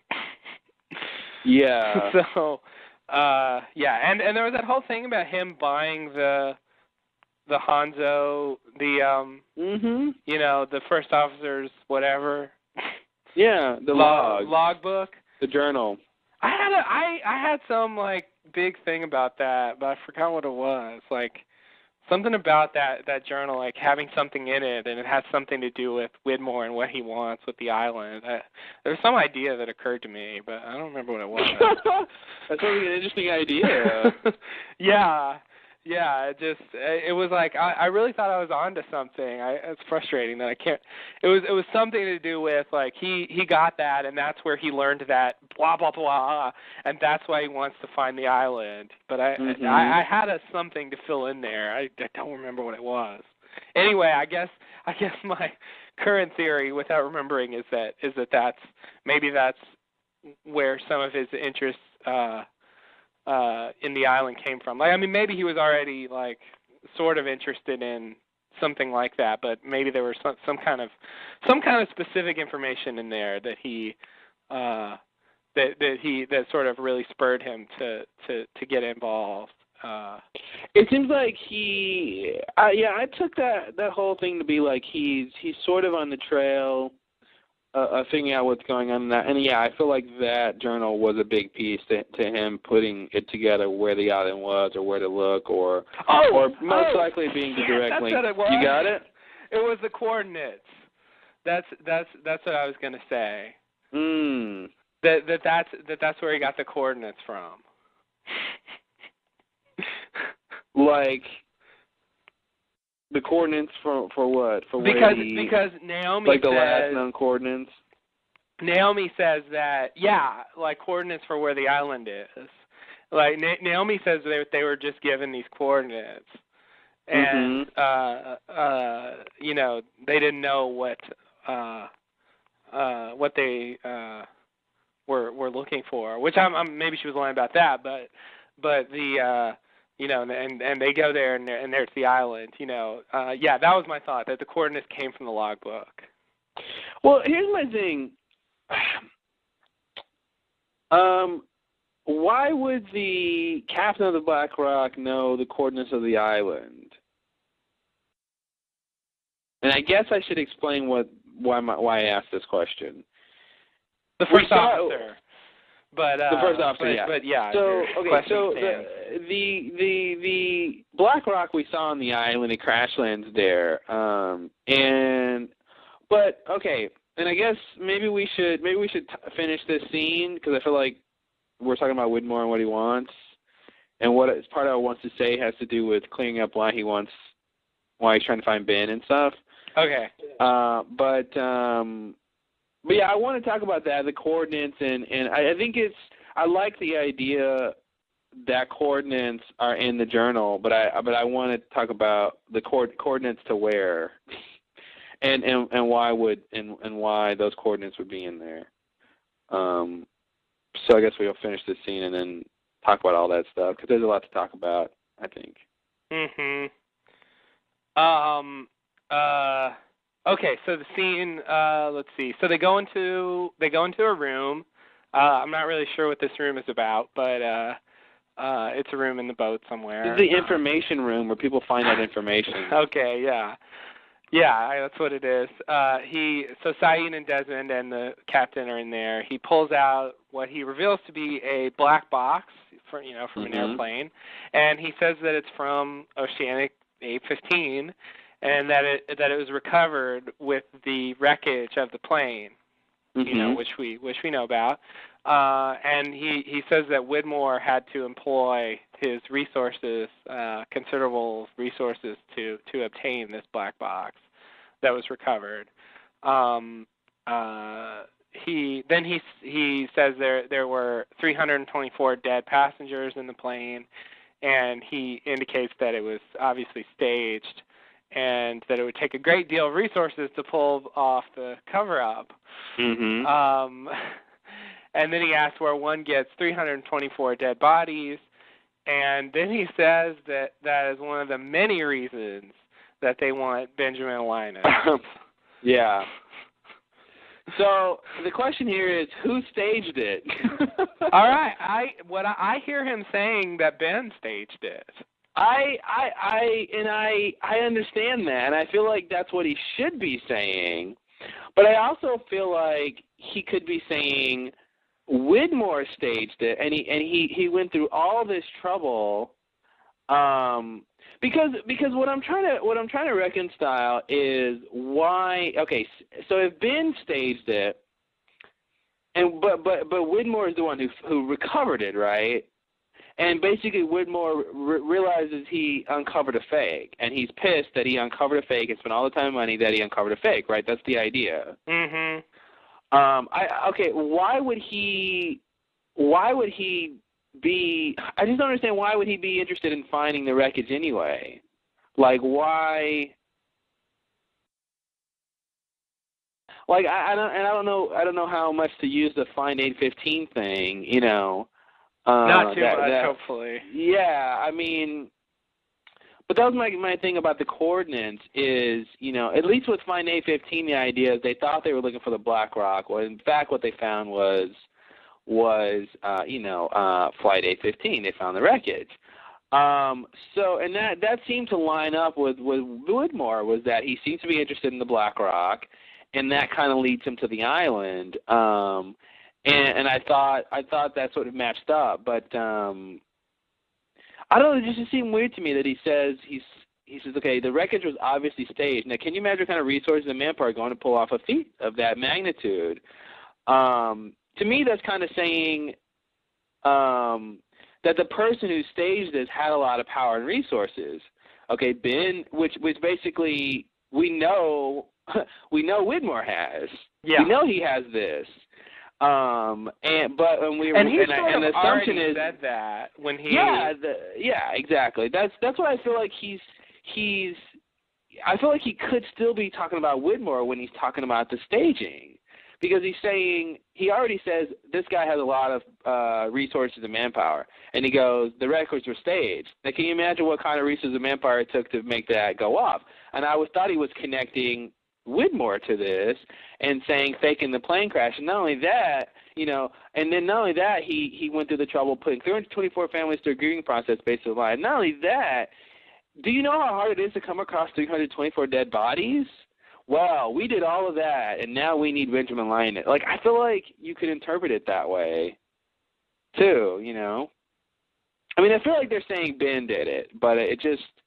And then, because then now that changes the relationship with Abaddon, you know, because at first we thought Widmore... Yeah. We thought Widmore was the one who had staged the plane crash, and he was the one behind all that stuff.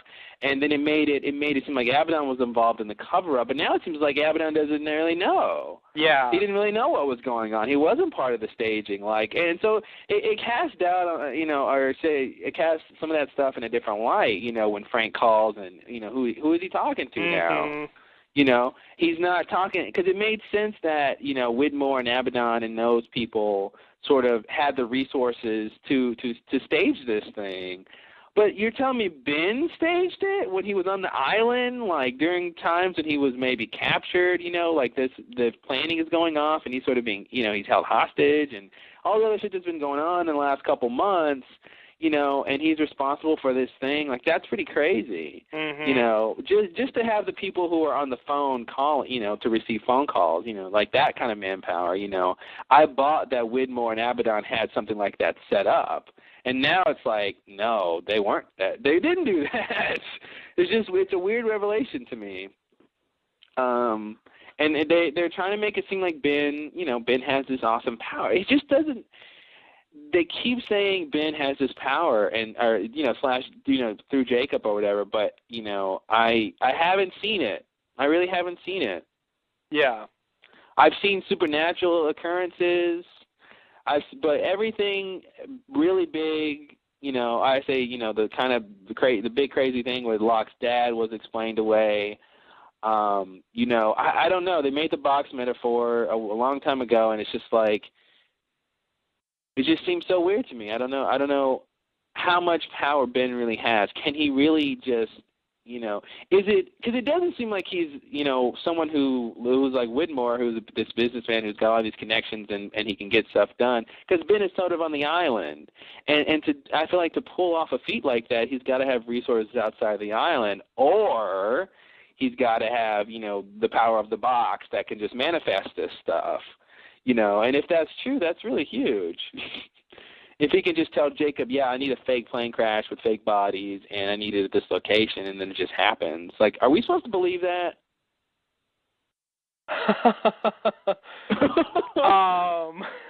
You know? Yeah, I don't know. That's not what I thought.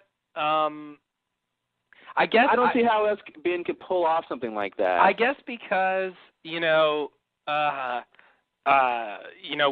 Ben and Saeed flash forward, sort of, commanding Saeed and ordering things to be done, knocking off a list of people. We've got the scene where Miles goes to Ben and says, "I want $3.2 million to say you're dead," and then shortly after that he's like, "Don't talk to me, like I don't know what you can do." I had the impression that and just the fact that they're looking for Ben in general, I had the impression that Ben's, I guess I didn't think it was supernatural. Maybe I should have, but I guess I thought the deal was like Ben has a great amount of resources, for some reason that we don't know. Like he is sort of, wealthy like Widmore is, but like, I didn't think it was supernatural. I thought it was just they were revealing that he's got stuff going on in the real world that we didn't know about. That's so odd to me, though, to have two characters who are sort of very similar. I mean, obviously it would be Ben has this sort of island persona and sort of thing, but out in the real world, Ben is like, maybe, we'll see a scene where he goes and he's in, a flashback and he's at some corporation and he's the he's the CEO and back from business, Mr. Linus? Yes, blah, blah, blah, and like, and this is this corporation that he uses to do all the kind of whatever that he's do.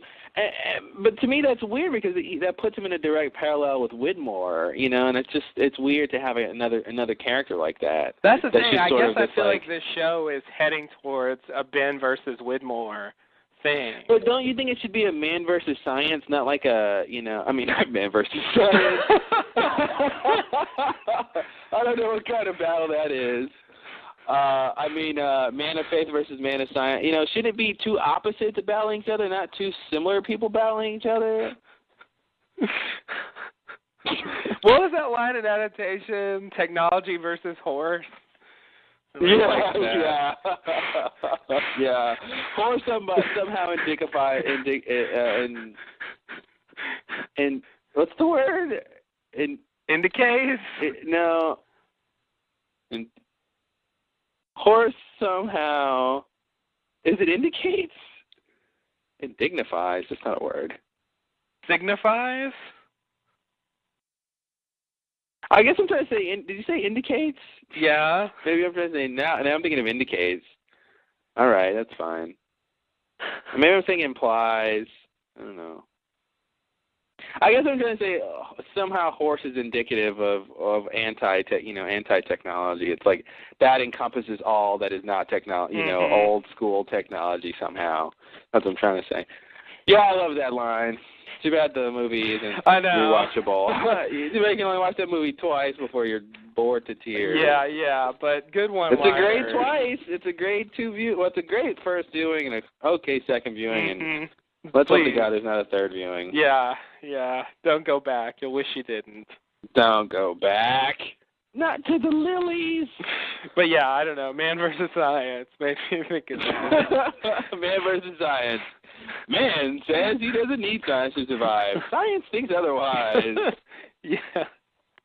Yeah. I guess you're saying like magic versus science or something like that? Yeah, I'm saying a mystical man who's got these island powers versus the sort of conventional businessman who's sort of evil, and that's the thing. I guess guess that would be the battle. Yeah, I do think that's the battle, but I guess I think Ben. I feel like Ben has real world resources. I feel like it would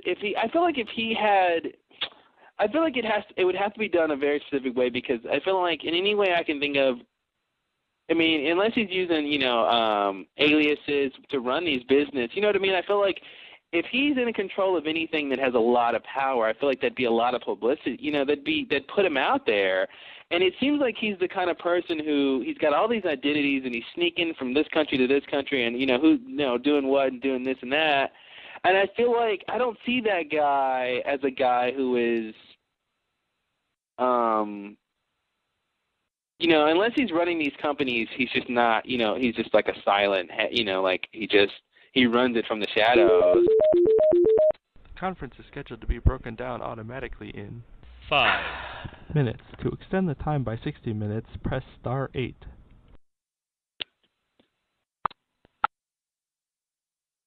Do to you too, buddy. Wow, it was earlier this time.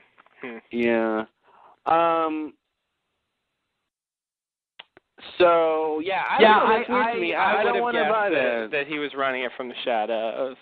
That there was an official president, but it was really him behind it all. Yeah, I don't like that. I don't like. I'd rather it be Magic Box. I'd rather be the point is,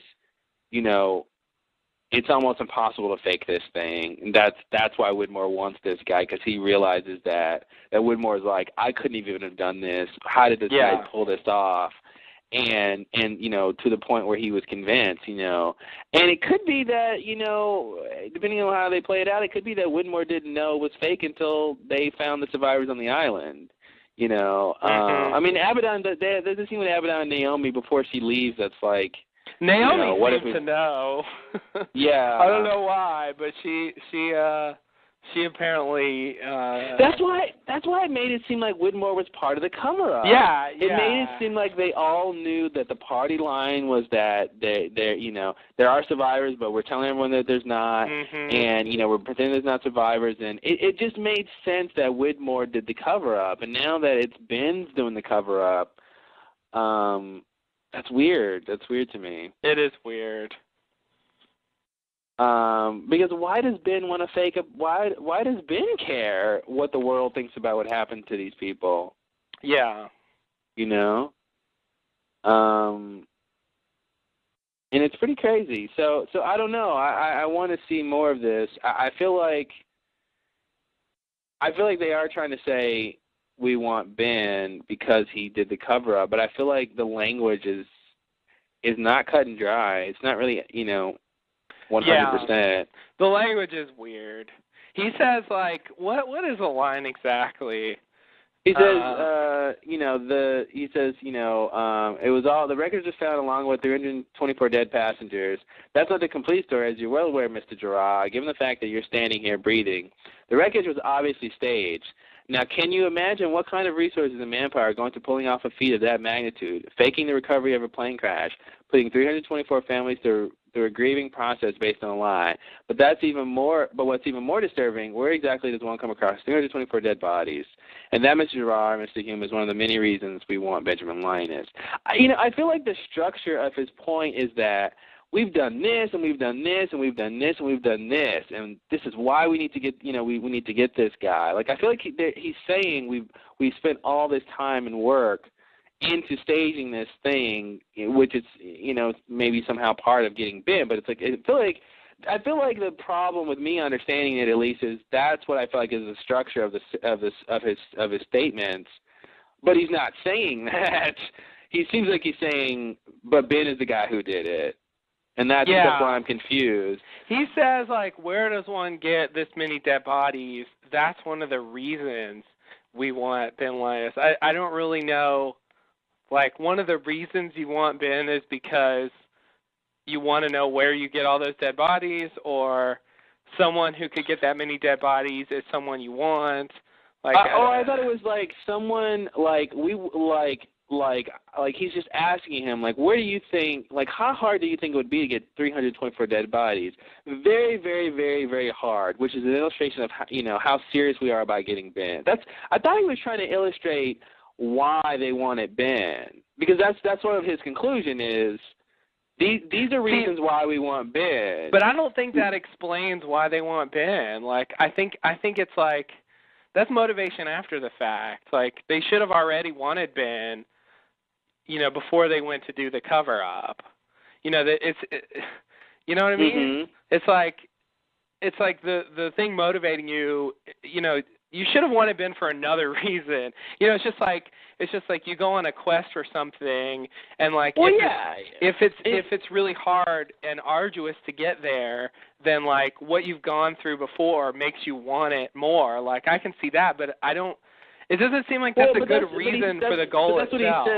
But that's what he said. That's one of the many reasons we want him. I mean, I thought the whole point was, and I think the point is how much resources went into the staging. And then I thought he's connecting that to the fact that we want Benjamin Linus. Therefore, I thought the point was we spent a lot of time and money basically to find Benjamin Linus. You know, that's what I thought his point was. Weird. But it seems like he's saying Ben did all this stuff and we're interested in how he did it. That's why we want him. Yeah, that's the impression I got. Because the other way, it's like you're saying we want Ben Linus because we wanted Ben Linus, so we went through a lot to get Ben Linus. Like that's to me that's a weird statement.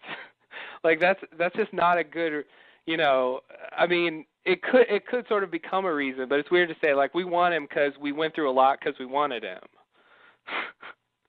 Well, but no, he's just saying we want him, and this is what we went through, and this is proving that we really want him. But you wouldn't have went through that if you didn't want him in the first place. Like, it'd be weird to, like, fake it and then be like, well, now we want Ben Linus. Well, but I don't get the sense that that's what he's saying, that we did this, and now we want him because we did this. I feel like he's saying we wanted him, and in trying to get him, we did this.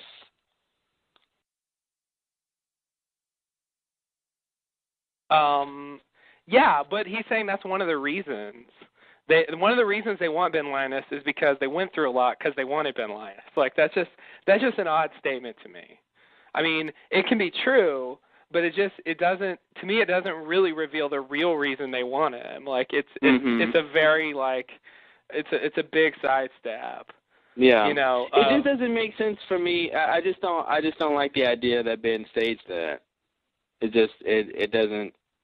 I mean, maybe they'll make it make sense later. It's weird. It's not what I thought. But I can go with it, you know, pending further explanation. Well, how do you reconcile, you know, the discovery of the wreckage and all that and the stuff with Abaddon and like, you know, it's just like, okay, well, what we thought we knew about them just seems to be wrong, man. You know, when he said, you know, are there survivors, Mr. Reyes? Like, I guess he didn't know. Like, I don't know. Like, yeah, that's the thing. He does say, are they still alive? And I kind of wondered at the time, like, you know, and I guess I still do, you know.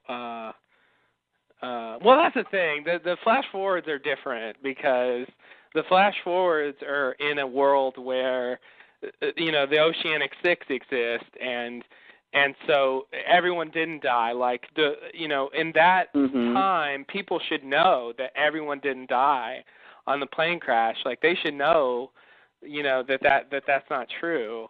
So I don't really know what to do with that. Because they're just not operating under the same circumstances anymore. But in the scene with Naomi, where you know, which is a flashback, where she says, "What if there are survivors?" and he says, "There are no survivors." You know, if it's Ben's cover-up, I don't understand why he's saying that. Especially if you're going to say, you know, the fact that this cover-up, you know, is one of the reasons we want Ben. You know, you know, if that's like, you know, going to be something like the captain knows, you know, it just seems weird to like go with somebody else's cover up, and that cover up is one of the reasons for the mission in the first place, and to play along. You see where the weird logic that it gets you into when Ben does the that's why I don't like that.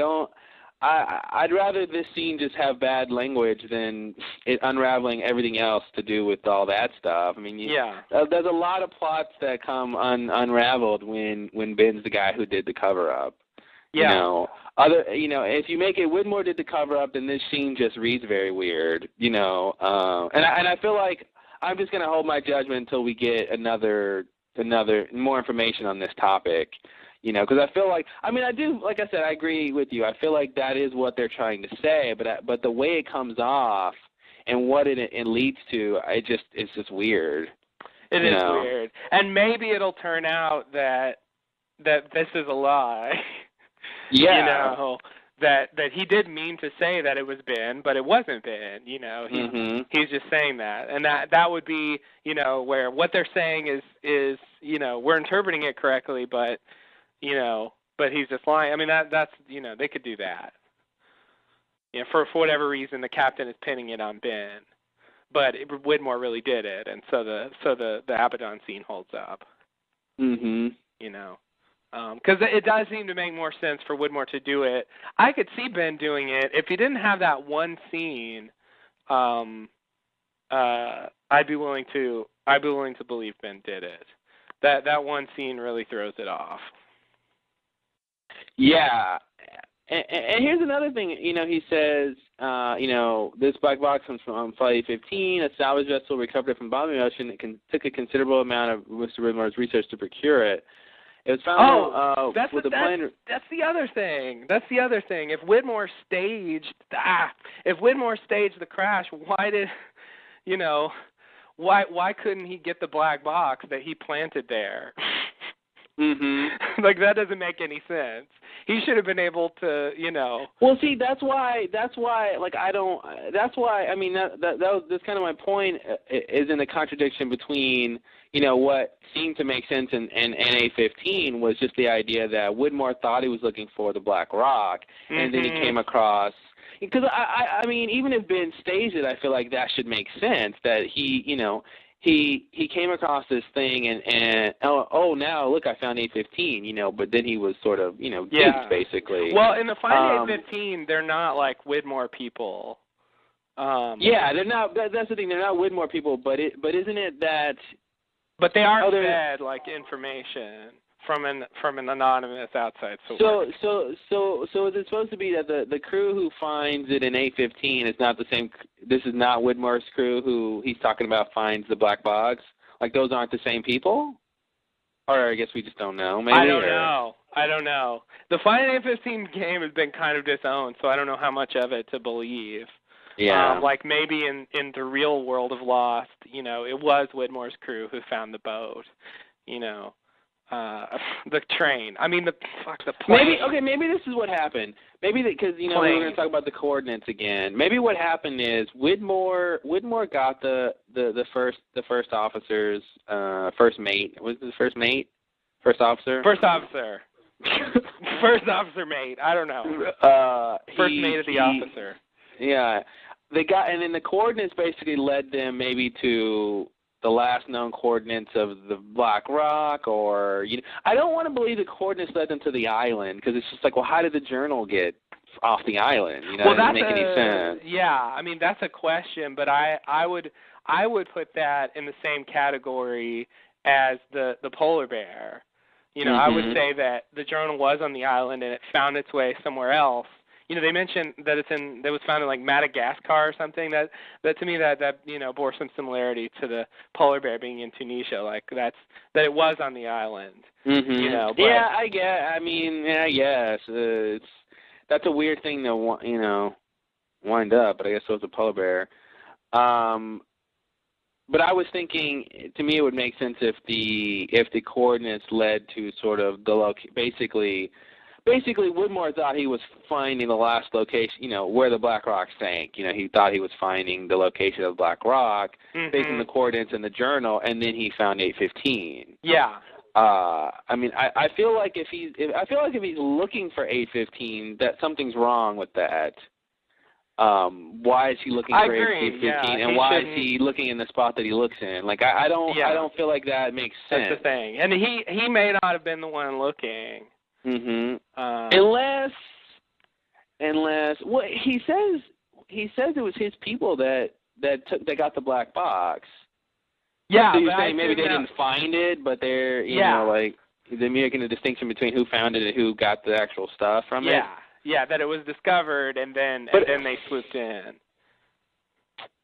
But that's the thing. Like, if you, I don't know, that'd be weird. I guess they could pull that off. I would feel like if a group of people just sort of randomly found that, I feel like they would call the authorities. And does Widmore have the power to, like, usurp the authorities and get in there and, like... That's where the considerable resources come in. Mhm. I guess so. Yeah, I guess I thought he was saying that he. Oh, maybe he didn't even. Oh, maybe you're going to say what I just realized. that somebody else handled the recovery of the wreckage, and he just paid to get the actual black box. That's what I thought they were saying.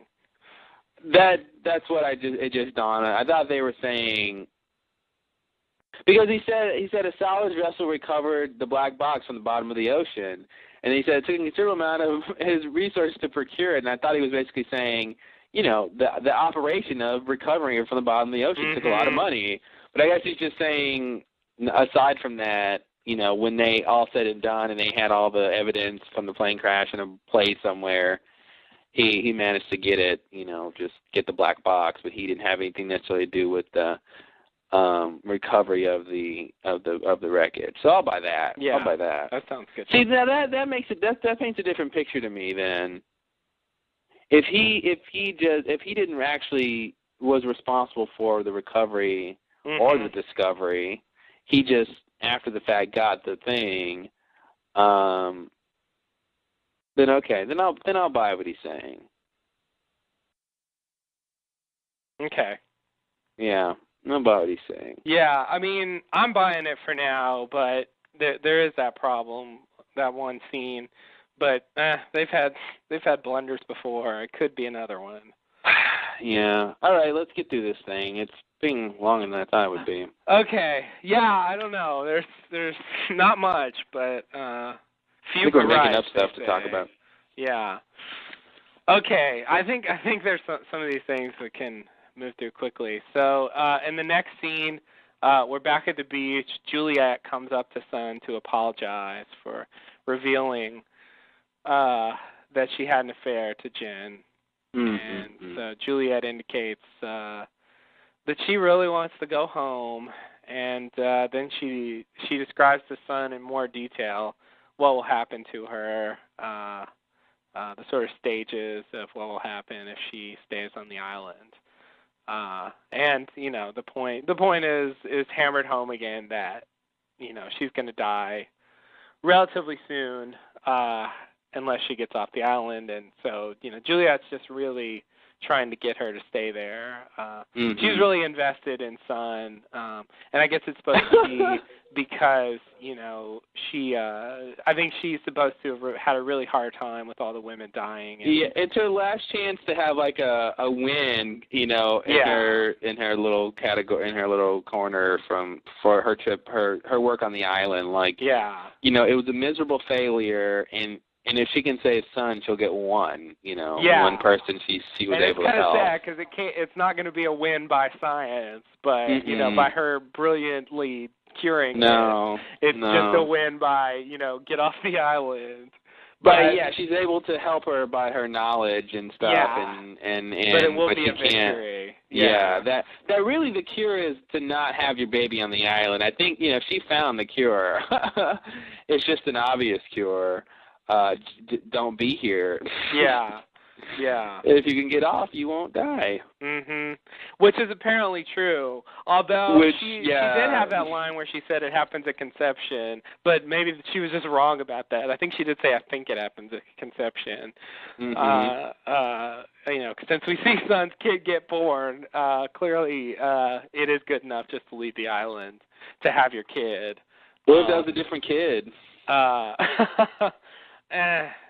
Yeah, there's that.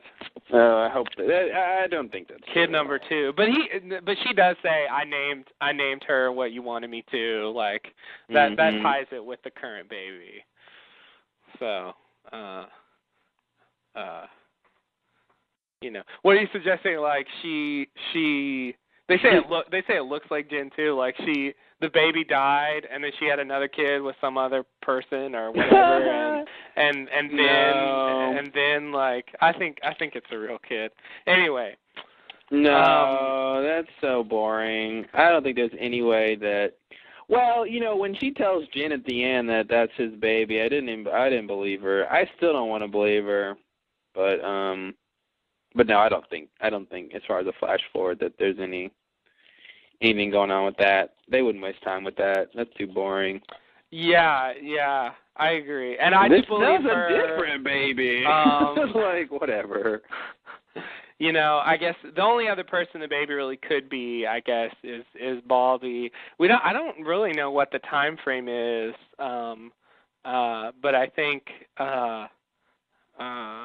you know, he's looking unlikely. You know, Juliet, like I said, I don't think she was lying when she said it was conceived on the island, and you know, I think it's Jen's baby, but.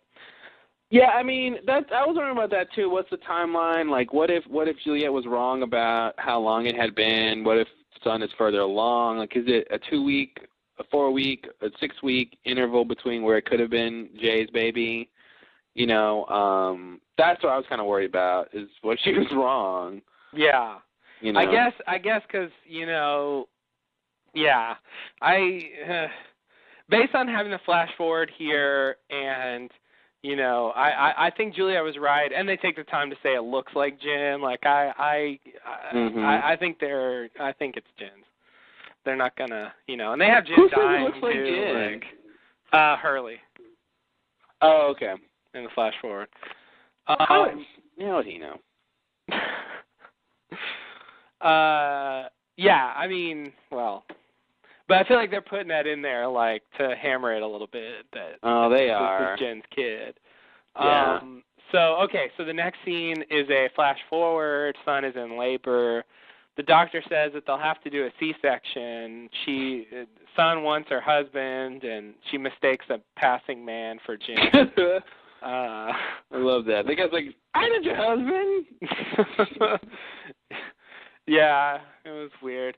So at this point, the baby starts crowning. A word always a joyous occasion. This is a word I don't like in this context. It just sounds awful. Unless it's a princess and there's a tiara, I don't want to hear about crowning. Yeah.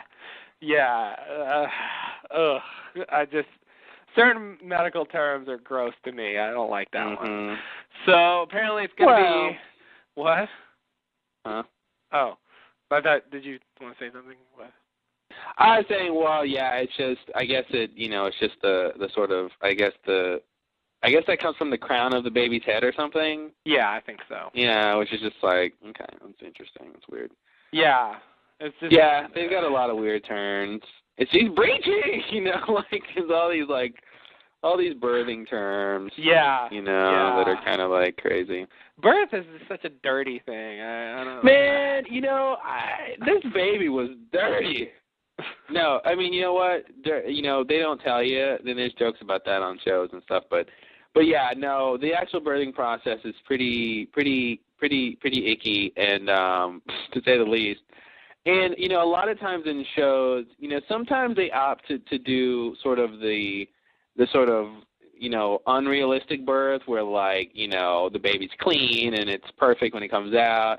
And then there's sometimes they do like the middle ground where the baby's kind of got stuff on it. Mm-hmm. But Lost chose to go where the baby actually had like particles of things on it, like like they just put like, you know, rubbed baby food all over the baby or something, or, you know, it just had like stuff and just like icky, and it's just like, guys, like, we don't need to see that much realism, you know, like, yeah. Just have a nice, neat new baby and we'll be fine. We don't need to see it, like, have, like, you know, weird crap in its hair and, like, you know, bloody particles on it. It's just, like, that's too much.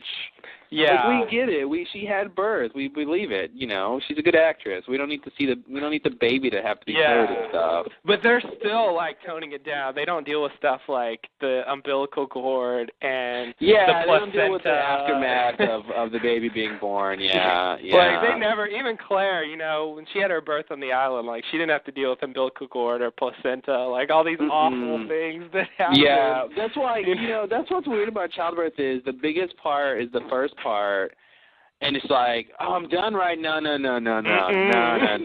We got work to do, man. There's fun to come. Just sit tight, work lady. To do. You ain't done yet. That was just part one.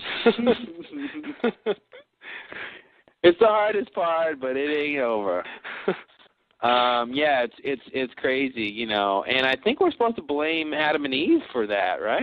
Yeah. It was Eve's fault. Eve's fault. Yeah, women wouldn't have to labor if she wouldn't have done the whole thing. Yeah, that was her punishment, was pain in childbirth. For encouraging. Adam's punishment was that he had to toil the fields. Yeah, he had to like work. Yeah, we got work, and women had having kids. Pain in childbirth. Yeah. Yeah. Thanks a lot. Yeah. Well, see, I think we lucked out though, because like women work now, and they still have to have the kids. Yeah, so, yeah. It's not, it's like over the millennia, women would, are sort of towing the fields with us, but there's no analogous change in how we can help with the baby. We're not. But I guess really the closest thing is men, I guess, being more, having more stay-at-home duties, I guess, maybe than they did in the days when they were toiling in the fields. Yeah. So I guess that's kind of the best we can do. Sorry, ladies.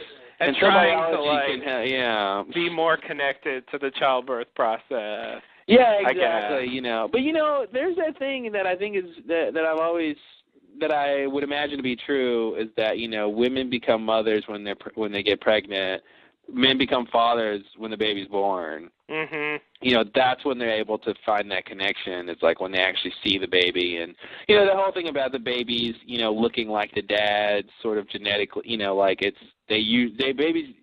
newborn babies usually look like the dad, and the idea behind that is to help prove paternity, basically. When you're a caveman and you sort of have a less monogamous society, I would imagine.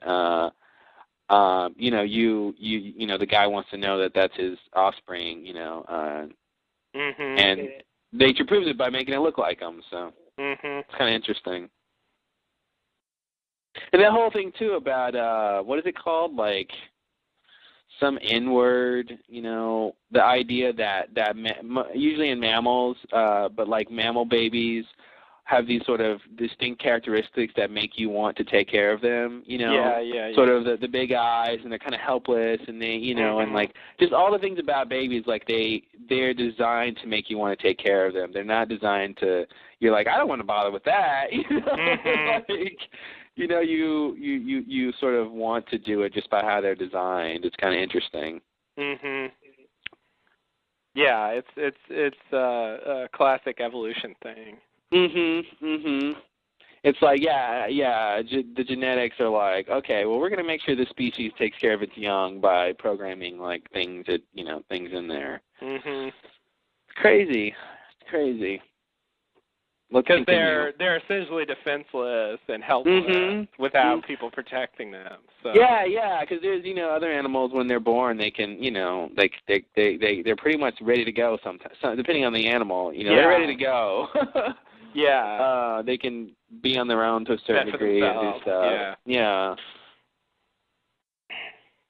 The miracle of life. Okay. Anyway, you're right. The baby's crowning, so it's going to be a natural birth after all. The doctor tells her to push.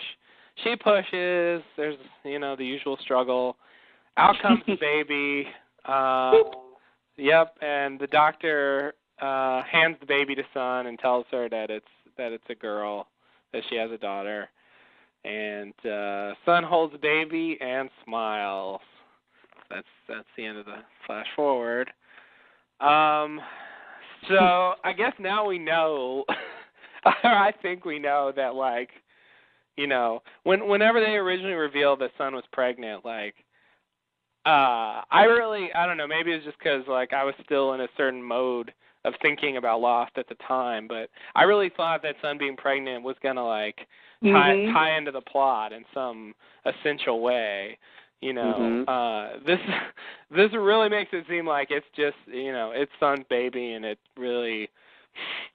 just a thing for her character. It's got really nothing to do with the larger plot of the show.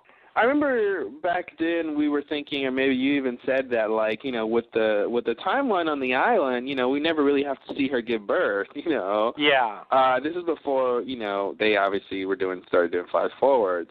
But I think we used to think like, well, she could be pregnant and it still not really affect a lot because she's got 9 months, Mhm. and the show'd be over by then, Yeah. So it's kind of surprising that and yeah, so that's a good point that it's like you would imagine that it would be related to sort of the plot of the show, but it's just like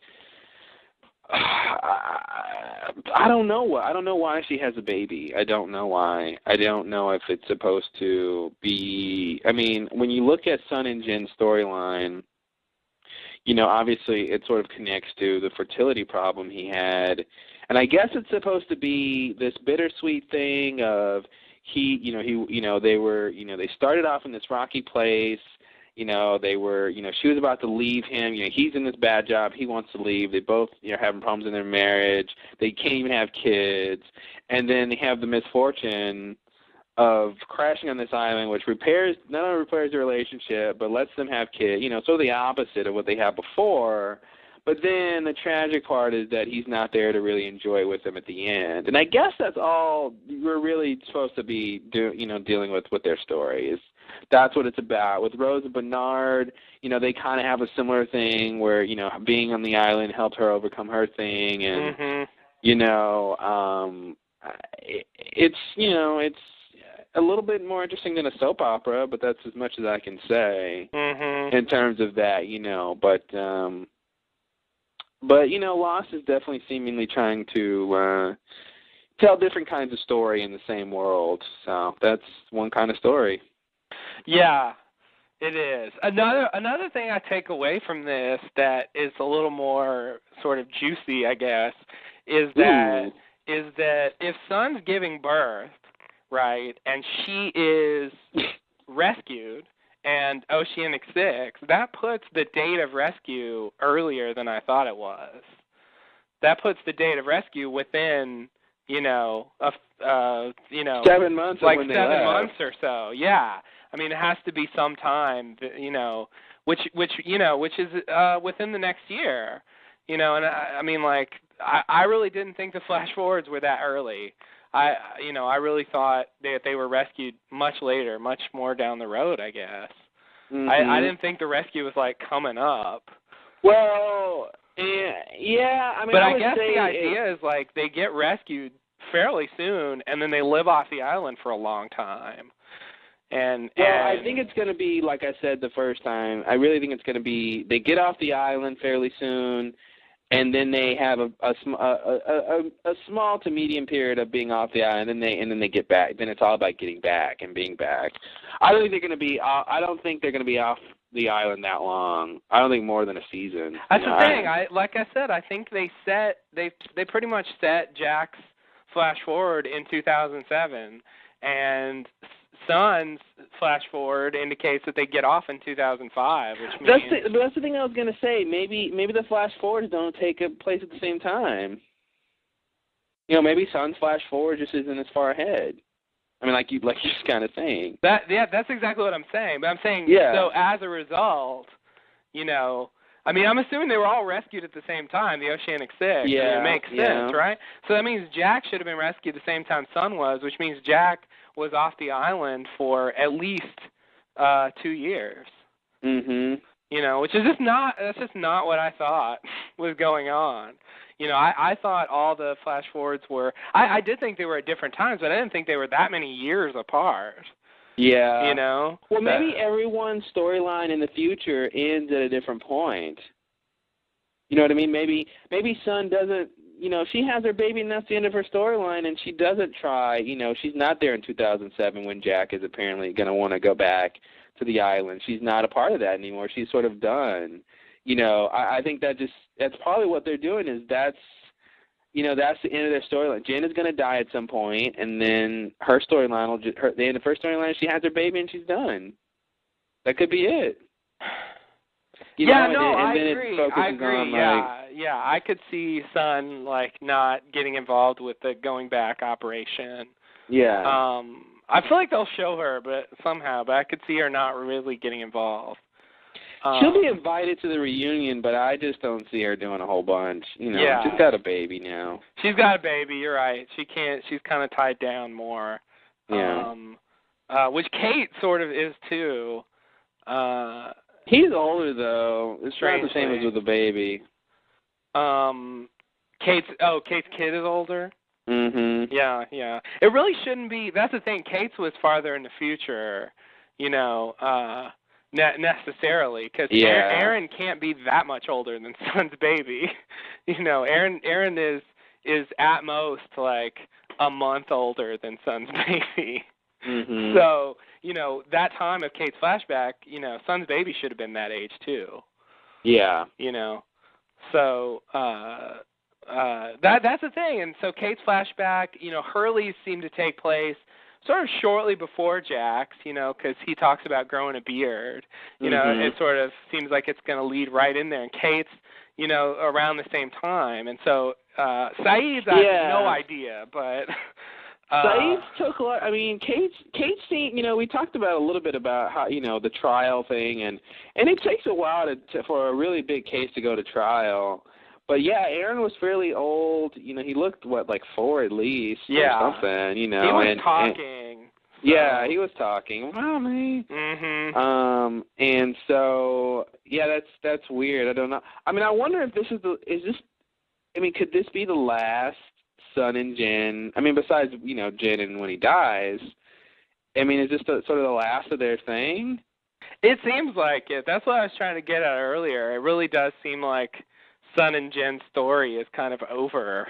Mhm. Like, he's going to die somehow. Obviously, that's a part of his story, but besides that, Sun's going to get rescued in a matter of months, go have her kid, live her life seemingly okay, Mm-hmm. And that's another thing about the flash forwards that's weird. Like, Sun's flash forward and I guess Kay's flash forward are just kind of straightforward returns to their lives, seemingly, where they do the things that they obviously should have to do, back in the real world. And that's it. There doesn't seem to be any kind of sense of, well, we got to go back to the island, Hey, exactly. You know what it is, right? And I think it actually, the way you're illustrating it, I think makes sense. The people who come back to the real world and sort of resume their lives and continue with their lives are the ones who are okay. Kate and Sun. And Jack. I feel like Jack and Hurley returned to their pre-island ways, basically. Hurley didn't feel comfortable, and he went back to the mental institution, and then Jack, everything that happens with him, and he starts, what I mean? Then he doesn't find equilibrium, and I think the people who don't find equilibrium back home are the ones who want to go back to the island. Yeah, okay. You're right. That's it. And I think that seems like what they're saying, and I feel like that makes sense. But that's weird, I guess, because I guess with Jack, it seems that way, but with Hurley's, they made it seem like, the island wants them back, like that it's like, reaching out and trying to call them back, Yeah. And I mean, and Jack was saying, like, we have to go back, and, like, I don't know. It'd be weird if it was just about, like, they're just unhappy in the real world, and so they just want to go back to the island. That's all it is. Like, it made it seem like there was more to it than that. But it could be related. It could just be that, the reason that they're unhappy is because they belong on the island, and so the island knows that and is calling them back. I mean, it could be like that, Mm-hmm. I see. Okay. I mean, I definitely got the sense. I mean, with Jack, you get the sense something is sort of driving him back, and he realizes he needs to go back. With Hurley, it was more that Charlie told him that. Yeah. You didn't get the sense. Hurley was sort of fine where he was, but where he was, I don't think is what you would say a healthy place. You know what I mean? Mm-hmm. Like, for his state of being, you don't want. He started off in a mental institution. You don't want him to end up in a mental institution. Yeah. And I feel like like I said, with Sun and Jin, they at this point they're pretty much the opposite of where they started, which is what you want in a story. Yeah. And which Kate kind of is too, starting off on the run, ending up on the stuck run in with one no place. family, no ties, nothing to hold her down. Now she's got this son, and now she can't leave the stage. Her trial's over, and she's settled. She threw her biggest hurdle, which is the trial, and now she can just, until Jack calls her, she's fine, Mm-hmm. And Jack is different, he comes back, he doesn't really have anybody, the whole thing with Sarah was, before, and then with his dad, and so, I'm curious to know why Jack needs to go back to the island. I'm curious to know why they're being filled the need to go back, or why he thinks he should have never left. Or, and there are still the questions about Jack /Ford, like what was going on there with the casket and who that was, and why that was a big deal, and what that has to do with him wanting to go back to the island. Mm-hmm. So that's all still kind of up in the air, I think.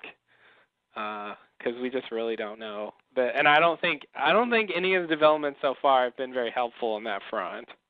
Mhm. But I do think we'll find out at some point, hopefully this season. Well, maybe I'm hoping for too much. I mean, the idea that Michael's the guy in the coffin, I think, now that he's back and he's, around, and this is seemingly close to when they're going to get rescued. It could be, Kate's whole line about why would I want to go to that guy's funeral, might mean that, Michael sort of does something in this whole thing. Could be what she's talking about, maybe how the engineer who's getting off and all that stuff. I had a thing about Michael, which I guess we should save until he's technically revealed. Okay. All right. But remind me to bring it up, and I'll bring it up. Okay. You have a thing about you will remember it, right? Yeah. Okay. All right. Michael's coming up, so okay. So hold on to your hat. Countdown to Michael. In fact, Michael countdown. I'm doing the Michael scene right now. Whoa, that was quick. Yeah. It's right after the one where son delivers her baby. So, okay, so we're back on the boat. This is really the end of the boat story. Unfortunately. Yeah, I was thinking, they could have put this at the end and put, they do that a lot, where they have a mini, they have a resolution to the sort of main arc of the story about the flashback character, and then they cut to something else for the cliffhanger. They could have resolved Sun's story, had the reveal about Jen being dead, and then gone to this scene. I thought it probably would have played better, but I feel like they wanted to give all the attention to Sun and make it about that emotional resonance at the end of her crying over the grave. Yeah. And not it being about Michael coming back. Yeah, which was weird to me, considering, I don't know if you know what the title of the next episode is, but... Oh, I don't. Oh, okay. Well. Although I'm going to find out, because it always ends up somewhere where I read it. Yeah, it's already up on the... I think I saw it on Lostpedia or something, but... Oh, okay. Oh, God. I look at Lostpedia all the time. I'm sure I'm going to read it sooner or later. Yeah. It's nothing crazy. It's, you won't be surprised, I think. Okay. It's really nothing crazy. Mm-hmm. But I was just saying, anyway... But, should I do the I thought that too, huh? Oh, sorry, go ahead. No, I was just saying, I thought that too, that it would have been interesting if they would have ended the show. Because when it's Michael and he shakes hands with Saeed and it's this huge thing and they cut it, you just expect to see Lost. Mm-hmm. But you cut to Sun, in her tent, or something. Yeah, it's weird. It's it seems like a big letdown from, what it's supposed to be, should be, in a reasonable world would be a big reveal. You did a musical? What should be in a reasonable world would be. I could not be a man if I did be. That was weird, dude. It did sound like a musical. Yeah. I don't know. Annie, get your gun, because Justin already has his. Yeah, I don't know. Sometimes musical language just presents itself. So anyway, so let me describe the scene. So we're on the boat, right? The doctor leads Desmond and Saeed down some stairs and into the lower section of the boat. They have a brief chat about the captain being forthcoming, and he speaks his mind, or whatever Ray says. then they sort of come to the end of the hall. There's a door there. Ray says, "I think you'll like your room. It's on a quiet part of the ship." Desmond says, "This ship isn't moving." Ray says, "Well, if you say so." I don't know what's going on with that interchange, but I had. Well, I love that. Like, yeah, it was. There's a lot of interesting lines about, like, all those lines. Like, each line implies something. Like, it's a very interesting series of lines. Yeah, it is. You have to interpret what each line means to understand what they're talking about. Yeah, I thought him saying it's a quiet part of the ship. I'm like, real? Like, I don't know. That seemed like a non sequitur.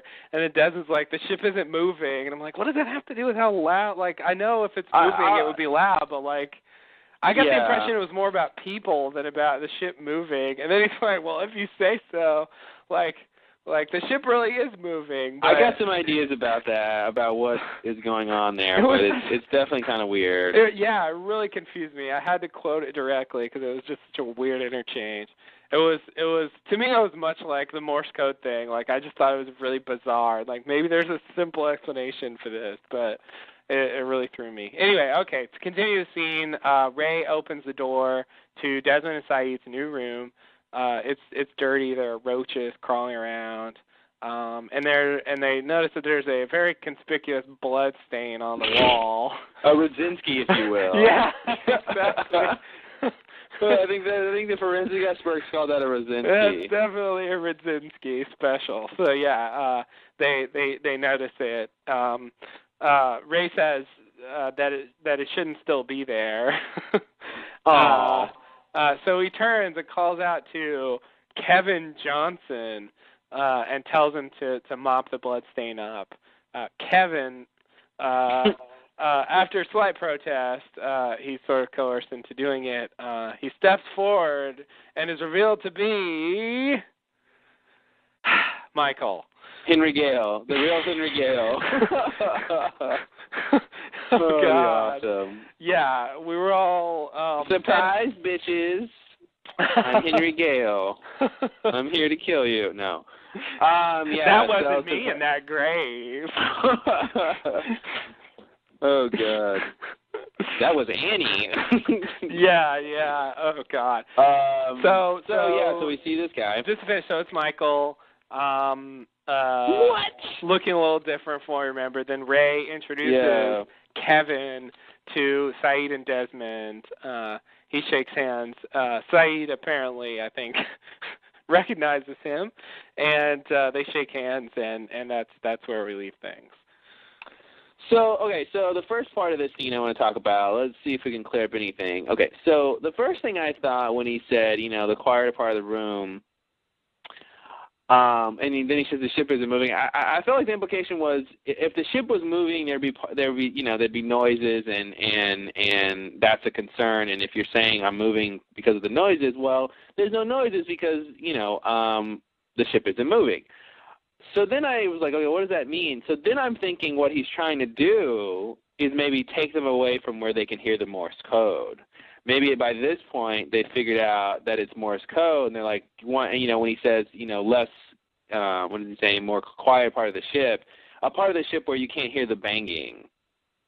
Presumably because they realize what the banging is, and maybe they can't stop the banging, maybe they can't get to it or find it, or who's doing it or something, or and it could just be an excuse, so that's one thing. This whole movement could just be an excuse to get them near, Kevin / Michael.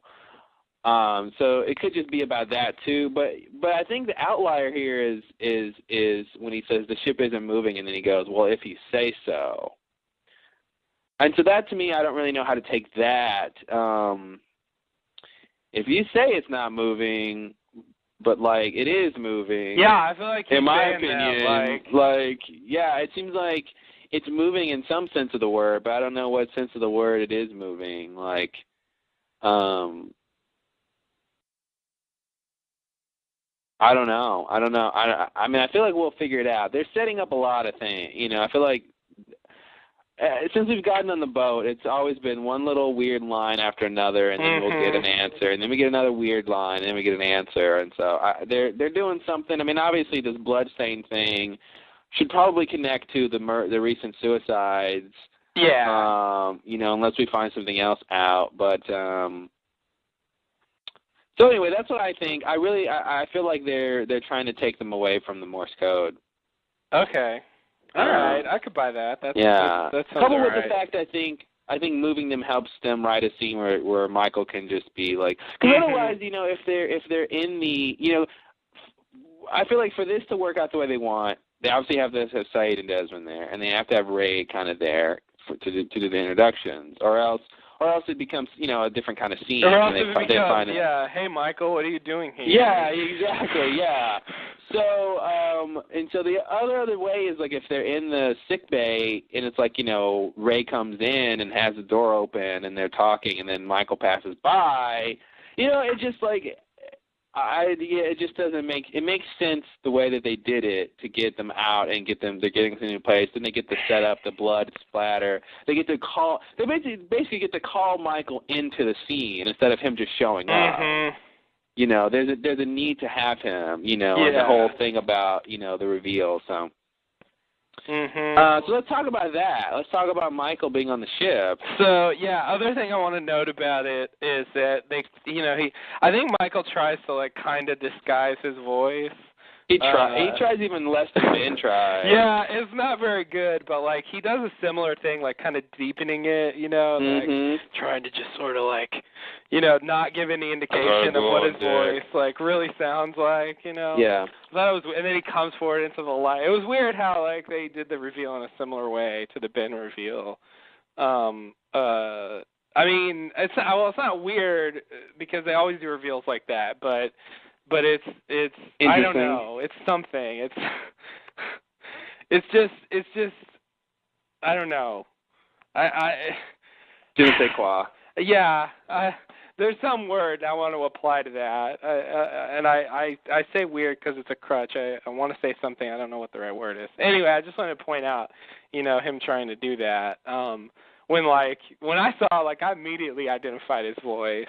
Ben's took a little more work, but Ben took a little more work, yeah, but he wasn't really trying that hard, and that's the problem with reveals when you get to hear the person first. Yeah, totally. I think wasn't it that Orson Welles movie that has the big reveal in it? Is that the Third Man? Oh, The Third Man. Where it's this big reveal. There is a big. But you don't reveal. hear the guy's voice. You don't hear the guy's voice first to no, let you know see that him it's first. the guy. Yeah, it's like this visual thing. Yeah. Because that works better than you can hear them. I mean, it's just so obvious. He's silent. A cat comes up and so you see his legs and then the light flashes and you get to see him. It's all very elaborate, but it's done without him talking, and so it's if you heard Orson Welles' voice, it wouldn't be surprising. Yeah, shoot you darn cat! You could tell it was him. Yeah, yeah. When people, I guess if you have a really bland, unidentifiable voice, maybe you could pull off a scene like that with talking. But most people have recognizable enough vocal tone that you can kind of, if you're familiar with their voice, you can tell just by hearing them. Yeah.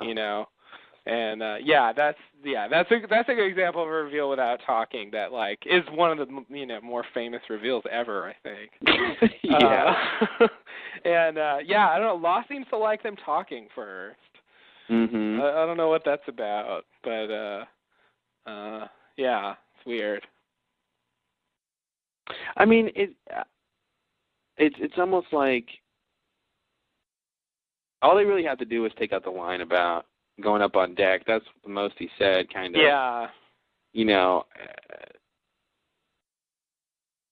They could have sort of rearranged what Ray was saying to make it where Michael didn't have to respond. He could just respond yes or no kind of things and just sort of grunt and be like, yeah, sure, and do a little bit more to disguise his voice and not have him talking so much. Yeah. You know, but yeah, they didn't do that. So, so Kevin Johnson. So here's my little theory about Michael. I've been wrapping my head around, you know, how does, you know, last time we saw Michael, he's heading out on the boat at 3:25, the coordinates, and that's the last we see of him. And then the next time we see him, and Walt is with him. Next time we see him, he's on this boat that's, you know, very near the island, and he's aboard. He's got a new name, and he's mopping the deck. He's apparently the sort of crew guy. Mm-hmm. So I'm trying to reconcile that. I don't see any way how they could find Michael on the open seas in this boat, whether they found Walt or not. I'm not even putting Walt in this equation right now, because Walt makes it even crazier. Yeah, something happened to Walt. Yeah, so just with Michael, I don't see how they could find him and be like, even if he were by himself. Even if by himself, hey, who are you? I'm Kevin Johnson. You know, he comes up with a nickname because Mm-hmm. he's just smart enough to do that on the spot. I'm Kevin Johnson. Oh, okay. What are you doing out here? You know, he's got all these questions to answer, and then how does he finagle a job aboard ship? Yeah. Oh, not much. Just sailing around. Yeah, you got some work for me to do? Got anybody mopping the floors around here? I'm that's pretty, the thing. pretty like, good at that. Yeah. You hiring? Like, what's the pay like? What's the what are the quarters like? That's it. Unless it was like I'm stuck out here. Thank God you came. You know, I can't contact anybody. Mm-hmm. And it was like, you know, and he's like, can you help me get rescue? And they're like, well, you can come aboard, and you know, we can, you know, take care of you in exchange for some work until we set sail to wherever we're going to go dock. You know, yeah. Maybe they could play it like that, but then of course he's got the whole Walt situation. You know. Yeah. And I feel like that it just doesn't make any sense to me how he can just come on board and sort of finagle this job, and it's like, don't you need to be someplace else? You know, even if you did get stuck out here, you know, you don't want to be here. You know, I mean, what story can you tell that you're just out here by yourself in a little boat? And the other part have a huge radius. Yeah. The other part of the story that we still don't know, that may be easier to explain, but you know, I do think he's been Ben's man on the boat. Mm-hmm. You know, how did he become that? You know. So this all leads to my little theory that hasn't been worked out that much, but I wonder. I'm starting to think maybe Michael actually made it to some port town, some island, Tahiti, Fiji, whatever's supposed to be close. He made it somewhere where he basically effectively made it to sort of safety, where and now maybe what happened was, you know, as he's getting there, Ben calls him on the walkie, and I'm integrating my walkie theory, and tells him, you got to do this, you got to do that, or he told him before. But just the idea that before he met up with the freighter people, he actually got Walt to a safe place. You know, maybe whatever island that they're on, you know, that he went to, you know, it's, you know, maybe Ben has people there or something, and you know, Walt's sort of taken care of until, you know, Ben, you know, Michael's going to do this thing, you know, and obviously the whole thing about he would need to make it would need to be something where Michael would agree to do this, to be his man on the boat. But I feel like it would make more sense if they picked Michael up at like some port town somewhere. You know what I mean? Like Ben set something up to where he can sort of infiltrate these people before they set sail. You know, before, you know, like the last sort of port before they have to leave to the island. You know what I mean? And like Ben knows that they're going to be there at that time. Yeah. Which is part of the reason he let Michael go when he did, kind of a thing. But then, you know, yeah, okay. Now, and why? So basically, that takes care of getting Walt in a safe place where Michael can be on the freighter and be Ben's man on the boat without worrying where Walt is. Mm-hmm. And it makes it, I feel like, a little bit easier, you know, because it's not impossible for him to do, but a little bit easier that he could get a job on their boat. Yeah. It's less crazy than just a drifter, like, mm-hmm. you know, him just, like, coming up in his boat with this kid, and yeah, and it's like where they just left his boat out there, you know, yeah. like what did they do with his boat? Or, yeah, you know. It's weird. Hey, just let me work here. Yeah, no, I agree. Your theory's better for that he got somewhere else first. Mm-hmm. And so Walt is somewhere else, so he's unencumbered. I could even see him, you know, getting to some place, and he, you know, even if he gets to some, you know, real place, and he's, you know, they finally think they've made it, and blah blah blah, and they, you know, whatever they. I mean, I don't know what he's even gonna do, you know, but I could just see like them at night in some hotel, and he gets a call, and it's Ben, you know. You know, you didn't think you'd get away that easy, did you? Or that's something? the thing. Like, that's what I don't understand. Like, after all that, you know, Michael's whole thing was, I gotta get my boy back, and I gotta get out of here. The conference is scheduled to be broken down automatically in 5 minutes. To extend the time by 60 minutes, press star 8.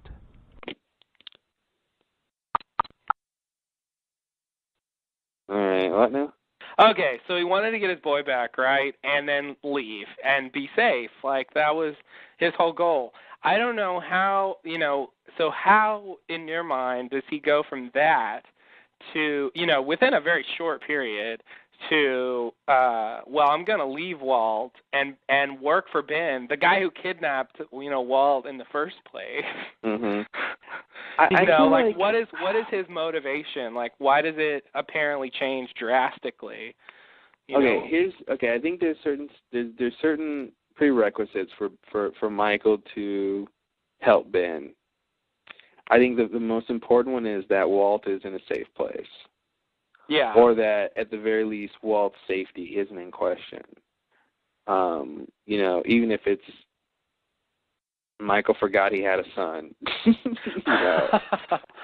You know, he goes through the barrier and he's pre-Walt Michael or something, and he doesn't know what's going on. You know, like you know what I mean. I don't think that's the case at all. But you know, effectively Walt's safety isn't an issue, because I think if he has to worry about Walt being safe, he would never agree to that. And I don't think it would be that, you know, his Walt's safety was intentionally compromised. Like, you know, Ben kidnapped Walt again, and he's like, well, I'll give you your boy back if you just, you know, I don't want to believe they're going to do that again. That's exactly the same plot as they already did, and that would be really lame. So I think first and foremost, Walt has to be safe. Then I think it has to be, it needs to be some situation where Michael. And I think that's really the key, is like what can Ben tell Michael where Michael has to help him? You know, what are the scenarios that he would do it? I think it has to be something that's relatively simple. I don't think it can be a very long mission. I think it's got to be, you can do this, it'll be fairly quick and simple, and it'll be, you know, beneficial to you. I think it has to be beneficial to Michael and potentially beneficial to the Losties, because I think he's got some guilt about what he did, and he should have some. And I think he would want to help them if he could.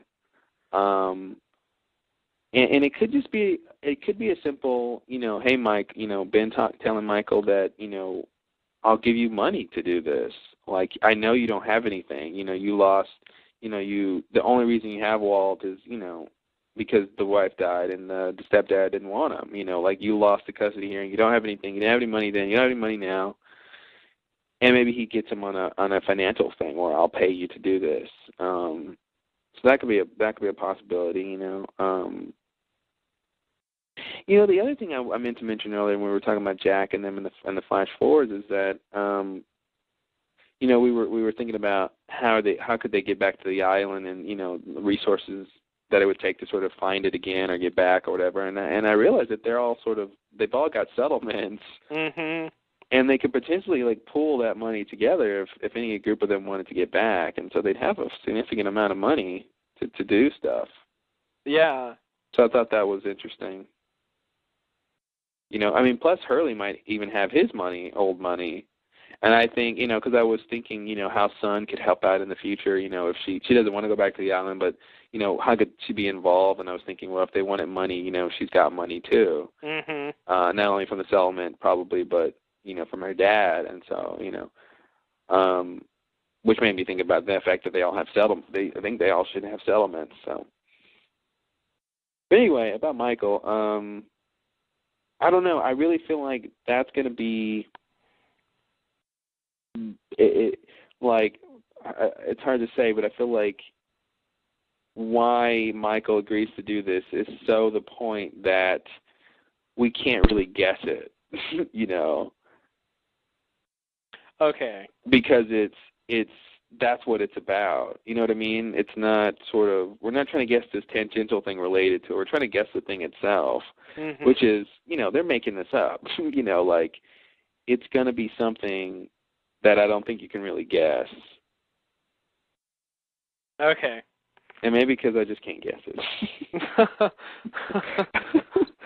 Yeah, I just can't guess it, and that's why I think that. But because I don't really know. I feel like there's, like I said, there's reasons why he could be persuaded, but the actual reason, I don't know. I don't know what it's going to be.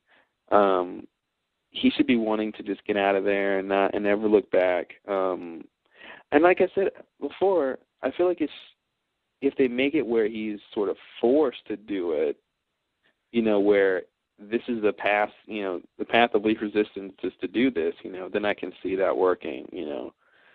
And it could be that Walt is the kid banging on the fucking thing, you know, and maybe it's not even Morse code. Maybe he's just banging because he's a bad kid. Yeah. Walt is weird. Like, if they're gonna have Walt be there, they really can't show him unless they're gonna go through some weird explanation for why he looks so drastically different from what he looked a couple weeks ago.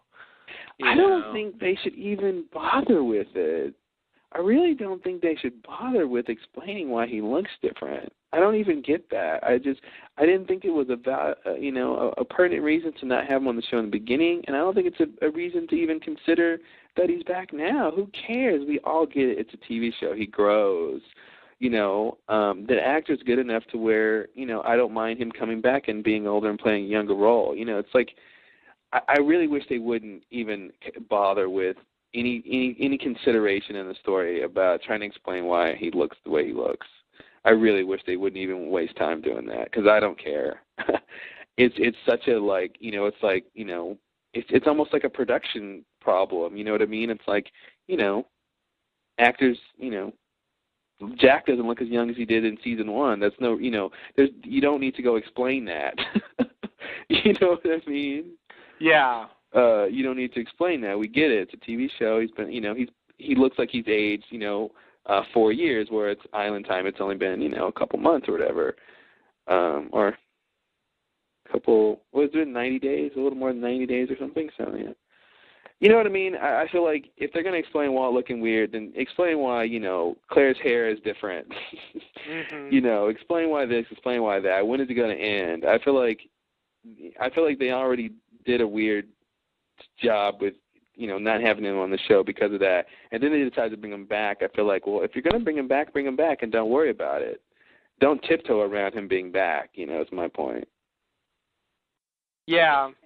I wish it didn't matter, but it would be. I have to say, if he tried to play, you know, the kid at a certain point, you know, definitely if you go towards the end of the show, I mean, I think it would be very weird and very hard for me to buy him playing, you know, a 10-year-old kid if he's, you know, 16 or something like that, you know. Yeah. You know, maybe now he could still pull it off, but at a certain point it would be absurd. I mean, I think the other actors, they are changing, but they're changing, you know, less drastically. Of course. You know, to where you can still sort of buy it. I think that with Walt, to me what makes this work is that if he was aging in front of our eyes on the show, I would say, okay, I can see your problem, I can see your point. But the fact that he's been gone so long, you know, I feel like it makes it better that he looks different because he's been gone so long. You know what I mean? We won't, you know, the last time we haven't seen Walt in a very long time. I mean, except for Daddy's Back Now, you know, with that one scene. But even before that, we haven't seen him in a very long time, and I feel like that makes it okay that he looks different because it's not like we just saw him last season or last episode, you know what I mean? And now he looks different. I mean, as the show goes on in season 6, yeah, I agree. He's trying, he's 16 and trying to play 10-year-old. That is weird. But I feel like now, and the fact that he's been gone long and he's potentially, this maybe different kind of kid, depending on, the powers he has or what he knows or what he can do, they can totally change his personality depending on how they're going to, write his story. So that's why I feel like they've got a lot of openings to just, shoo this idea of him looking different under the rug. I feel like they, more so than in other situations where it would just be like, yeah, they need to explain it because, he's on the show every day or something, Yeah. And has been. Yeah, they really could do that. I get the sense that the path they've chosen is to not have him appear in the 2004 time period, they explain why he's not around. It seems like that's the road they're going down, and instead of having him there and just letting him look older or whatever. It seems like they decided to go down that route. Well, possibly use him in a flash forward or something, but not. And I guess we still got to see. I mean, I think the jury's still out on how much they're going to use him, right? Because this is the first time he's able to really come back. Now that Michael's back in the picture. Yeah. No. So I don't know how the season's going to play out, but I feel like, this will be the time to judge whether or not they're going to use him, and how much. I think. Yeah. Now that he's potentially back in the picture since Michael's around. But yeah, I agree. Obviously, it's a big deal to them, so they probably want to just go and not use him as much as they can, or use him as little as they can, or need to, I should say. But just to me, like I said, I agree. Season 6, you need Walt, and he's supposed to be like, I guess, I don't know. He's supposed. I don't know. By then, maybe, I don't know. Depends on the timeline, I guess, that they're in season 6. But if he's really that much older and he's playing so much younger, I'd say okay, it's a problem. But I feel like I said now, I'm okay with it. I'm totally fine with it. I just don't. To me, it doesn't. Does it really change things? I don't know. Fine, he's a little bit older. Okay, let's move on. He's not the star of the show. You know what I mean? He's going to be in a couple scenes here and there. It's fine. Yeah. Yeah. But I think, I don't know, I think they have a bigger problem with it than you do. Yeah, but that's what I'm saying. I'm saying as a fan, I don't care, and I wish, and maybe there are fans that do care, and maybe that's what they're catering to. But I'm saying I'm a fan, and I don't care, and I'm saying, if they only care because they think fans care, I'm saying here's one fan that doesn't care, so I wish they wouldn't. Yeah. Do you care? I care to a point. Depending on how bad it gets. Once his voice changes and he's looking gangly, I can't buy him as a 10-year-old anymore. It'll start coming across some weird indie movie where he's pretending to play to be a kid. Why can't we just forget that he's supposed to be 10 and just I would rather them use him if the story calls for it and just have to suffer with the fact he doesn't look 10 than for them to be well, this will be a great time for Walt to be here, but oh well, we can't show him because he looks too old. It's I just don't like that. I don't like that. Yeah. Yeah, I agree. It depends on how bad it is, because I do want it to fit in. I don't want it to just stick out very strangely, a strange anomaly. But if they had some big thing where they wanted to use Walt, yeah, it would suck if that's the only reason they did. Yeah, to me it's no different than when they have other production problems. It's just oh well, this was supposed to be like this, but they forgot, and we deal with it. You know what I mean? Walt's supposed to be 10. He doesn't look 10. Let's just deal with it. The fact is he's Michael's son, and that's who the character is. I don't think it's necessarily important that he's a 10-year-old boy. Maybe it is. I don't know. But I feel like if it's not intrinsically important that he's 10 and that he relates to everything like a 10-year-old, then and I'm okay with it being Walt, just being Walt's, Michael's son, and that's who the character is, and he's got these powers and blah blah blah, But if they want him there and he want him to be a kid and Mr. Like this, Mr. Like, you're not gonna buy that guy doing that. If they really need to make him be like a 10-year-old. But like I said, he's been gone for so long, and they potentially could just, he could have changed since we've seen him, depending on what he knows or what he's been through, and they have a ripe opportunity to make a subtle change to his character, and I think it could still work. And they won't be hammered. They won't be saying, they won't.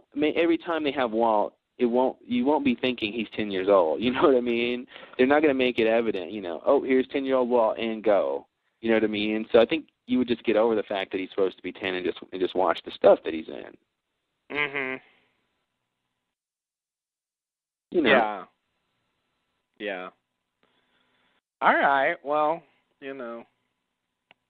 that's It's just I don't know. It's frustrating that it's just when you're in those situations when and I'm I think we've talked about stuff like that before, where it's like the creator of something wants to do this certain thing, but it's like, no, don't do that, But it's like they only want to do it because they think people want it, but you don't. It's not that big a deal. Do something else, And they, like I said, they've already, I think, missed an opportunity to talk about Walt and what he could do, and that whole. I mean, I think the loss would have been a lot different if Walt was still in the show and they went some route with Walt and Locke. I mean, that would have been an interesting thing. Yeah, or could have been an interesting. To a certain extent, it seems like poor planning on their part. Like, it seems like they didn't realize that could be a problem.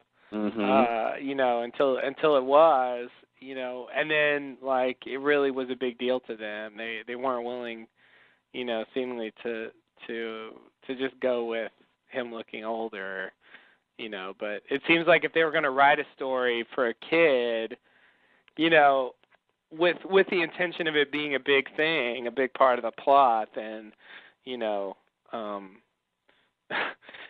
seems like they should have, maybe thought about what would happen down the road. Yeah, and it's like it probably, the idea of the island and going every episode being pretty much a day, I think is the problem. Yeah, that's the thing. A lot of shows will make the time of actual production coincide with how long goes by in the story.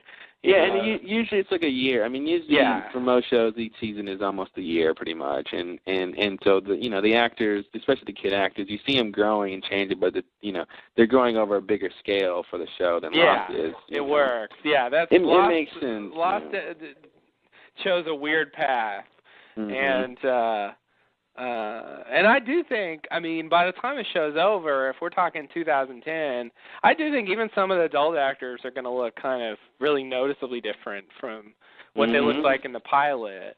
Oh, yeah. And if we're supposed to believe, a few months went by, it will be kind of ridiculous. That's a weird thing about the format they chose for themselves. I don't know. I don't know if they even had that conversation, but yeah, this guy's gonna be 16 I'd in like May. to know, but I do get the sense that they wanted to do something with Walt, but they're just stymied by him looking older. Well, shit, we're gonna have to figure out some way to sort of express that idea or get that out there, and I guess I feel like the path they've chosen is to either have Walt appear as taller Ghost Walt, or have him in a flash forward or something, but not show him as 2004 Walt. It seems like that's their way. I mean, it's sort of weird, and it doesn't seem to give them the tools to really address it, but it seems like that's the way they're trying to deal with the story, and make it not as important as it seemed originally. Yeah. So, but But I agree. I mean, that was one of those things in the beginning that I thought was really interesting, and I definitely miss it. I never really, like, Desmond sort of had a vaguely similar kind of plot where he has, like, some kind of power and, he knows things about what's going to happen to people, apparently. But I don't know. Walt's story had a little more like intrigue to it. There was something more interesting about it than Desmond's. I mean, I feel like it's crazy, and I think what's really interesting is what they showed us about Walt's power doesn't compare to what they showed us about Desmond's powers. His whole sort of, everything from the visions to his time traveling to the most recent time traveling.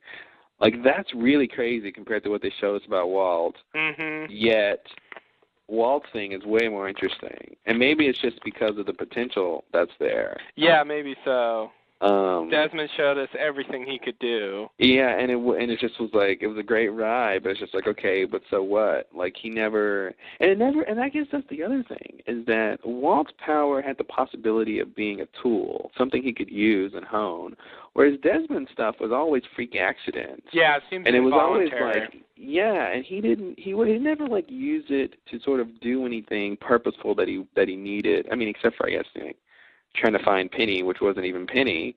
Mm-hmm. But I mean, you know what I mean? Like, he never sort of, it wasn't the kind of thing where some accident happens and he can sort of see the future, and then he sort of managed to get hold of it, and now he can sort of see what he wants to see or see what he wants to see about somebody. It's just like, no, this was just a thing that happened to you, and now it's not going to happen anymore.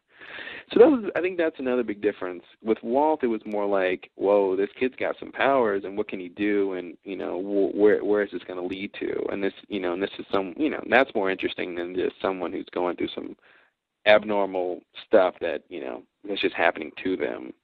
Yeah. Yeah. I agree with your assessment. Thank you. Let's move on. Okay. All right, so obviously the Michael thing is the start of something new, but let's get back to Sun. Mm-hmm. Okay, so we're on the beach. Back on the beach, Sun is in her tent, and Jen comes in. He has prepared dinner. Sun tries to explain the affair that she had, and Jen, ends up just accepting blame for the affair because of his behavior, and he forgives Sun. Sun has decided not to go to Locke's camp because Juliet was very convincing. She wants to stay there and try to get rescued. Jen asks finally if the baby is his. Sun says tearfully that it is, and then they embrace and exchange I love yous. So that's very touching. Anything about that? Is this the scene where when is this when Jen comes in and she's like, Jen, I thought you left me? Oh, is that really what she said? I don't know if it was this scene, but there was some scene like that. She's like, I thought you left me. Yeah, she does say that. Yeah, I thought you left me. And I'm me. thinking, I was just the cynic inside me was hoping to be like, son, it's an island. Where am I gonna go? Mm-hmm. Like, I'm gonna pack up and move to the next tent. Like, you know what I mean? Like, it was just such a weird, like, I just didn't have the idea that Jen left her, even if he, was mad at her or whatever. Why did she get the idea that was it? He left her, like, it was weird to me. Mm-hmm. I'm like, why did you think that, son? Where's he gonna go? Like, what is he, like, that's it for you two forever? Come on. The episode's not over yet. Don't you know that? Yeah. Yeah. He's not just going to end the marriage and that's it, like 20 minutes in. They're going to end their marriage with one conversation. Mm-hmm. Like, that doesn't make, come on. And like, he's never going to see you. You're never going to run into each other on the island, son. You'll never want to talk about this again. Like, he just left you and that's it, huh? All right. Mm-hmm. Get it together, son. This is you're pregnant doesn't mean you're special. Oh. Except that you are, because all mothers are special. Oh, yeah. All right. So true. Are you ready? So so they're all nice and made up. So on that note, we move into the flashback, Jen's flashback. Jen rushes into the hospital with the panda. He gets to a door and speaks to a man standing at the door. He introduces himself and says he represents Pike Automotive. He says, I heard the ambassador is now a grandfather. I came to present a gift. Then the ambassador comes out, and Jen gives him the panda, explains that he represents Pike. So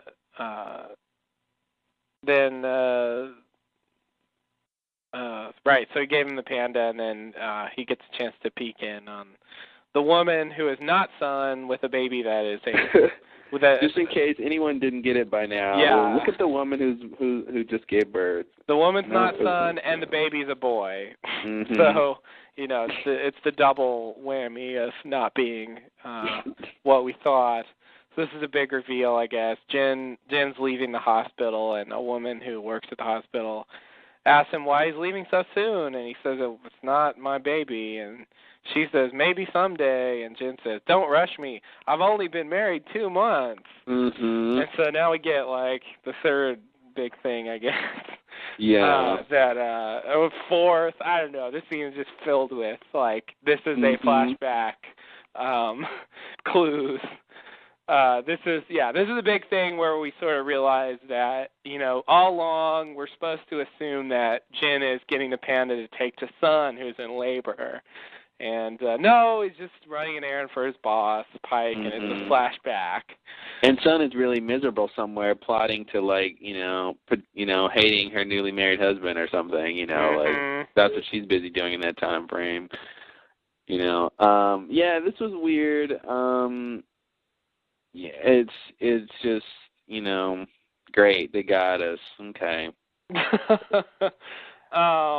don't I just don't. You don't need to trick me with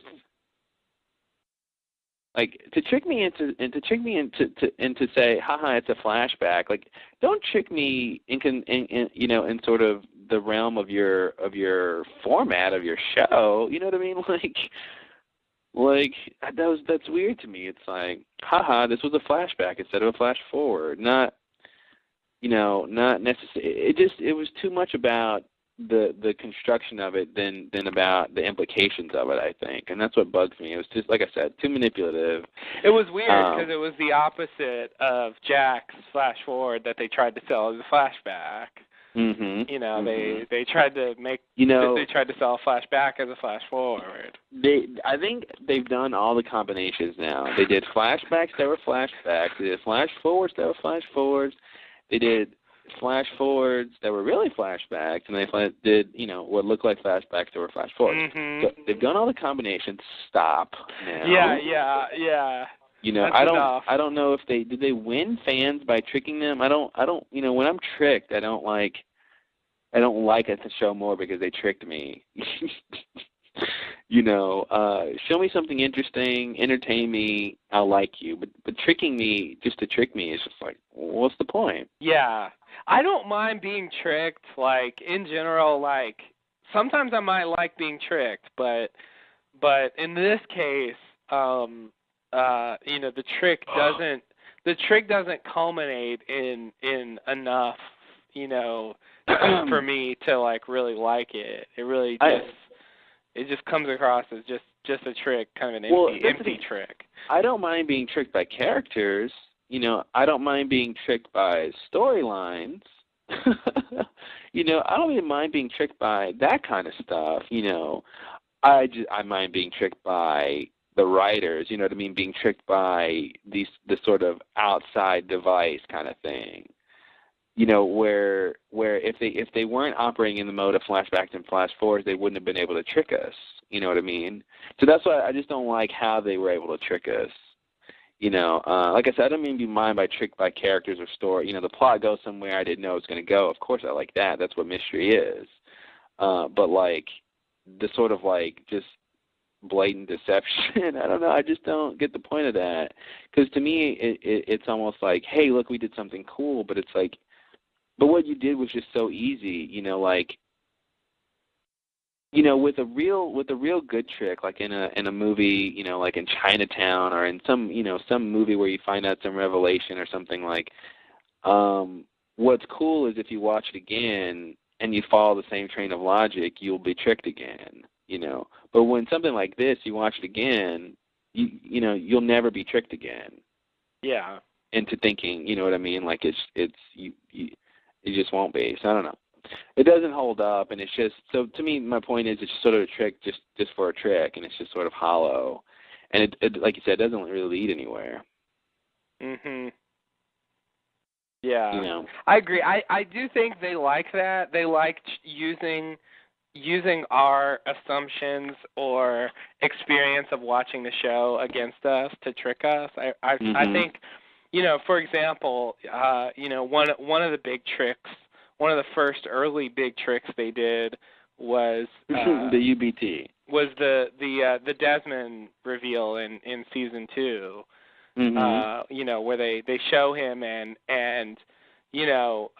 reveal that he's the guy in the hatch on the island. Like, if you watch that scene and you've never seen Lost before, you're not like like that doesn't really do much for you. Like, it really works on us because we've watched season 1. They're all on the island. Like, what does this have to do with anything?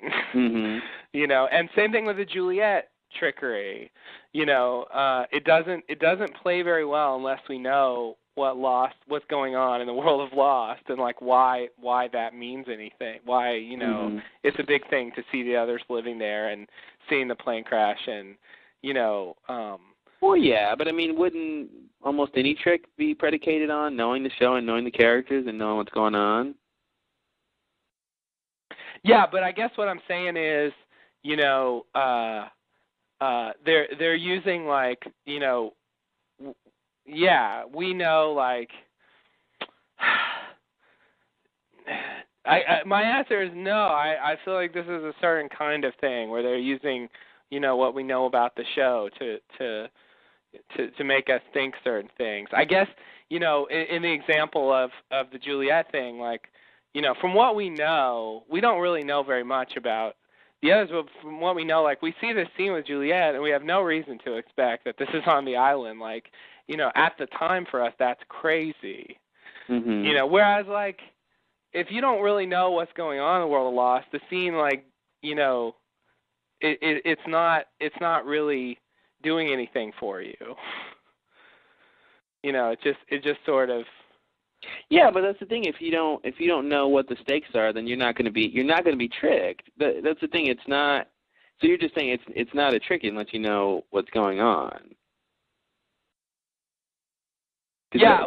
That's the thing. Unless your assumption is they're on the island or they're in a certain time period, then you're not going to be tricked. You're just going to be like, okay, they're at this camp. What does that mean? Who are the others? What's Lowdown? Who's Juliet? Like, if you don't know what's going on, it's going to say. But that's why I feel like any trick is predicated on that kind of thing. And I guess I'm trying to say, I feel, and also it just relies on it more, maybe. They have like many, even with Hurley's thing, they tried to like do a mild trick of like this is the island. Oh, and Juliet's not in Portland thing with that first scene with her sister. Ethan walks by, like, they're trying to sell it as on island. And and then they reveal that it's not on the island.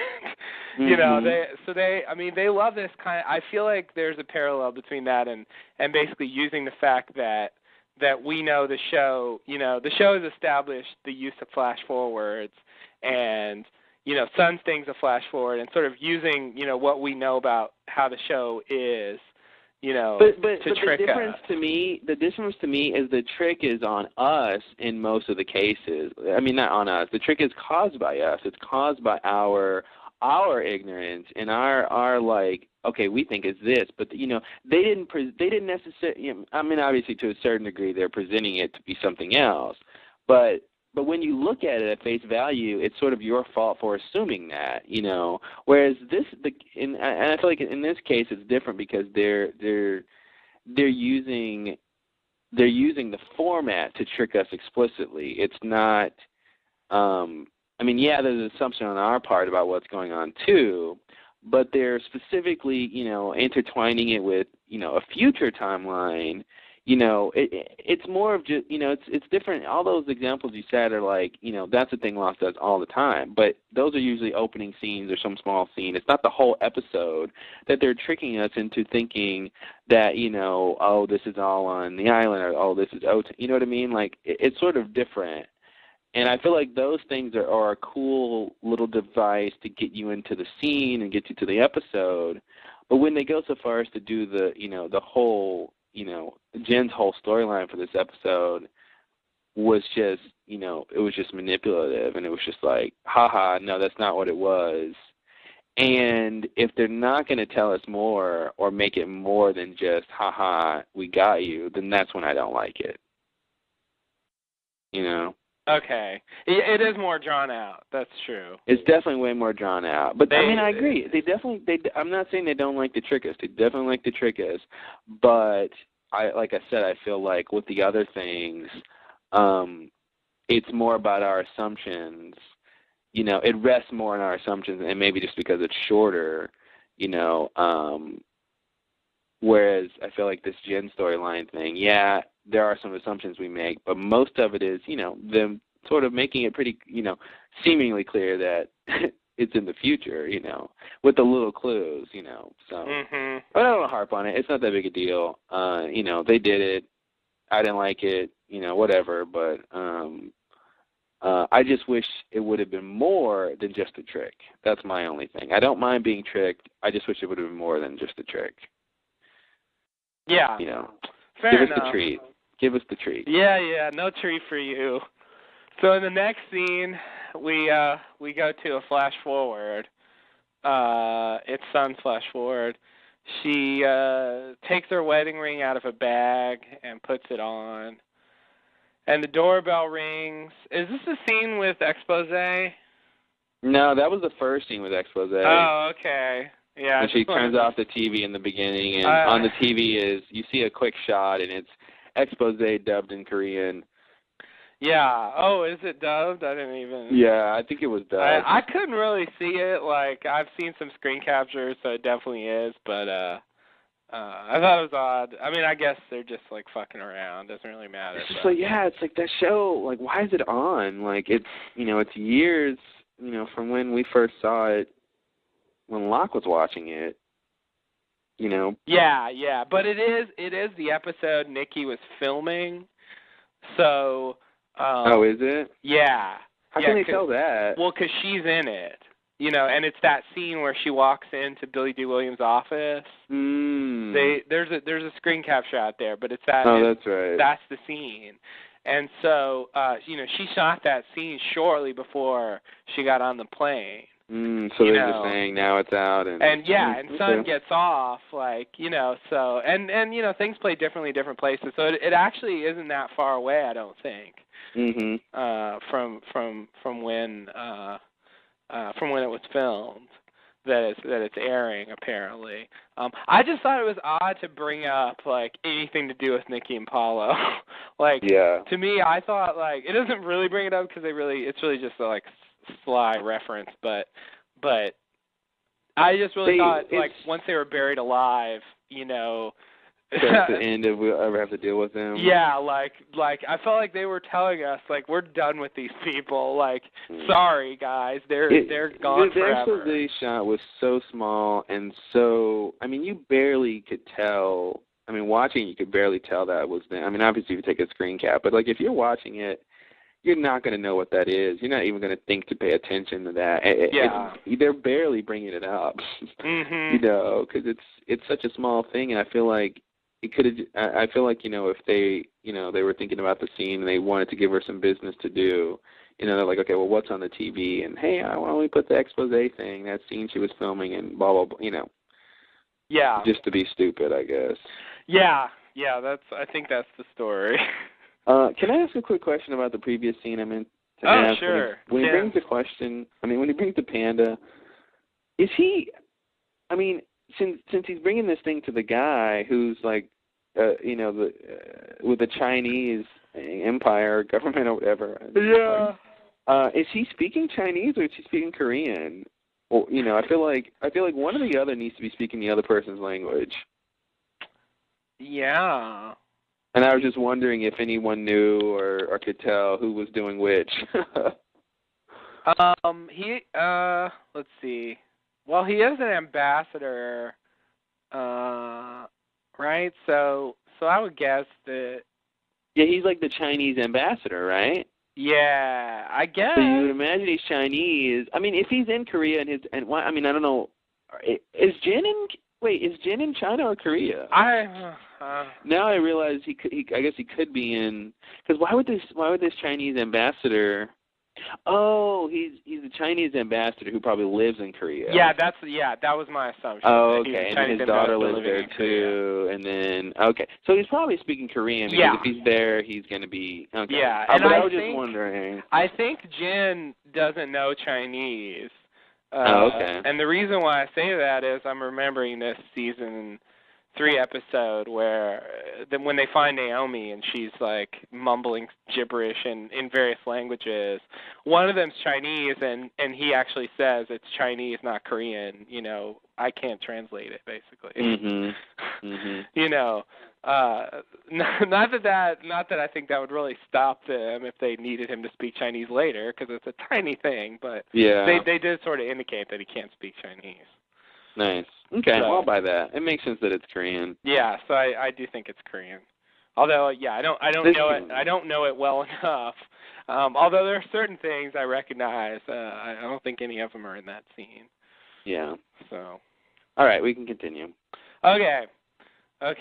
So. This podcast is like, what is it now? 5:48. How did that happen? I don't know. Something's wrong.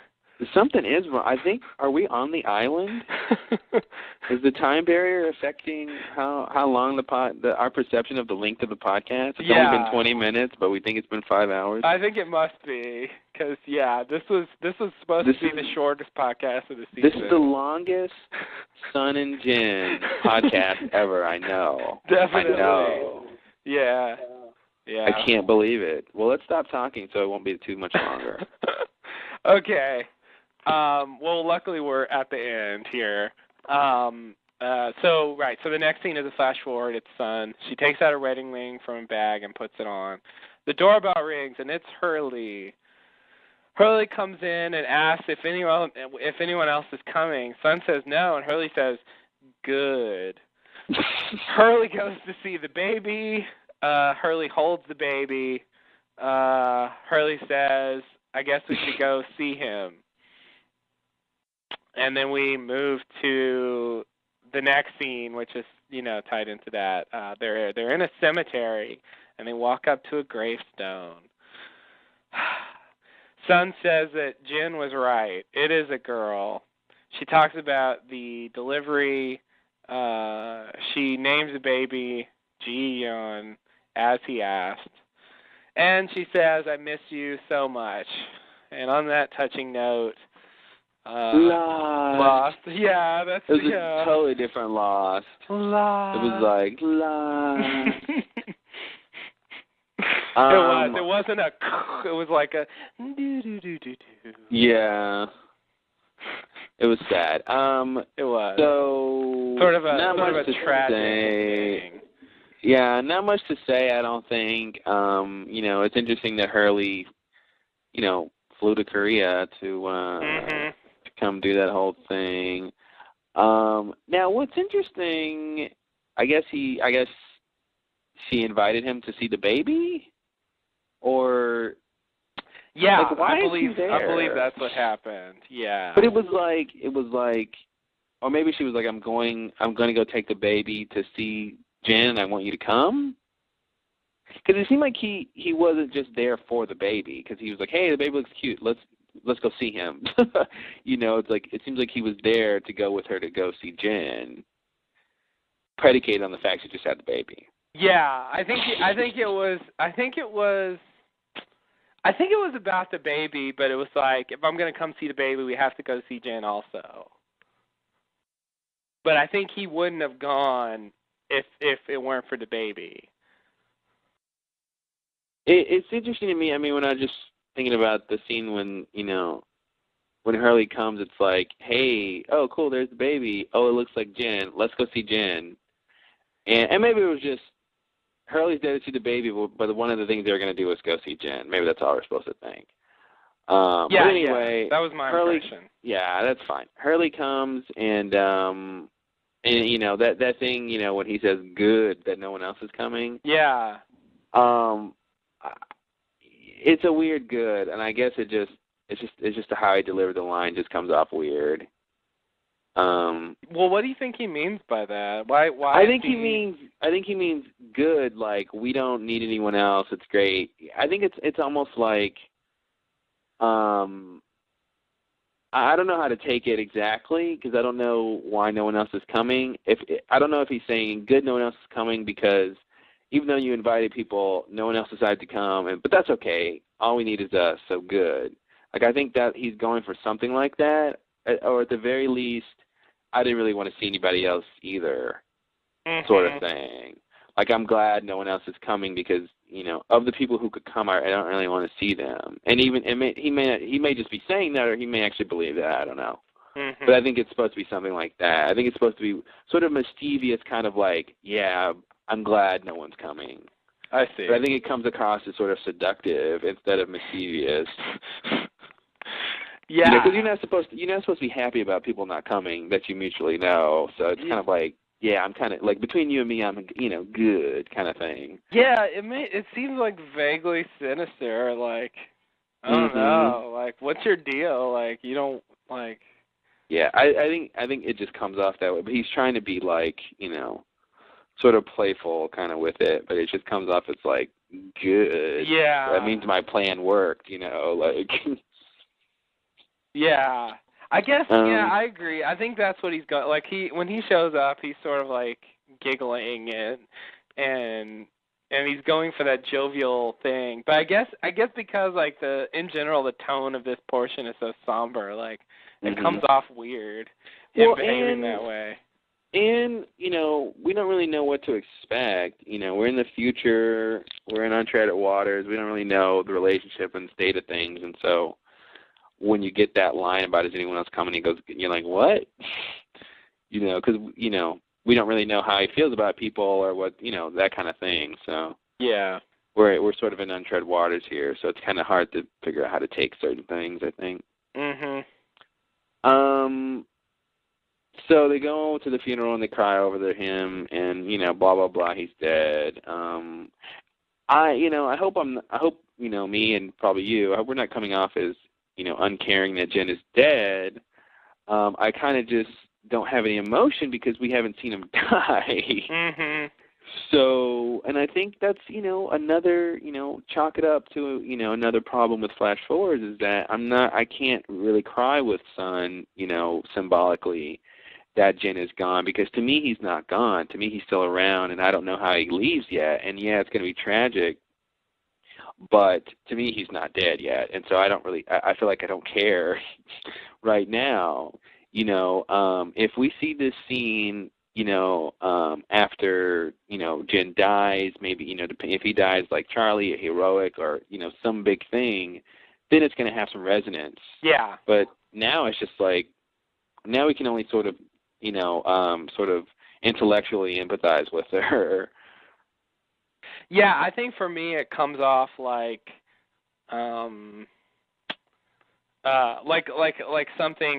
in a tragedy where they tell you that the tragedy is going to happen, but you don't really feel it or get into it until you sort of see it play out.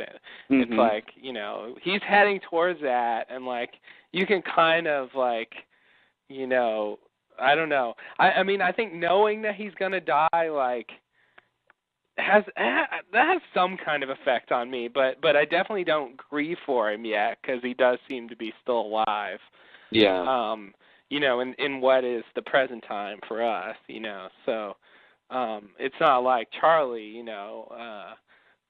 where since he's died in the present time, mourning for him like has some kind of value, but Mhm. but it does something for me to know that's where he's headed. I do sort of like that. Mhm. And I also like it being straightforward. Like the Charlie thing got like really annoying and weird. All of his repeated like things avoiding death. Like I sort of like the basic like he's really gonna die. Here's his grave, and you know, there's it's not about like how he's gonna die or whatever all this other destiny stuff. Like I sort of like that, and I like to a certain extent, like not like Sun's doing like fairly well, but it not quite working out perfectly for her in the end. Mhm. No, I mean that's the essence of tragedy. It's bittersweet and it's almost worked out and that kind of thing. Yeah, it's interesting. I think at the very least, having that be one of the characters' endings is cool. You know what I mean? Like, I wouldn't want that to necessarily happen to like any the bigger characters or something, but that kind of ending for the story I think makes sense and I think it works. And it's not often that we the royal we of entertainment watchers are in a situation where well, we're watching a story that takes place in the present, in the past, and in the future. And so it's not often we're in this position of sort of knowing this character is going to die and that kind of thing, and just waiting for it to happen. And so it's kind of weird being in that position, anyway. Yeah, it is weird because, like, in the situation I described, it's a prophecy and it's not like written in stone. Mm-hmm. These flash forwards seem to be, like it's just gonna happen. Yeah. So it is a different thing, definitely. It's sort of the flip side of the characters having flash forwards means they can't whatever danger they're in they're gonna be fine. Mhm. It is, yeah. Now it's like with Jin, it's like now, he's got anytime a gun is to his head, you think this is going to be when he dies. Yeah, like he's and he's headed for some kind of situation where he's dying. Yeah, something dangerous comes up and Jin volunteers to go. You're like, don't do it, Jin, don't do it. Yeah, and it makes you view that differently from what you would if you didn't sort of know that. Now I'd be shirking my duties if I didn't mention the possibility that Jin is alive on the island. I think that's lame. I think this scene's better if he's dead. It just makes more sense. It's more satisfying, but if you look at the gravestone, the death date for Jin is listed as September 22nd, 2004, which indicates that he died in the plane crash, which we know isn't true now. According to their official story, like almost everyone died in the plane crash. So, we know a lot of people that died on the island, like, not in the plane crash. And so a lot of those people are going to be included as people who died in the plane crash. So it's very possible for Jin to die and be named as someone who died in the plane crash. But it is also, I guess, possible that he had to stay behind on the island for some reason. And I think, like, the idea that the date on the thing is the date of the plane crash. I think that if Jan stayed behind, or if he actually dies on the island, I think that just sort of has to be the case with the story that they're telling for their rescue. They obviously aren't going with the fact that Jin, was alive on the island, and they want to have as few people doing things on the island as possible. having almost everyone die in the plane crash means that, hey, if they're, someone in questioning the Oceanic Six, did any of your party ever encounter any others? If there's more people, then there's more doubt. If there's 40 survivors, and Jack can't be like, no, none of us losties encountered anyone else or anything strange. Well, there's 40 other people. You know what I mean? Like, so I think it's to their benefit that they said most people died, because then they don't have to talk about how they kept people alive. Like, they don't have to talk about a lot of things that you would have to talk about. If with more people being alive. And so my point is, I don't know if he's alive or dead, but I think it makes sense that what they did with the gravestone. And I feel like, to me, it's more sincere for Son if he's dead to her. Now, there's a difference people want to say between maybe he's on the island alive and healthy, but she can never return to him, so in a way he's dead to her. Like, I don't buy that. That's lame to me. I feel like, because there's a difference. There's a difference in crying and longing when you're apart from someone and can maybe never be reunited, and crying and longing from when someone is dead and you can never get them back. I think there's I think you have, at the very least, a sense of comfort knowing that that they are still alive. Mm-hmm. You know what I mean? I think that comforts you more than you can never be with them and they're dead. So I feel like for it to make sense to me and play well for me, Jen needs to really be dead. Now, the sort of, skewed version of that is maybe she thinks he's dead and he is really alive. But I feel like at the least she's got to think he's dead, which I hope means he really is dead. Otherwise it's just like, and I don't buy any ideas of she's pretending, or, she has to do that for whatever reason, or they're faking the death, or I don't buy any of that. Because she had the baby. You can't have her crying for her dear dead husband with a baby in her arms and it'd be fake. You can't waste that emotion. You just can't do that. Yeah. No, I think they're going for sincerity with this story. Mhm. Mhm. And they're not getting involved in any, and they're not even talking about the lie the Oceanic Six are telling. Like, they're leaving the deceptive aspects of the flash forwards out altogether. Mm-hmm. And I do think it's just a totally sincere flash forward with no deceptions involved. Yeah, I agree. So I think you're right. And yeah, I agree that it would be different if she knew that he were alive on the island. Yeah, and I think what really puts the nail in the coffin for Jen being dead is that the actor got a DUI earlier this year. I know, I read that. God. So ridiculous. It's the DUI curse, man. You get a DUI, you get fired from Lost. They really and they're really saying that's not true, but it's it becomes like a really weird coincidence. And them, they would probably keep him around just to not prove it, just to prove people wrong. Like, oh no, people thinking we're taking him off just because of this. Well, let's keep him around. That'll help. They'll fuck up everything. Yeah. They would do that. That's their style. Mhm. They love that. But I mean, I think people had to die. People already have died, but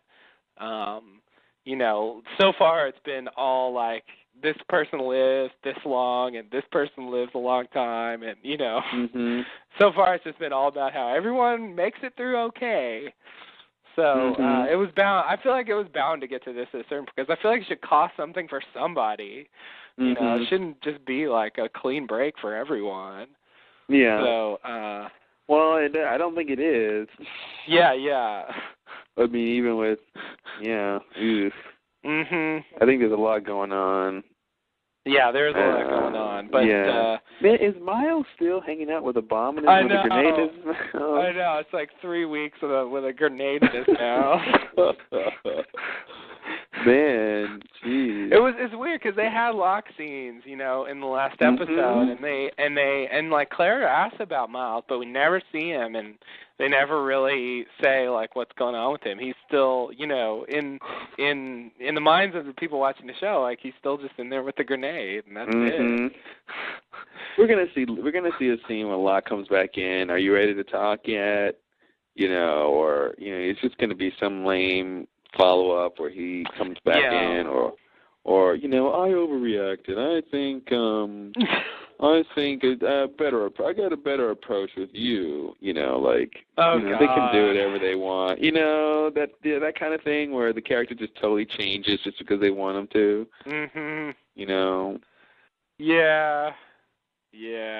It's weird because the Miles character seems to be a big deal at the beginning. We haven't seen him for a while. Dude, he had 2 big, huge parts where it was like, oh my God, he's got supernatural powers. He can talk to the dead. That's huge. Yeah. And then it's like, oh my God, he knows about Ben, and he wants $3.2 million to lie to Whitmore. What? Yeah. And then it's just, those are huge things. Totally huge thing. And it's like, well, we'll just gotta wait while Locke kills a rabbit. Yeah, they just kind of sideline him for Eggtown was the last time where he got left with the grenade, and so we've had 3 episodes since then with I think 1 mention and no appearances. It's very weird. Dude, we gotta wrap this up. This can't beat the season 2 finale. Not a Sun and Jin episode. It would hurt my heart.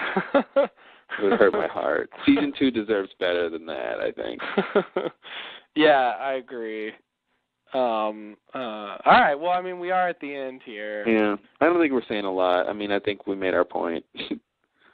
Yeah, I agree. Good. The time changed. Woo! Did it? Oh, that's awesome. Yeah. I don't think we lost the podcast. Oh, man. All right, so I was worried. anything So else I was about to say maybe the podcast will be very short, but it won't. Yeah. I don't know. There were a lot of tangents. It was strange like that, but there were a lot of tangents. And the boat plot was pretty interesting. I think that occupied a lot of time. That's true. They did. That was pretty interesting. So Sun and Jin, well,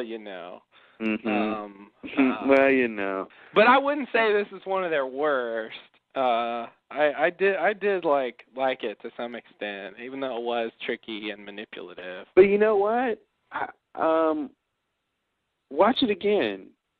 Watch it in a year from now, and I want to see what you think, because I feel like, and this is just my initial perspective, but I feel like these episodes, the storylines in this episode aren't as interesting as the ones before with Sun and Jin. Some of their other ones, I think they hold up better than this will hold up.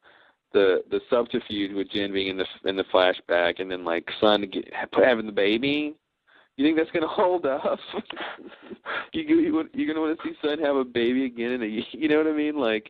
I just don't think it's gonna hold up as well as some of the early Sun and Jin stuff that was really interesting. But I'm just saying, I'm not disagreeing with you, but I'm just saying, I'm making the point about how I think it's not as good as some of that stuff, but it's definitely better than some of their bad stuff. Yeah, that's all I was saying. I didn't say it's the best. I don't think it's the best. Yeah, but I do Sun's flash forward was good enough for me. Really, it's Jin's part of this, the flashback, and the fact that it was a trick that I don't like. I feel like Jin's part is more interesting. Because what am I going to do with Sun's thing? What am I going to do with Jin's thing? But what am I going to? Maybe I shouldn't say thing for either of them. What am I going to do with their respective flashback, flash forwards in the future? Sun's thing, the first scene, I'm having pain. Okay, I'm pregnant, reveal. Okay, I already know that. Next scene, oh, going to the hospital. Oh, Jen, okay, whatever, C6. It's just like, I just feel like there's nothing there once you know it, and either one of them, really. Once you know what's going on, there's sort of nothing there. You know, because it's just about her having the baby and then her crying at the end. I mean, do you want to watch those again? I guess for me the end of Sun and Jen's story in a way, like, yeah, that's worth watching to me. Even again, like, this is, to me, apparently, you know, the sort of end point of their story. And yeah, I guess in the context of it being the end of their story, it's interesting. Just in the context of what we find out, I don't think it is. I mean, if you give me these scenes versus the early stuff when Jen first starts working for Pike and all that kind of stuff, like, I like that stuff a lot better. He comes home for the first time with the blood, and she's like, what's going on? You know, like. No, I agree. That kind of I stuff, agree that was better. I just I still have some value for seeing the end of their story. Jen's the reason I don't like Jen's is because it just, to me, it's like you said, it's kind of repeating things we already know about him, and it didn't really add anything for me at all. And like and once you know it's a trick, I just think it really you know, marginalizes the whole thing. The other thing I want to mention about the flash forward, you know, as we've gone on, you know, we've talked about what they've been doing with flash forwards, and I just want to note once again that they sidestepped the issue of Sun's dad in her flash forward. You know, they don't address like what, you know, she's apparently living in Korea. Do they have, you know, does she still talk to her dad? Like, what happened? You know, it's weird. It's weird. I guess in Jack's flash forward, you know, his wife showed up, but they were trying to trick us and make us think it was a flashback. And they actually talked, though, and they actually had a conversation, and they set things straight on where they were. So they actually addressed that. You know what I mean? With the wife, you know, they didn't. You know what I'm saying? They haven't done that yet. That's your point, right? Yeah. They haven't done that yet with Sun and her dad. Yeah, you know, establish what the relationship is. Yeah, and you know, same thing with Hurley's family. They don't talk about. They really haven't had time, but with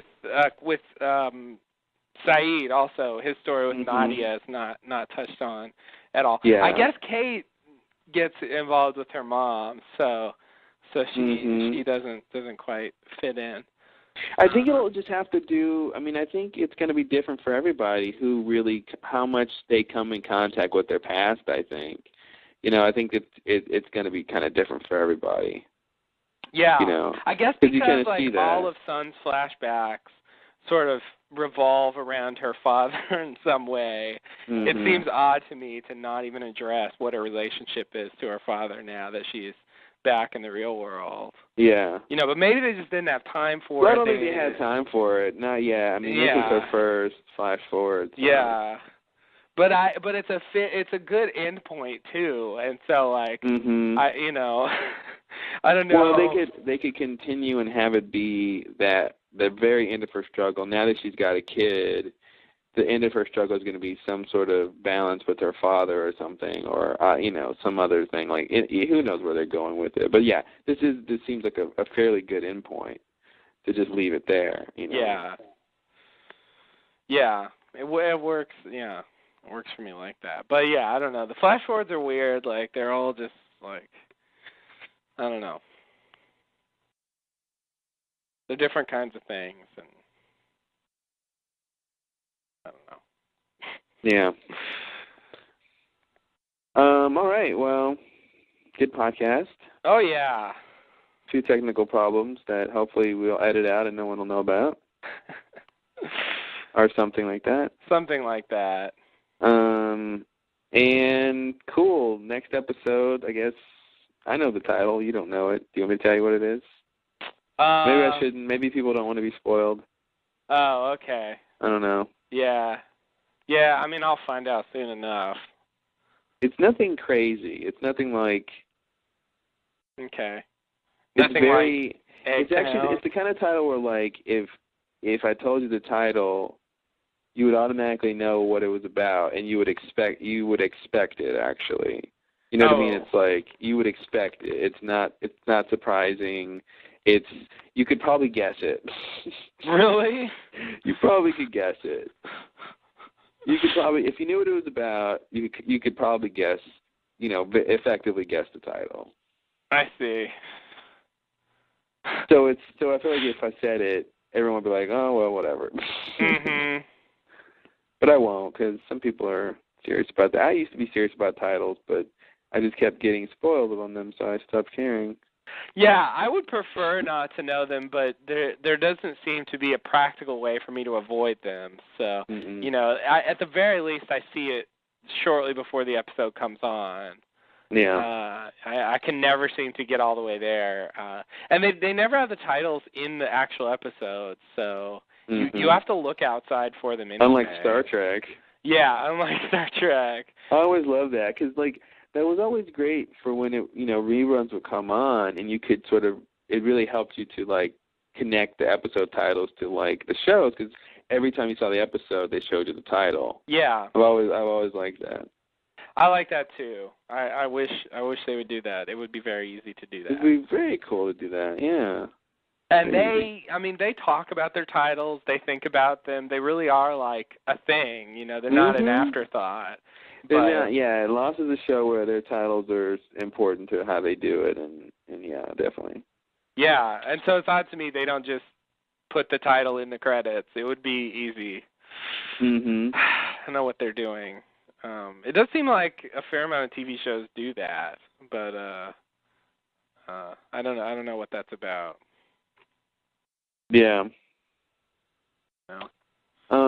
All right. Well, anything else? God, no. I think we've just about covered it. Yeah, whatever we haven't said doesn't need to be said. Yeah.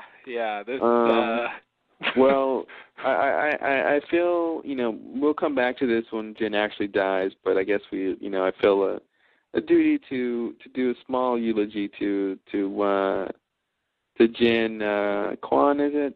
Yes. Good guy, fisherman, a man of the sea, a good friend, a fast English learner, what else? What else did Jen do? What else is the glory of Jen? He sure chased down Mikhail really well. He really did. He shouted others when there were people that he thought were others were around. That was a good scene when he said that. He helped Michael. Because he didn't know. I mean, they were others to him. He didn't know who they were. He was technically right. Yeah.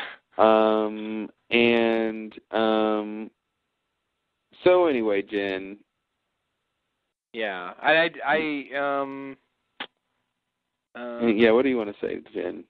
Yeah, I mean, he's brought us, I mean, even the early stuff, I enjoyed, the whole thing where he attacked Michael for the watch, and he got locked, he got handcuffed, and that's why he had the handcuffs for a long time. Long time he had handcuffs. The sort of storyline there, that was good. I mean, he's sort of come a long way. He's had a similar arc to Sawyer, I guess, where he starts out being kind of an ass, and you eventually grow to he eventually just gets better, I guess, and so you're able to like him. Yeah. To the point where you're he never did enough to me to where I was really all about Jan, but he never was sort of disappointing like other characters. Yeah.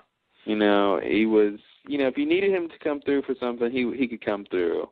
Yeah. But you only needed him a couple times ever. It's been pretty rare that he gets involved with the big plots. I did like that scene with him and Echo where the others walk by. That was a good scene. It wasn't really about Jin, but he was there. Yeah. Well, Jin was it? Yeah, I think you said when Jin did the karate on Mikhail. Yeah. That was a talent we didn't know he had. It was pretty cool. It was good, and it definitely helped them. Mikhail had stolen the phone, and if they hadn't got the phone back, then everything Jin now wouldn't be happening. Jin sailed Saeed to the north side of the island, remember? Yeah. The whole Four Toes Dead, like all that was all Jin. That's right, yeah. He knew how to sail, and that was the big thing that, yeah. Yeah, that's we salute true. you, Jin Kwan, and we hope your death is valiant and respectful and humble and interesting. Yeah, and he also gets points in my book for being there from the beginning. Oh yeah, well definitely. I think those original people, like when they die, it's a little bit more of a thing. Yeah. Than some of the newer characters dying. The tail section or the bow people or whatever. The others even. Because they're somewhat of a thing, but the original characters, as long as they've been around, as much like crap as we've seen of their lives. Yeah, no kidding. It's it does do something when you find out they're dead. So yeah, that's all right. It's weird because he doesn't seem to really be dead yet, but yeah, it's but he is apparently going to die. How about we'll just pretend that this eulogy takes place in Sun's timeline. Yeah. Okay. I mean, it looks like according to Sun's timeline, like, I mean, they're going to be getting off within a few months, so he doesn't have too long to live. So no. It's not too crazy. We know he's going to die within a few months. Okay, are we done talking about Jen? Mm-hmm. Okay, good. Sorry, Jen, we're done.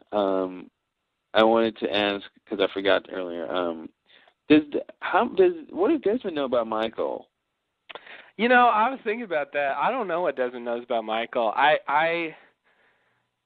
He's never met him, right? I don't think so. He almost met Michael.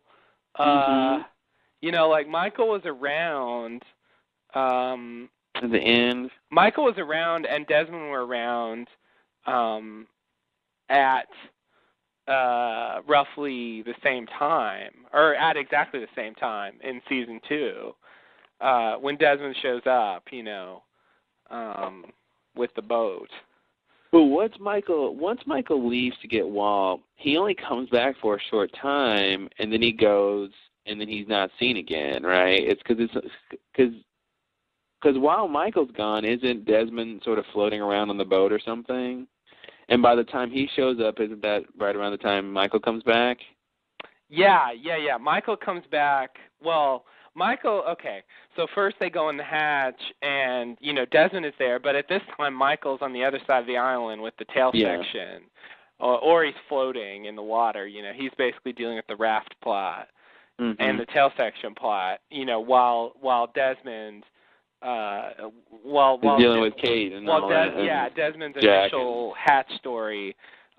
Desmond runs away before Michael returns the first time. When he returns with the tailies. Yeah. And so he comes back, and then he sets out for a while, but Desmond had already been gone, so they didn't meet that first time. The second time, Michael comes back first. And kills Anna Lucia and Libby,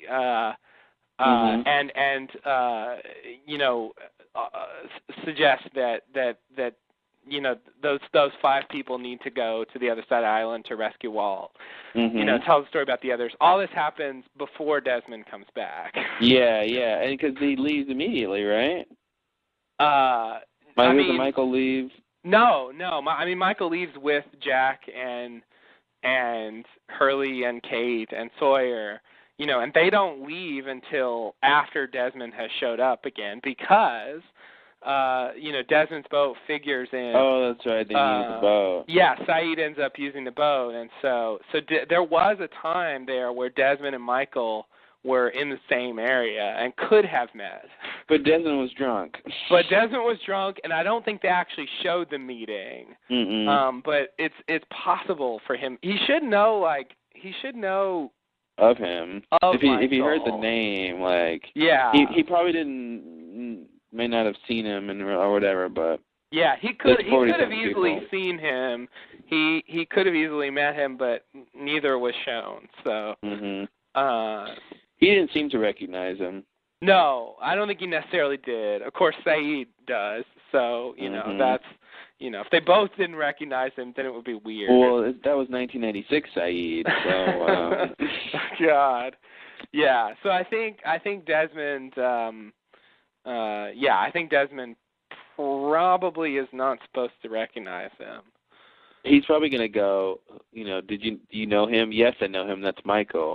That's Michael? He probably has heard of him, but he didn't realize who he was. That sounds right. I do. Yeah, I think he knows something about Michael, but he didn't have enough experience to recognize Michael, the one with the boy? The one with the boy who was kidnapped. The one who was kidnapped from the raft. Blah blah blah blah.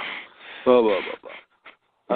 All right. Well, that's all I want to talk about. So. Okay. Cool, man.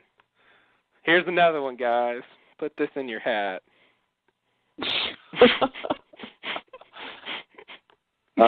Thanks and namaste. Namaste and good luck.